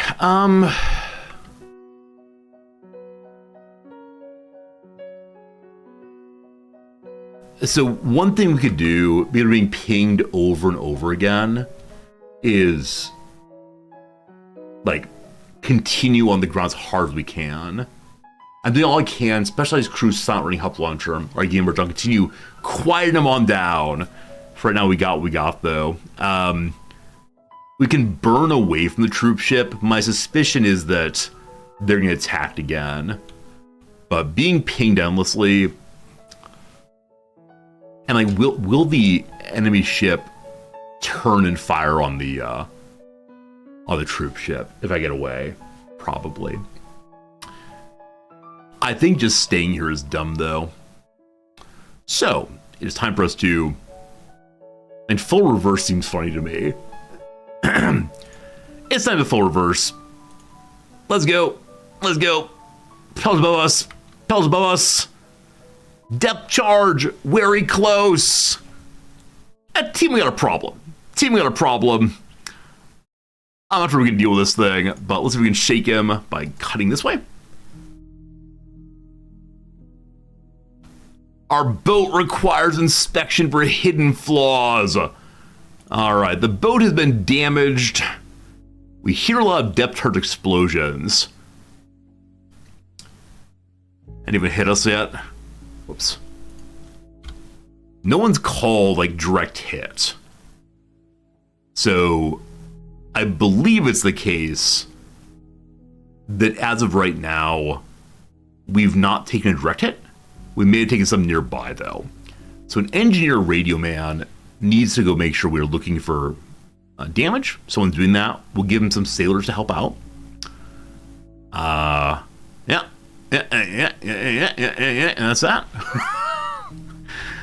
All right. I don't know how many depth charges they're carrying.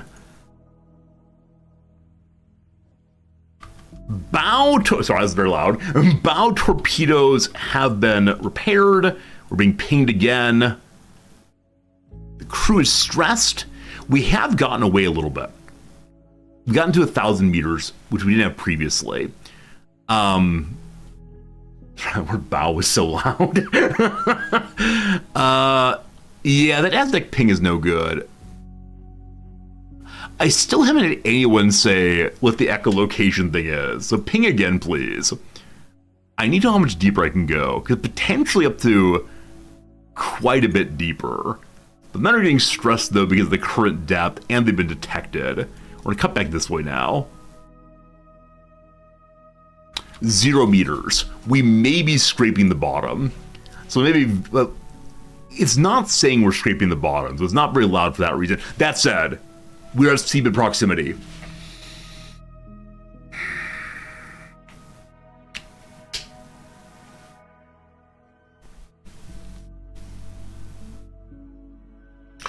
At this point, I'm thinking between, do I try to run or do I dead stop? It's unlikely we can be detected here, or much less likely than previously. I'm a coward. We're dead stopping. And we hope some warships save us. Dead stop. You can't see me. Around 20% detectable, 14%. Oh, another ping with 10% detectability. We were panged. Well, it's been a joy to serve with you all this day. You've done well. You've fought well for your country. Are we rising? Huh. Why are we rising? Strange. Maybe we moved forward too much. And in the process, we found a deeper area. We're not bouncing off the ground. Proximity to 40. Huh. We have a question mark here? 40% question mark. I don't know what that means. Huh. Can I shoot this ship? I mean, in principle, yes. They have much, much better weapons than I do, but... What's going on with the ground? What's going on with the ground, team? I'm very confused. Keel is 14 meters under, so we can go deeper. Propeller detected. It is our own ship. Team, it is the case. We have another ad break. It's now 1 p.m. my time. This past hour has been not the most productive ever. We'll probably spend the next hour continue to try to get away here. I don't know what to do, team. I've been hunted down way too quickly. due to a bad surfacing, but that's how it goes. Team will return to the game in just 3 minutes. We thank you for hanging out, whether here on Twitch or over on the YouTube. It's a lovely, lovely time. You have defeated a Corvette in a one-on-one artillery duel. I mean, I could surface, get the captain on the big gun, just start shooting. The only issue with that is while we're going up, the captain can't open the hatches early. So there's an awkward moment when you have surfaced, but your captain is still locked inside, where the Corvettes don't need someone to get outside to start shooting their surface guns. So I don't know. Anyway, YouTube viewers, this is my first hello to you in a while. Thanks for hanging out with us. Hope you have a nice time today. Here comes a little ad break for you, but thank you for part of the community. Even though I mostly talk to Twitch, you're real people too. That's right, that's right. Okay, back to it. We finished this corner, feels so good. Check the downs here now. So say yes, say yes. I want to say agree. Encourage, team up could be wrong. Related group. What is TIG here? A blunt instrument. So it's a lighter. It's a lighter. Can we link up instead? I said initially like meet up, team up. Use a lighter for your blunt weapon, I'm sure. I'll say yes. Like go in. Related group, possibly clan. Hot place, to put it mildly. Hot place. I'm guessing ocho is the raíz cuadra de 64. Maybe. Opt in. There we go. Hot place. Well, hell. Hell's a possibility. Honk is not going to work. Manoa's Island is Oahu. That's spelled backwards. Intro to music. Intro to music. Counter-revolution. Okay, off the P then. Minor concession made to appease someone. A sop. A sop for sure. Counter-revolutionary. Counter-revolutionary. Ah, man. I feel very close on these. Anyway, let's go and continue on so we can get configuration, not sure. Lines on maps. I'm gonna say roads. Just remember, it could be latitude or longitude also. Showrooms, like theaters, movie theaters or showrooms. Of course, the standard meaning is a place where you like sell jewelry or cars. I mean, theater does not fit. Never mind. Wait, if I start here. Theater doesn't fit either. Nah, we'll see eventually. Minatory. Does that mean a relationship to the Minotaur? I'm not sure. Down here is being. Being. An entity. Minatory. Where's the Minotaur from? Crete, I believe? Let's go and do these last couple long crosses then back to the game. They can be 30 or 60 minutes. Take your pick. 30 or 60 minutes. I don't know. A massage. Where are minutes used in ways other than... Yeah, other than in time. I feel like the word second has a lot of meanings. The word minute had a minuet, but 30 or 60 minuets makes no sense. Not sure. Shouted out during acceptance speech, for instance. Interrupted Taylor Swift. Like, name checked, probably? Like, name checked. CHECKED. Would fit if entity is wrong and test is wrong. So if this were an M, being, I'm pretty sure entity is right. We'll get back to that a little later.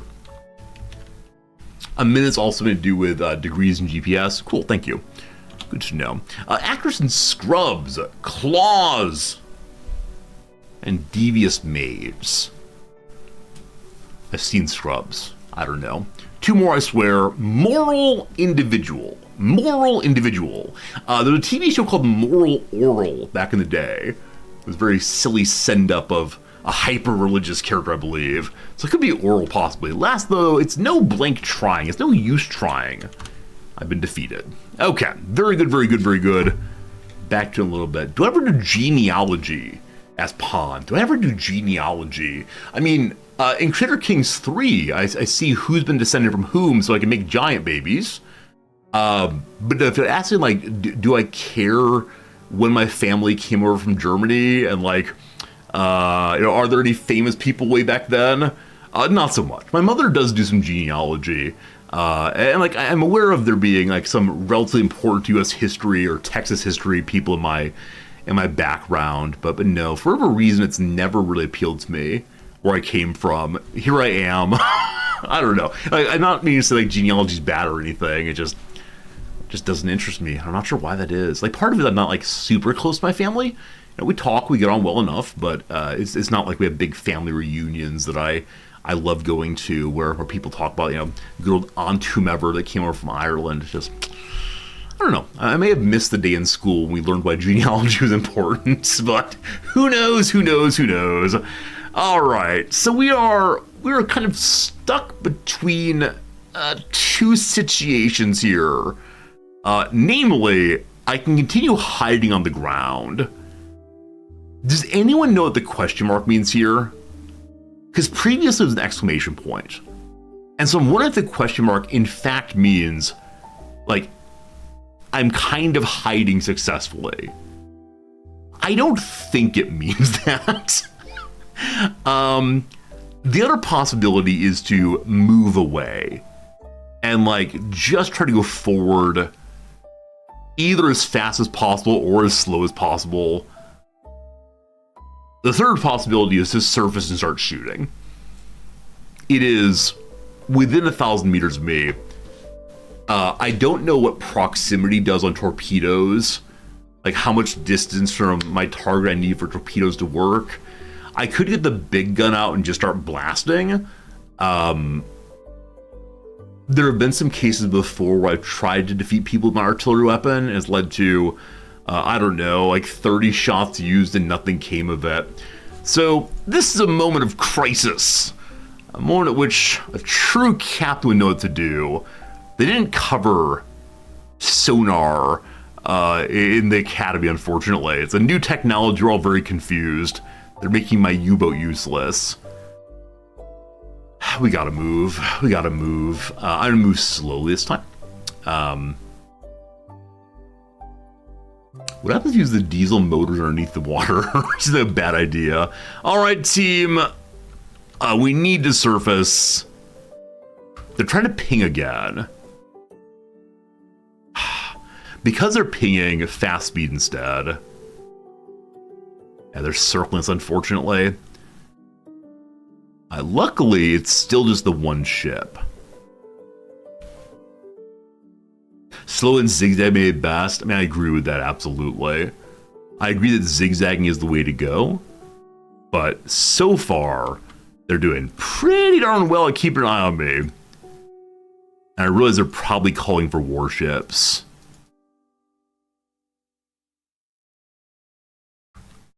Luckily, it's just the same still. Hello, Phantom. I ever played Silent Hunter 3. I mean, honestly, this is my first submarine game since like 1993 or so. We have distance. I don't know how, but we have distance from something. But no, I'm not really a submarine game guy. I'm a stare at maps kind of guy. And so for me, like the great joy of this is I can zoom out and see the map. But yeah, maybe it's the case I should play other submarine games. I know some people really like tank games, some people really like submarine games. We'll see. Did I actually get away? I mean, it is the case my sonar detectability is very, very low right now. And so maybe they lost cut. I mean, we know what we gotta do, right? The thing to do right now is to surface as fast as we can, blowing out the boys' ears. But yeah, here we go.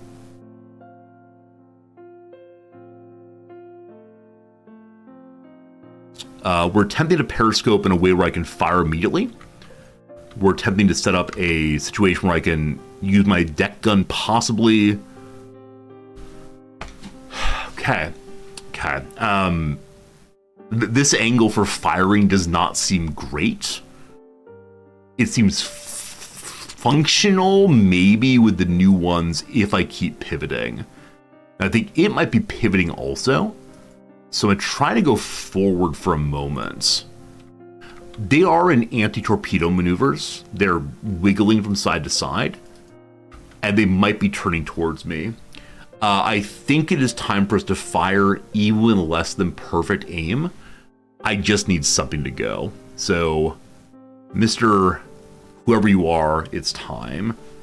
It is at the port side. It's a choppy day, helping us to stay a little bit less noticed than otherwise. At this point, I'm grateful we can play with pause. I feel like, otherwise it'd be a pretty bad time. There it is. Hello, friend. How on earth did I get away?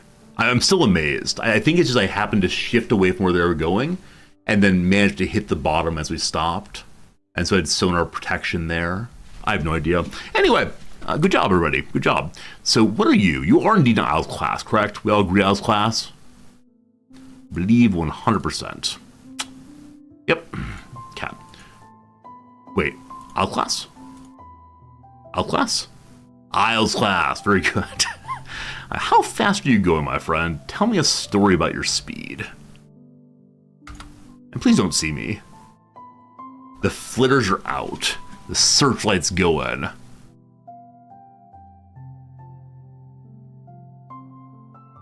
I worry they're turning towards me. I reckon I'm turning towards them also, though. Oh, boy. Oh, boy. Okay, fine. Set it, shout it. They're looking for us in the best way they can. We need to fire the fastest possible torpedoes we can. We gotta get this dealt with straight away. Cat, AOB, show me what you got. Awkward, awkward, awkward. It's okay. It'll correct. I might take a little bit of time before I make the shot. We'll see.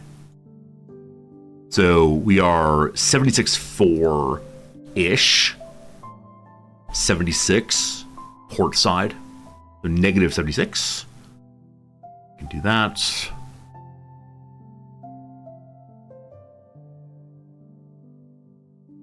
Good enough. And distance. You are the ghost. I am the ghost.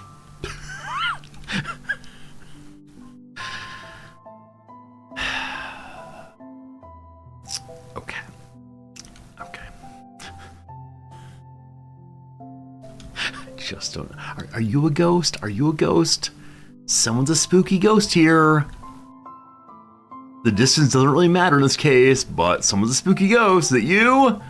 1510. Does that seem plausible? Let's see. 1.5 seems plausible. All right. Science accomplished. Bring me RD1 flood torpedo. Do I want a fan? Possibly. So it's negative 76? It says negative 76. Wait, you genius, game merchant. We're on the starboard side. Thank you for, you know, being a friend. Wait. Yes, because it's relative to that. It's relative to that. All right, very good, very good.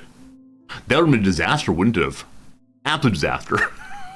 Thank you for saving me from pure foolishness. All right, let's speed this bad boy up all the way. Now, when you speed it up, it asks for a new velocity shout. Why? Well, we'll stay normal speed then. Your draft is 4-3. We're currently at 3. Looking good. Mr. Game Merchant, you get promoted to, I don't know, second class scullery officer if you're not careful here. All right, we're gonna spread. 97 meters. If you say so, video game, make it work. Oh god, they're turning. This is fine. I haven't shot a new angle. Is that true? Okay. Thank you for noticing that. Questionable, questionable. The angle's still okay, allegedly.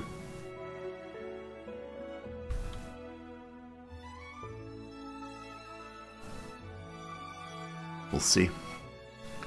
We'll see. You don't see me.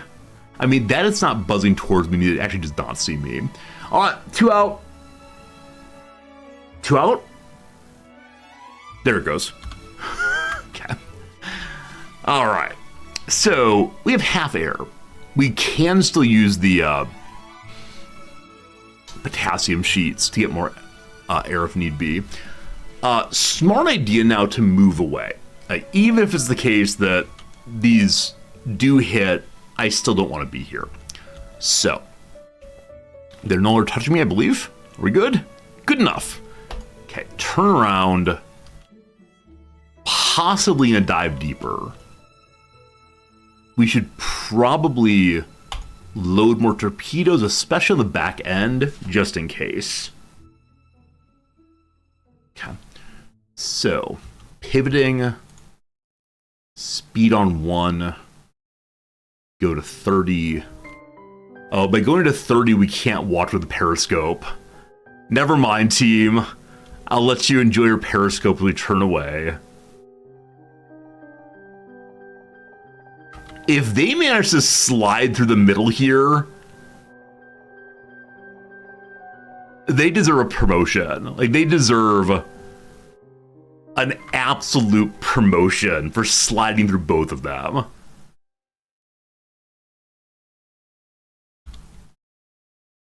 One might still hit. One may still hit. Okay. We're getting to a position where I can use my rear torpedo if need be. It says it's still synced.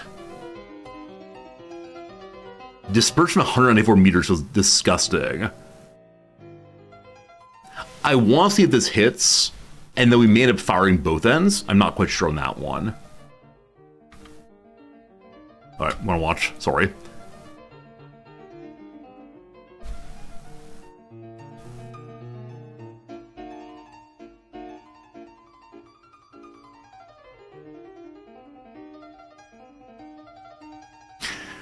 We may not get a notification until it's actually passed to where it's supposed to be, but no, I think it's a miss on both. Miss one.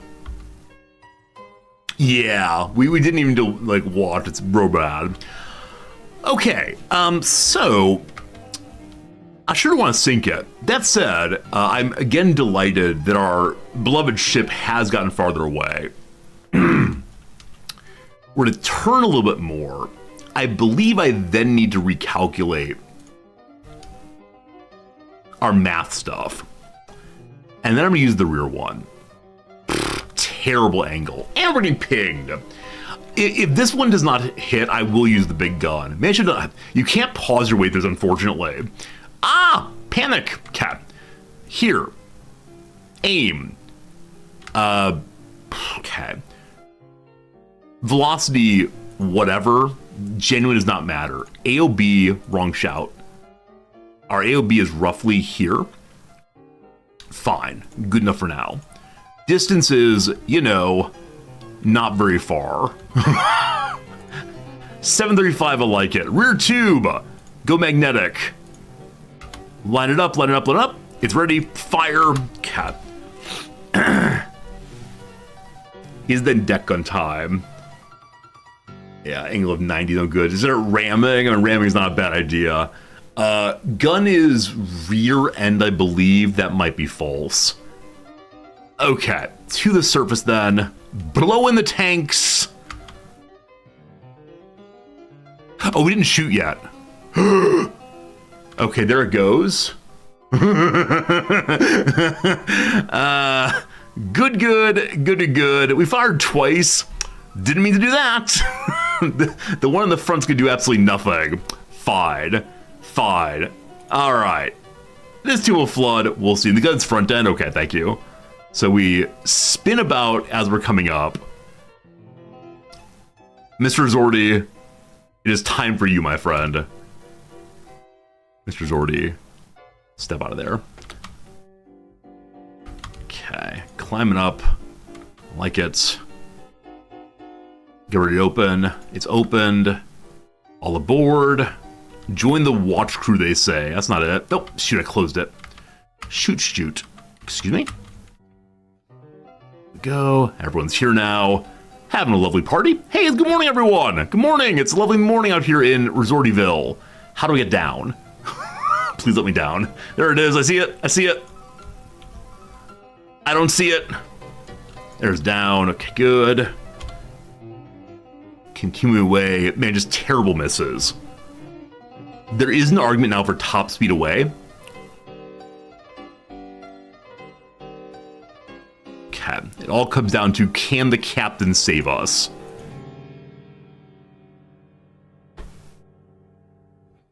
So on this side. Okay. Need us please spin in any way we can. This is a bad team.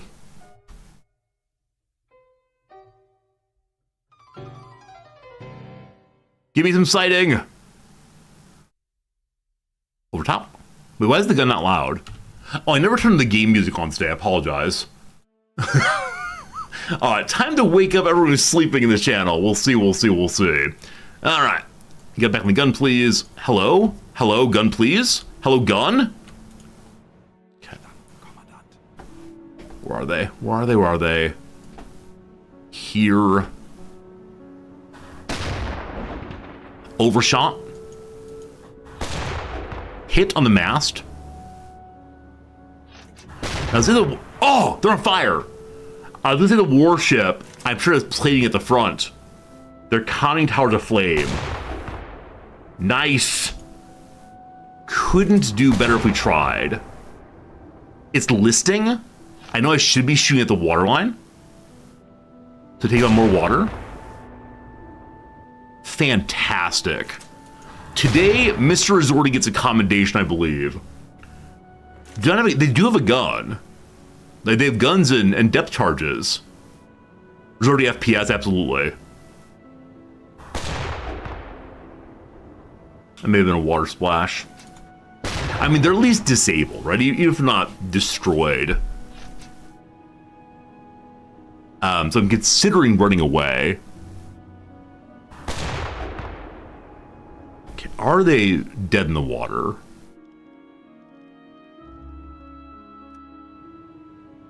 Yeah, their health bar's dropping quickly. There you go, team. There you go, team. I give you firing over the back shoulder of our ship. I give you fire back shoulder of ship. Being sonar spotted over and over again. That don't matter. You know what matters? They have the big gun. They have the big gun. Hello, friend. That's a little miss there. We still have 18 ammo remaining, so it was more valuable when I was running straight from them. It was easier to set up an angle. Mr. Whoever's running the ship right now, stop bouncing me so much. That's a hit. That's a hit. Yeah, we'll hang out for a moment. Let's go return to the defense of our friends there. Oh, sonar got me. Oh, sonar. Oh, visibility only 10%. No flares here. Cool. Let's show what we got here. The ship's health is actually stable now. We're going to fire a few more times. Wrong guy. Shoot. Map.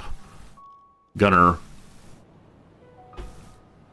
Yes. Try to spot me, I dare you.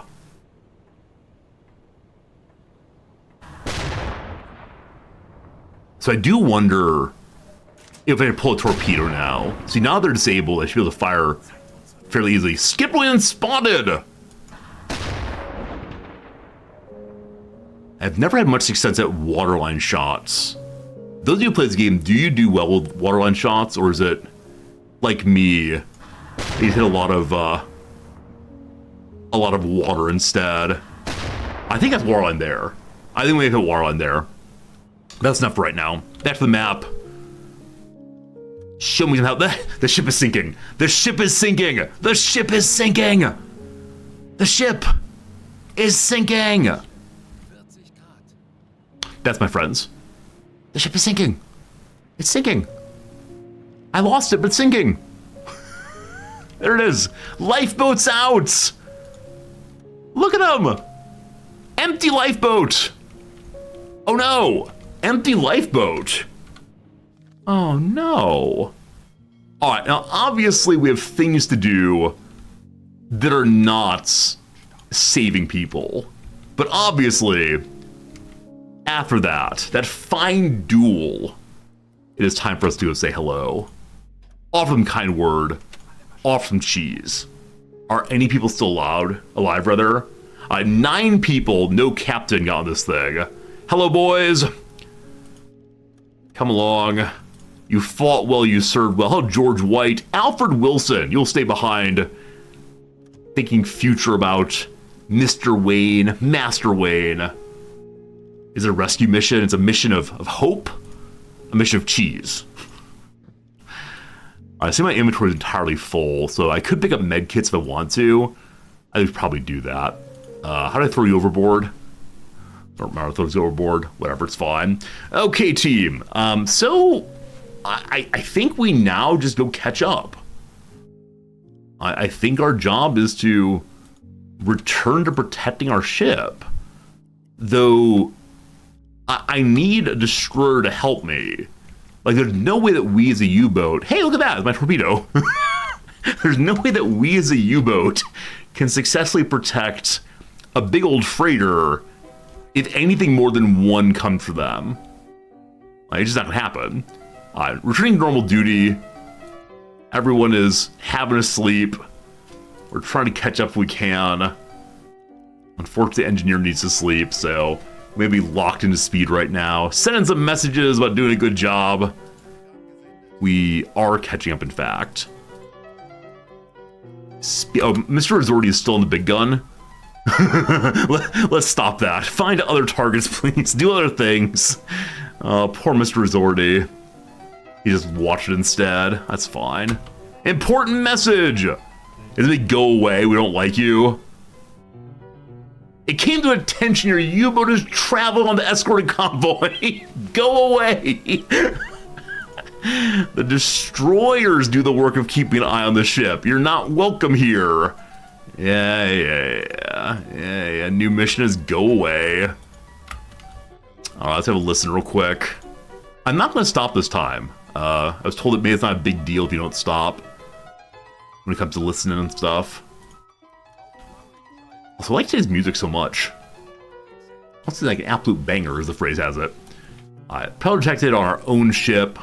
It's called a convoy, allegedly. What else do you see? Nothing nearby. I'm going to rush forward again. Last time we rushed forward, they gave the big old SOS, which felt pretty bad. Because I was trying to stay near them. But I apparently went a little bit too far forward. With our distance now somewhere around 5 kilometers. That's not nearly far enough. Let's try again. Okay, somewhat farther ahead. Have a little listen. We still have not found a single troop ship. Now again, I do wonder if the destroyers are off fighting them right now. I would love it if we could call to our convoy and get locations on all of them. Or if we got a notification that a destroyer has been sunk and then needs some kind of a rescue mission or otherwise. But thus far, that's not possible in the game. I know they're still working on it. I know they're trying to improve the game at every minute. But yeah, I do want to rail to add to the game. I know one of the big demands, or at least desires of our compatriots in playing this game is just access to more ships. People want more and more ships of different kinds. And yeah, I get that.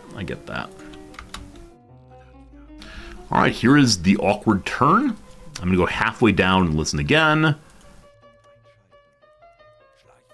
Okay, here we go. Cool. I was really thinking we'd find someone coming from either side, but no. On we go. We'll stop again and look at this turn. And they'll probably wait for the ship to catch up a little bit. With this, we can listen all the way into the port. Yep, nothing apparently. So I'm going to go hang out over here and just watch the last little bits. I believe there is nothing more to worry about at all. And surprisingly, another successful U-boat mission. Though, what did we actually do? I mean, we did hunt down one ship and sink it, I believe. Or maybe we tried to get away. It led to an absolute panic. SOS, the destroyers are lost. Okay. So, this is unfortunate. There are between 4 and 9 ships closing in from this side. Of the many things I can do effectively, I cannot destroy 4 to 9 ships. This is maybe the boss battle team. They're 80 kilometers. How far does our transport ship have to go? If it straight lined it, it would be 121. So maybe I can just slow them down somehow. I have no idea. We're just going to sit here for an hour and see where they end up. So it's 80 plus right now. I can hear out to there or so. So give it an hour of waiting. Resurface, please. There may be other ones nearby. We should keep listening. And then stop. And then go back up again. Can we mod submarine to be yellow? I mean, you can change the color of submarines in this game, but I think it's like from dark gray to dark blue to black. Maybe at some point you can get yellow if you complete certain missions. Once you win the war on behalf of the German Empire, then you're good to go, possibly. All right. Periscope depth, please. Wait an hour. And see how it goes.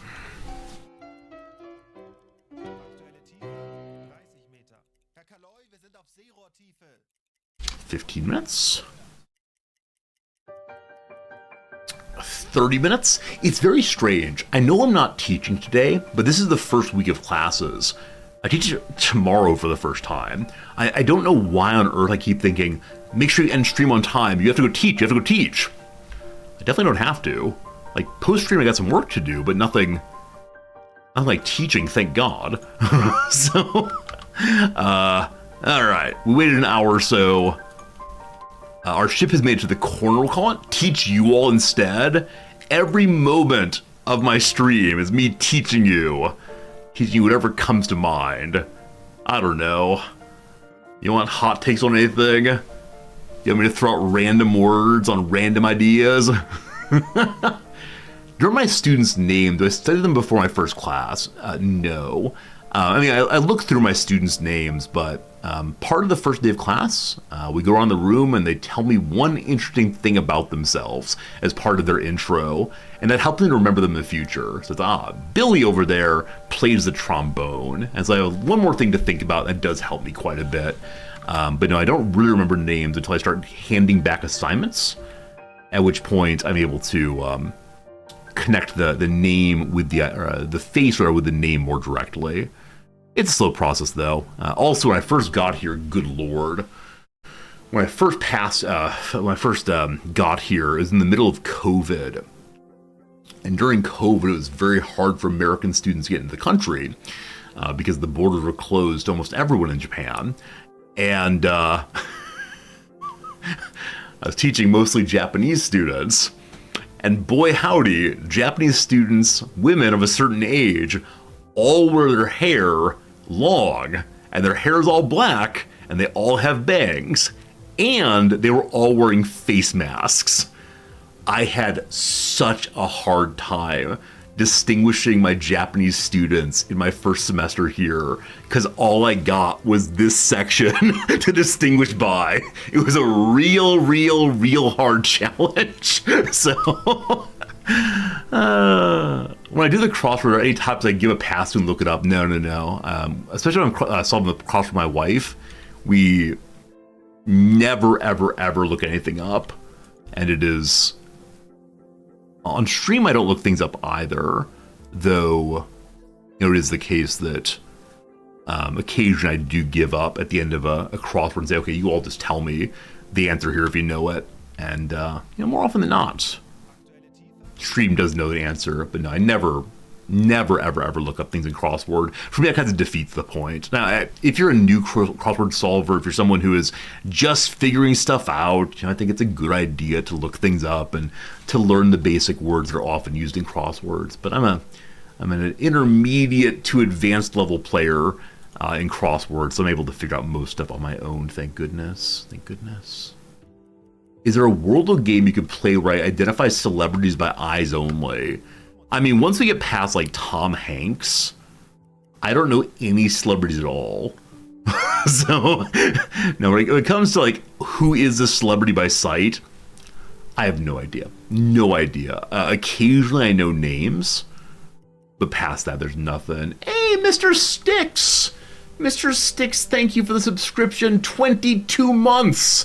Yes, we're back on my favorite game. Where's the captain's hat? So I had that captain's hat on at stream start. Then at noon, I went upstairs and got my coffee, and I took it off and set it on a table. And so we've been hatless for about the past hour and a half. And yeah, unfortunately, I did not get the hat back. It'll return tomorrow, Sticks. But thanks for being here. Thanks for hanging out. And thank you for generosity and helping me pay the bills and so on. Can I identify the soccer player on my favorite team? Oh, sure. When I think of celebrities here, I think of like international stars, people like I don't know, Lil Baby. Good old Lil Baby. You know Lil Baby, right? Everybody loves Lil Baby. I have absolutely no idea who that is, other than a name. And so yeah, if it's picture of like singers, picture of actors these days, I just wouldn't know much at all, unfortunately. Maybe that's okay. Real quick, team. I need to fix my ignorance. You all know we can't deal with ignorance on this channel. Lil Baby looks like what? This is Lil Baby, the American rapper. Hello, Lil Baby. Nice to meet you. Hello. Oh, Bad Baby. Okay, to identify Lil Baby, I'm gonna need that kind of haircut. Like, this is a distinctive hairstyle, but I worry it's the case that Lil Baby is now wearing their hair down more, or perhaps even in a curly way. A nice smile. Also a slight bit of gap tooth there. So Lil Baby, slight bit of gap tooth, holds their chin up somewhat. We got that one. How about Bad Baby? Bad Baby. Hello. Who is this person? Are they an actress, possibly? Are they like famous for being famous? Okay. I don't notice anything notable. The eyebrows stand up quite a bit. The eyebrows seem like fine. I mean, on fleek is the phrase, of course. But I'm not sure I'll recognize this person, unfortunately. Well, we'll work on it. Work on team. Good old Bad Baby. Surely my favorite of all the actors or something. You can't believe it. You can't believe it. They're getting rich off a Lil Baby. That's child exploitation. Wait. Bad Baby is a viral YouTube person? Catch Me Outside, how about that? That was on Dr. Phil, right? One second.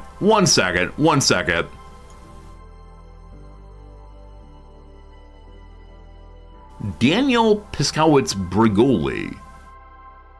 During her appearance on the talk show Dr. Phil, she uttered the phrase, "Catch me outside, how about that?"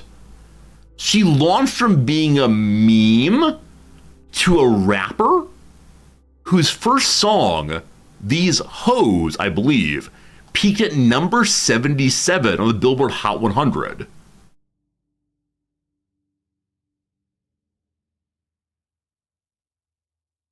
So she appeared on Dr. Phil for a segment titled, "I Want to Give Up My Car-Stealing, Knife-Wielding, Twerking 13-year-old Daughter Who Tried to Frame Me for a Crime."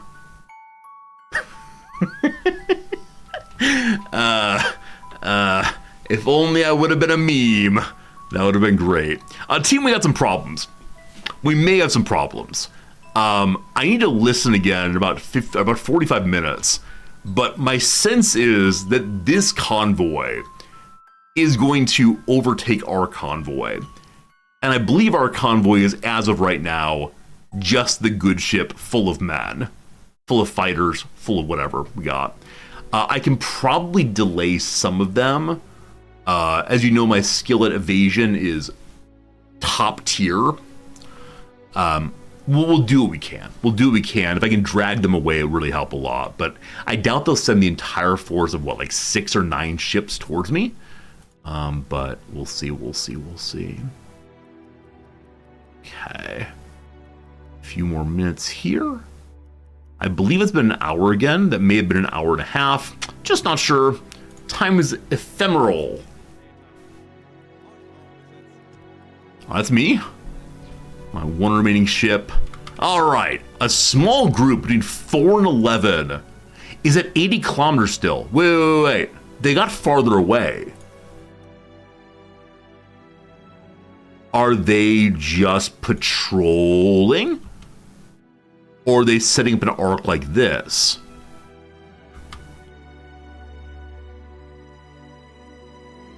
Huh. It's possible they're just patrolling and aren't aware of my ship. I'm glad I didn't rush them if they're actually not coming towards us. A dozen ships out that way. A dozen ships, they say. It doesn't seem if they're coming closer or going farther away, so they may be running parallel to me to get to the port, but I don't know, team. I don't know, team. It's heading on towards evening. We have enough air for 3 hours. I'm gonna stay down for 2 hours, I guess. The argument in favor of going to the surface right now to refill air, which apparently just did. Never mind. I thought we had dive schedule on. Never mind. We're enjoying the fresh air. It's a sunny day. I need to let the men walk on the deck and have a little party up there, possibly. All right, waiting for 1 more hour. Reset this thing. Here we go. Place your bets now on whether we're going to have this ship get home safely.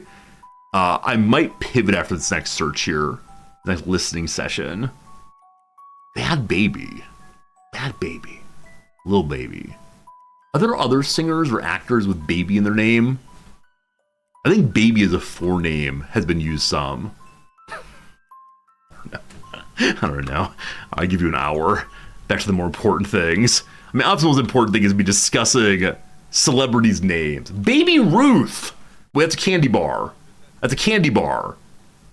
Babe the pig. That's a pig.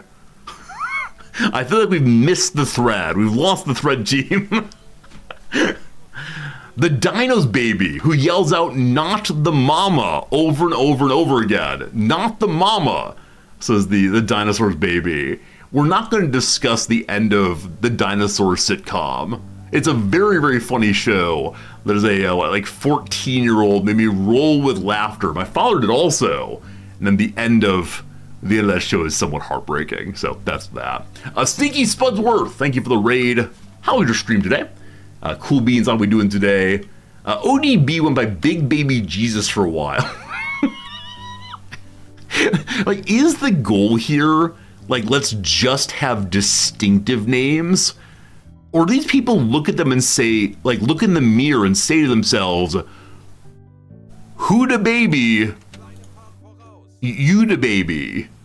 Like, does that genuinely happen? I don't know, team. I don't know. You always heard this knock a mama? No, not the mama. N-O-T the mama is the shout of the baby in Dinosaur. Za, I believe, who's interested in not spending time with his father and bonking with the head and so on. Playing Workers and Resources, my goodness. I like that game a lot. I like Workers and Resources a bunch. I believe it hit my top 5 games of last year. If not, it was number 6 or so. It was on the list for a while there. It was, what do I even say about that game? It is confusing and slow and beautiful. The level of complexity in that game is just unbeatable in my experience. But thank you all for joining me. You might know I'm Resorty, playing a lot of games that involve staring at maps. I have no idea, team. I have no idea what happened to the warships. We were not told anything about the warships. We were not told that they were lost at sea, if they chased off the enemy navy. I'm very proud that we defended our troop ship. My suspicion is, had we not distracted that warship, it would have been destroyed. So I'm very happy on that. Friends, we send a message back home, escort duty complete, and we go home, and we've helped the invasion of Norway in all 3 missions. Norway is now being invaded. We've lost no cruise ships. We've seen it all. Have I played Suzerain on stream? Pond, I like Suzerain so much. We did play one David on stream. And I took chat's quietness, chat's silence, as not enjoying the game. And so I said, okay, no more of that, we good. But turns out it was one of the more popular games we've ever played on stream. So maybe we'll play Suzerain again at some point. Just as a streamer, unless I'm being very intentional about like today is story time with Resorty, in which we like play a story game, I largely ignore chat. One thing I love about streaming is the back and forth between myself and the chat room. And so if the chat room goes totally dead silent, which in Suzerain it did, I tend to think that's like a breakdown of the stream. But we might play it again in the future, we'll see. We sunk a Corvette. Mission accomplished. Getting closer decoration. Well done, Skipper. Your mission to support the invasion of Norway was a success. There's nothing here at all about the fate of the other ships, but we survived anyway. All right, experience goes up. I think men want a, Monsieur Cajun went to a medical facility because they have tuberculosis. Well, that's unfortunate, team. That is unfortunate indeed. So do we get a check mark now on the invasion of Norway, or is there a second element to the invasion? It says 0 of 3 objectives done. That should be 3 of 3. I don't know exactly. Are the 9 prisoners of war still the tuberculosis victim? I'm afraid so. We'll go and let them go home. Hopefully they don't all have tubercles. Whatever it is. Tubers. They have potatoes in their lungs. All right. Has the fellow who was earlier court-martialed returned? He's still arrested for 6 more days. Herr Shipashoff, earlier imprisoned, returned to duty. Welcome back, good sir. I'm glad you're with us again. Monsieur Cajun is hospitalized. Brutal. Okay, too bad about Cajun there. Everyone else is looking pretty good. We could have had a morale crisis there. We spent a long time underwater. Luckily, we have some men who discourage the morale breaks. Some of our officers are able to, ensure that we, when the men try to break, we force them back to their work for a while. We have 3 reputation points. Fantastic. Let's go ahead and see if we can get any missions done right now. We have better torpedoes. Fantastic. What's available now? Even higher level torpedo. 1942 on that one. 1 in 41. I mean, they only take 24 days to get completed. In fact, the T3 torpedo is only 16 days, despite it taking double the time it should. The penalty to early starting does not feel nearly substantial enough. I'm just confused by it. So ammo production increase, maybe more ammunition and special ammunition, appear with better hydrophone. A group of engineers created a simple prototype device that carries a set of microphones able to rotate around the axis. It's very promising, but needs work. I don't know. Armored conning towers. This seems smart. Aircraft cause greater losses to our U-boat forces with each passing month. While the preferred way to deal with them is to dive, in practice there sometimes no choice or time for that. Our engineers have ideas about how to improve the anti-aircraft abilities of the U-boats. Thanks to the research, we could create more heavily armored conning towers and also equip them with better AA guns. These only fit on Type 7Cs and Type 7C 41 U-boats. I don't know what that means and what kind of boat I have right now. So let me go ahead and talk to the warehouse and see what they have going here.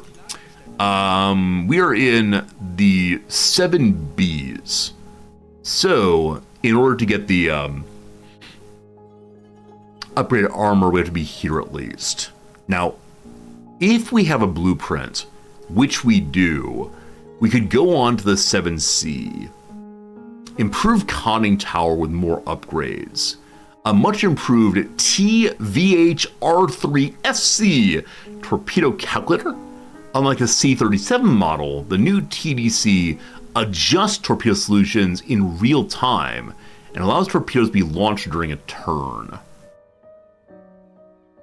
Friends, do we upgrade? I've been sitting in the same one for a while. I mean, having a really fun time up and up. You always go up? Okay. Real quick. The 7B. I'm trying to notice anything that's going to be very different here other than the targeting computer. So range of 8,500. Length of 67. 27 men. What's different here? 27 men. Looks like everything is identical, except a faster computer, maybe. All right, line goes up. My friends, we are being redeployed into a brand new U-boat. The cat still has 3 lives. Anything different, team? I think it might be exactly the same, except for the modification to the U-boat, or to the tower. I'll see if it's already upgraded, like with a better toilet and so on, or if we have to do it ourselves. I wonder if like this part of the conning tower is better. I have no idea. Whichever way, we now know though we can unlock the even better armored conning tower, and that'll help us out fighting the airplanes in the future. Gotta work on shooting down airplanes, obviously. Okay. So, in-ray upgrades.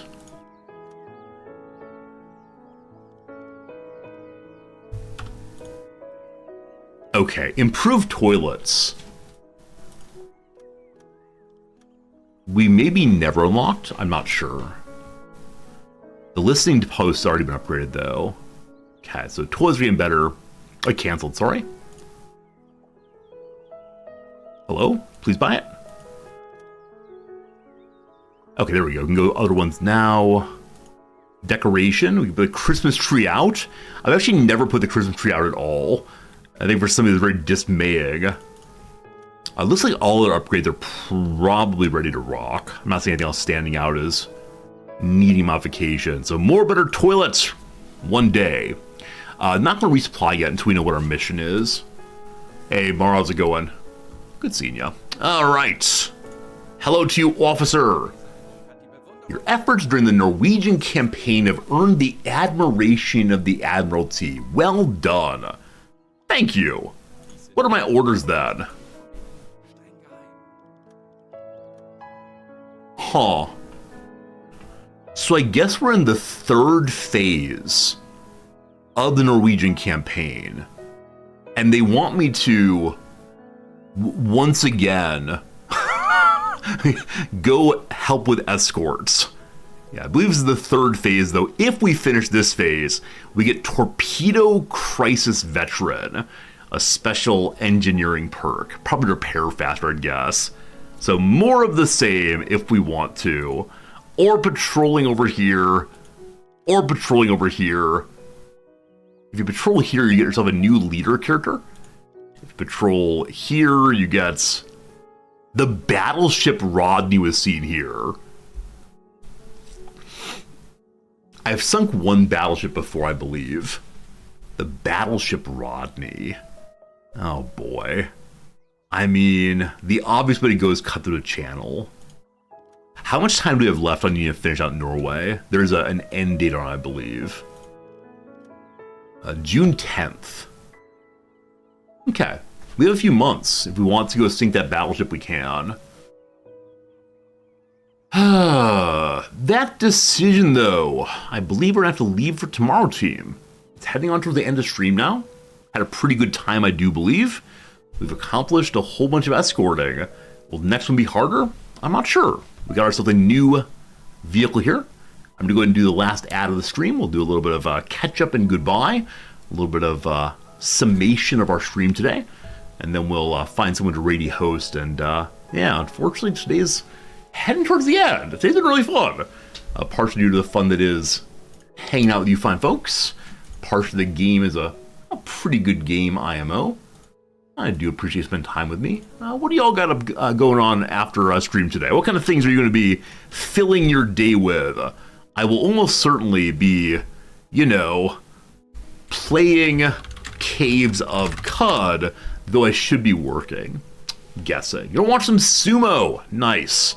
Hopefully your preferred battler wins big. I know also some of you are going to be, what's the word for it? Going to be sleeping. It is bedtime for many people as always. All good, all good.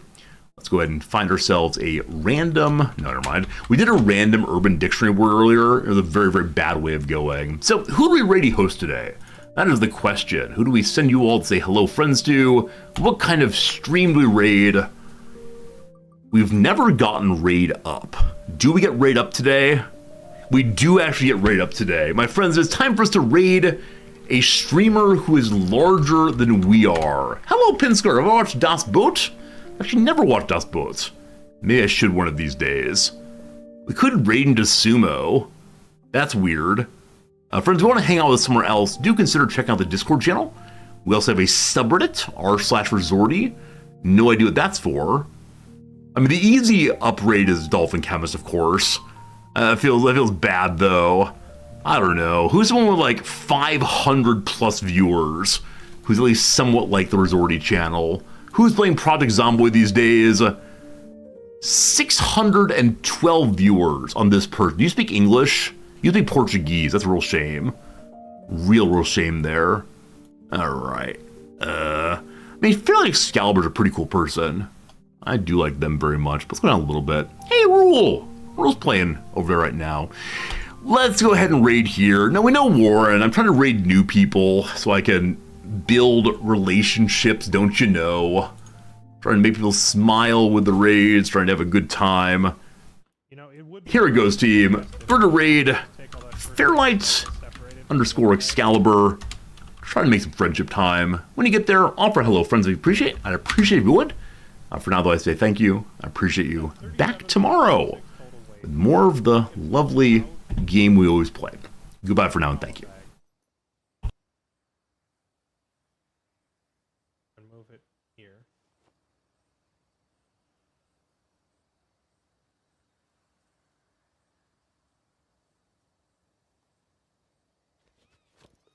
What was it before? 37.5?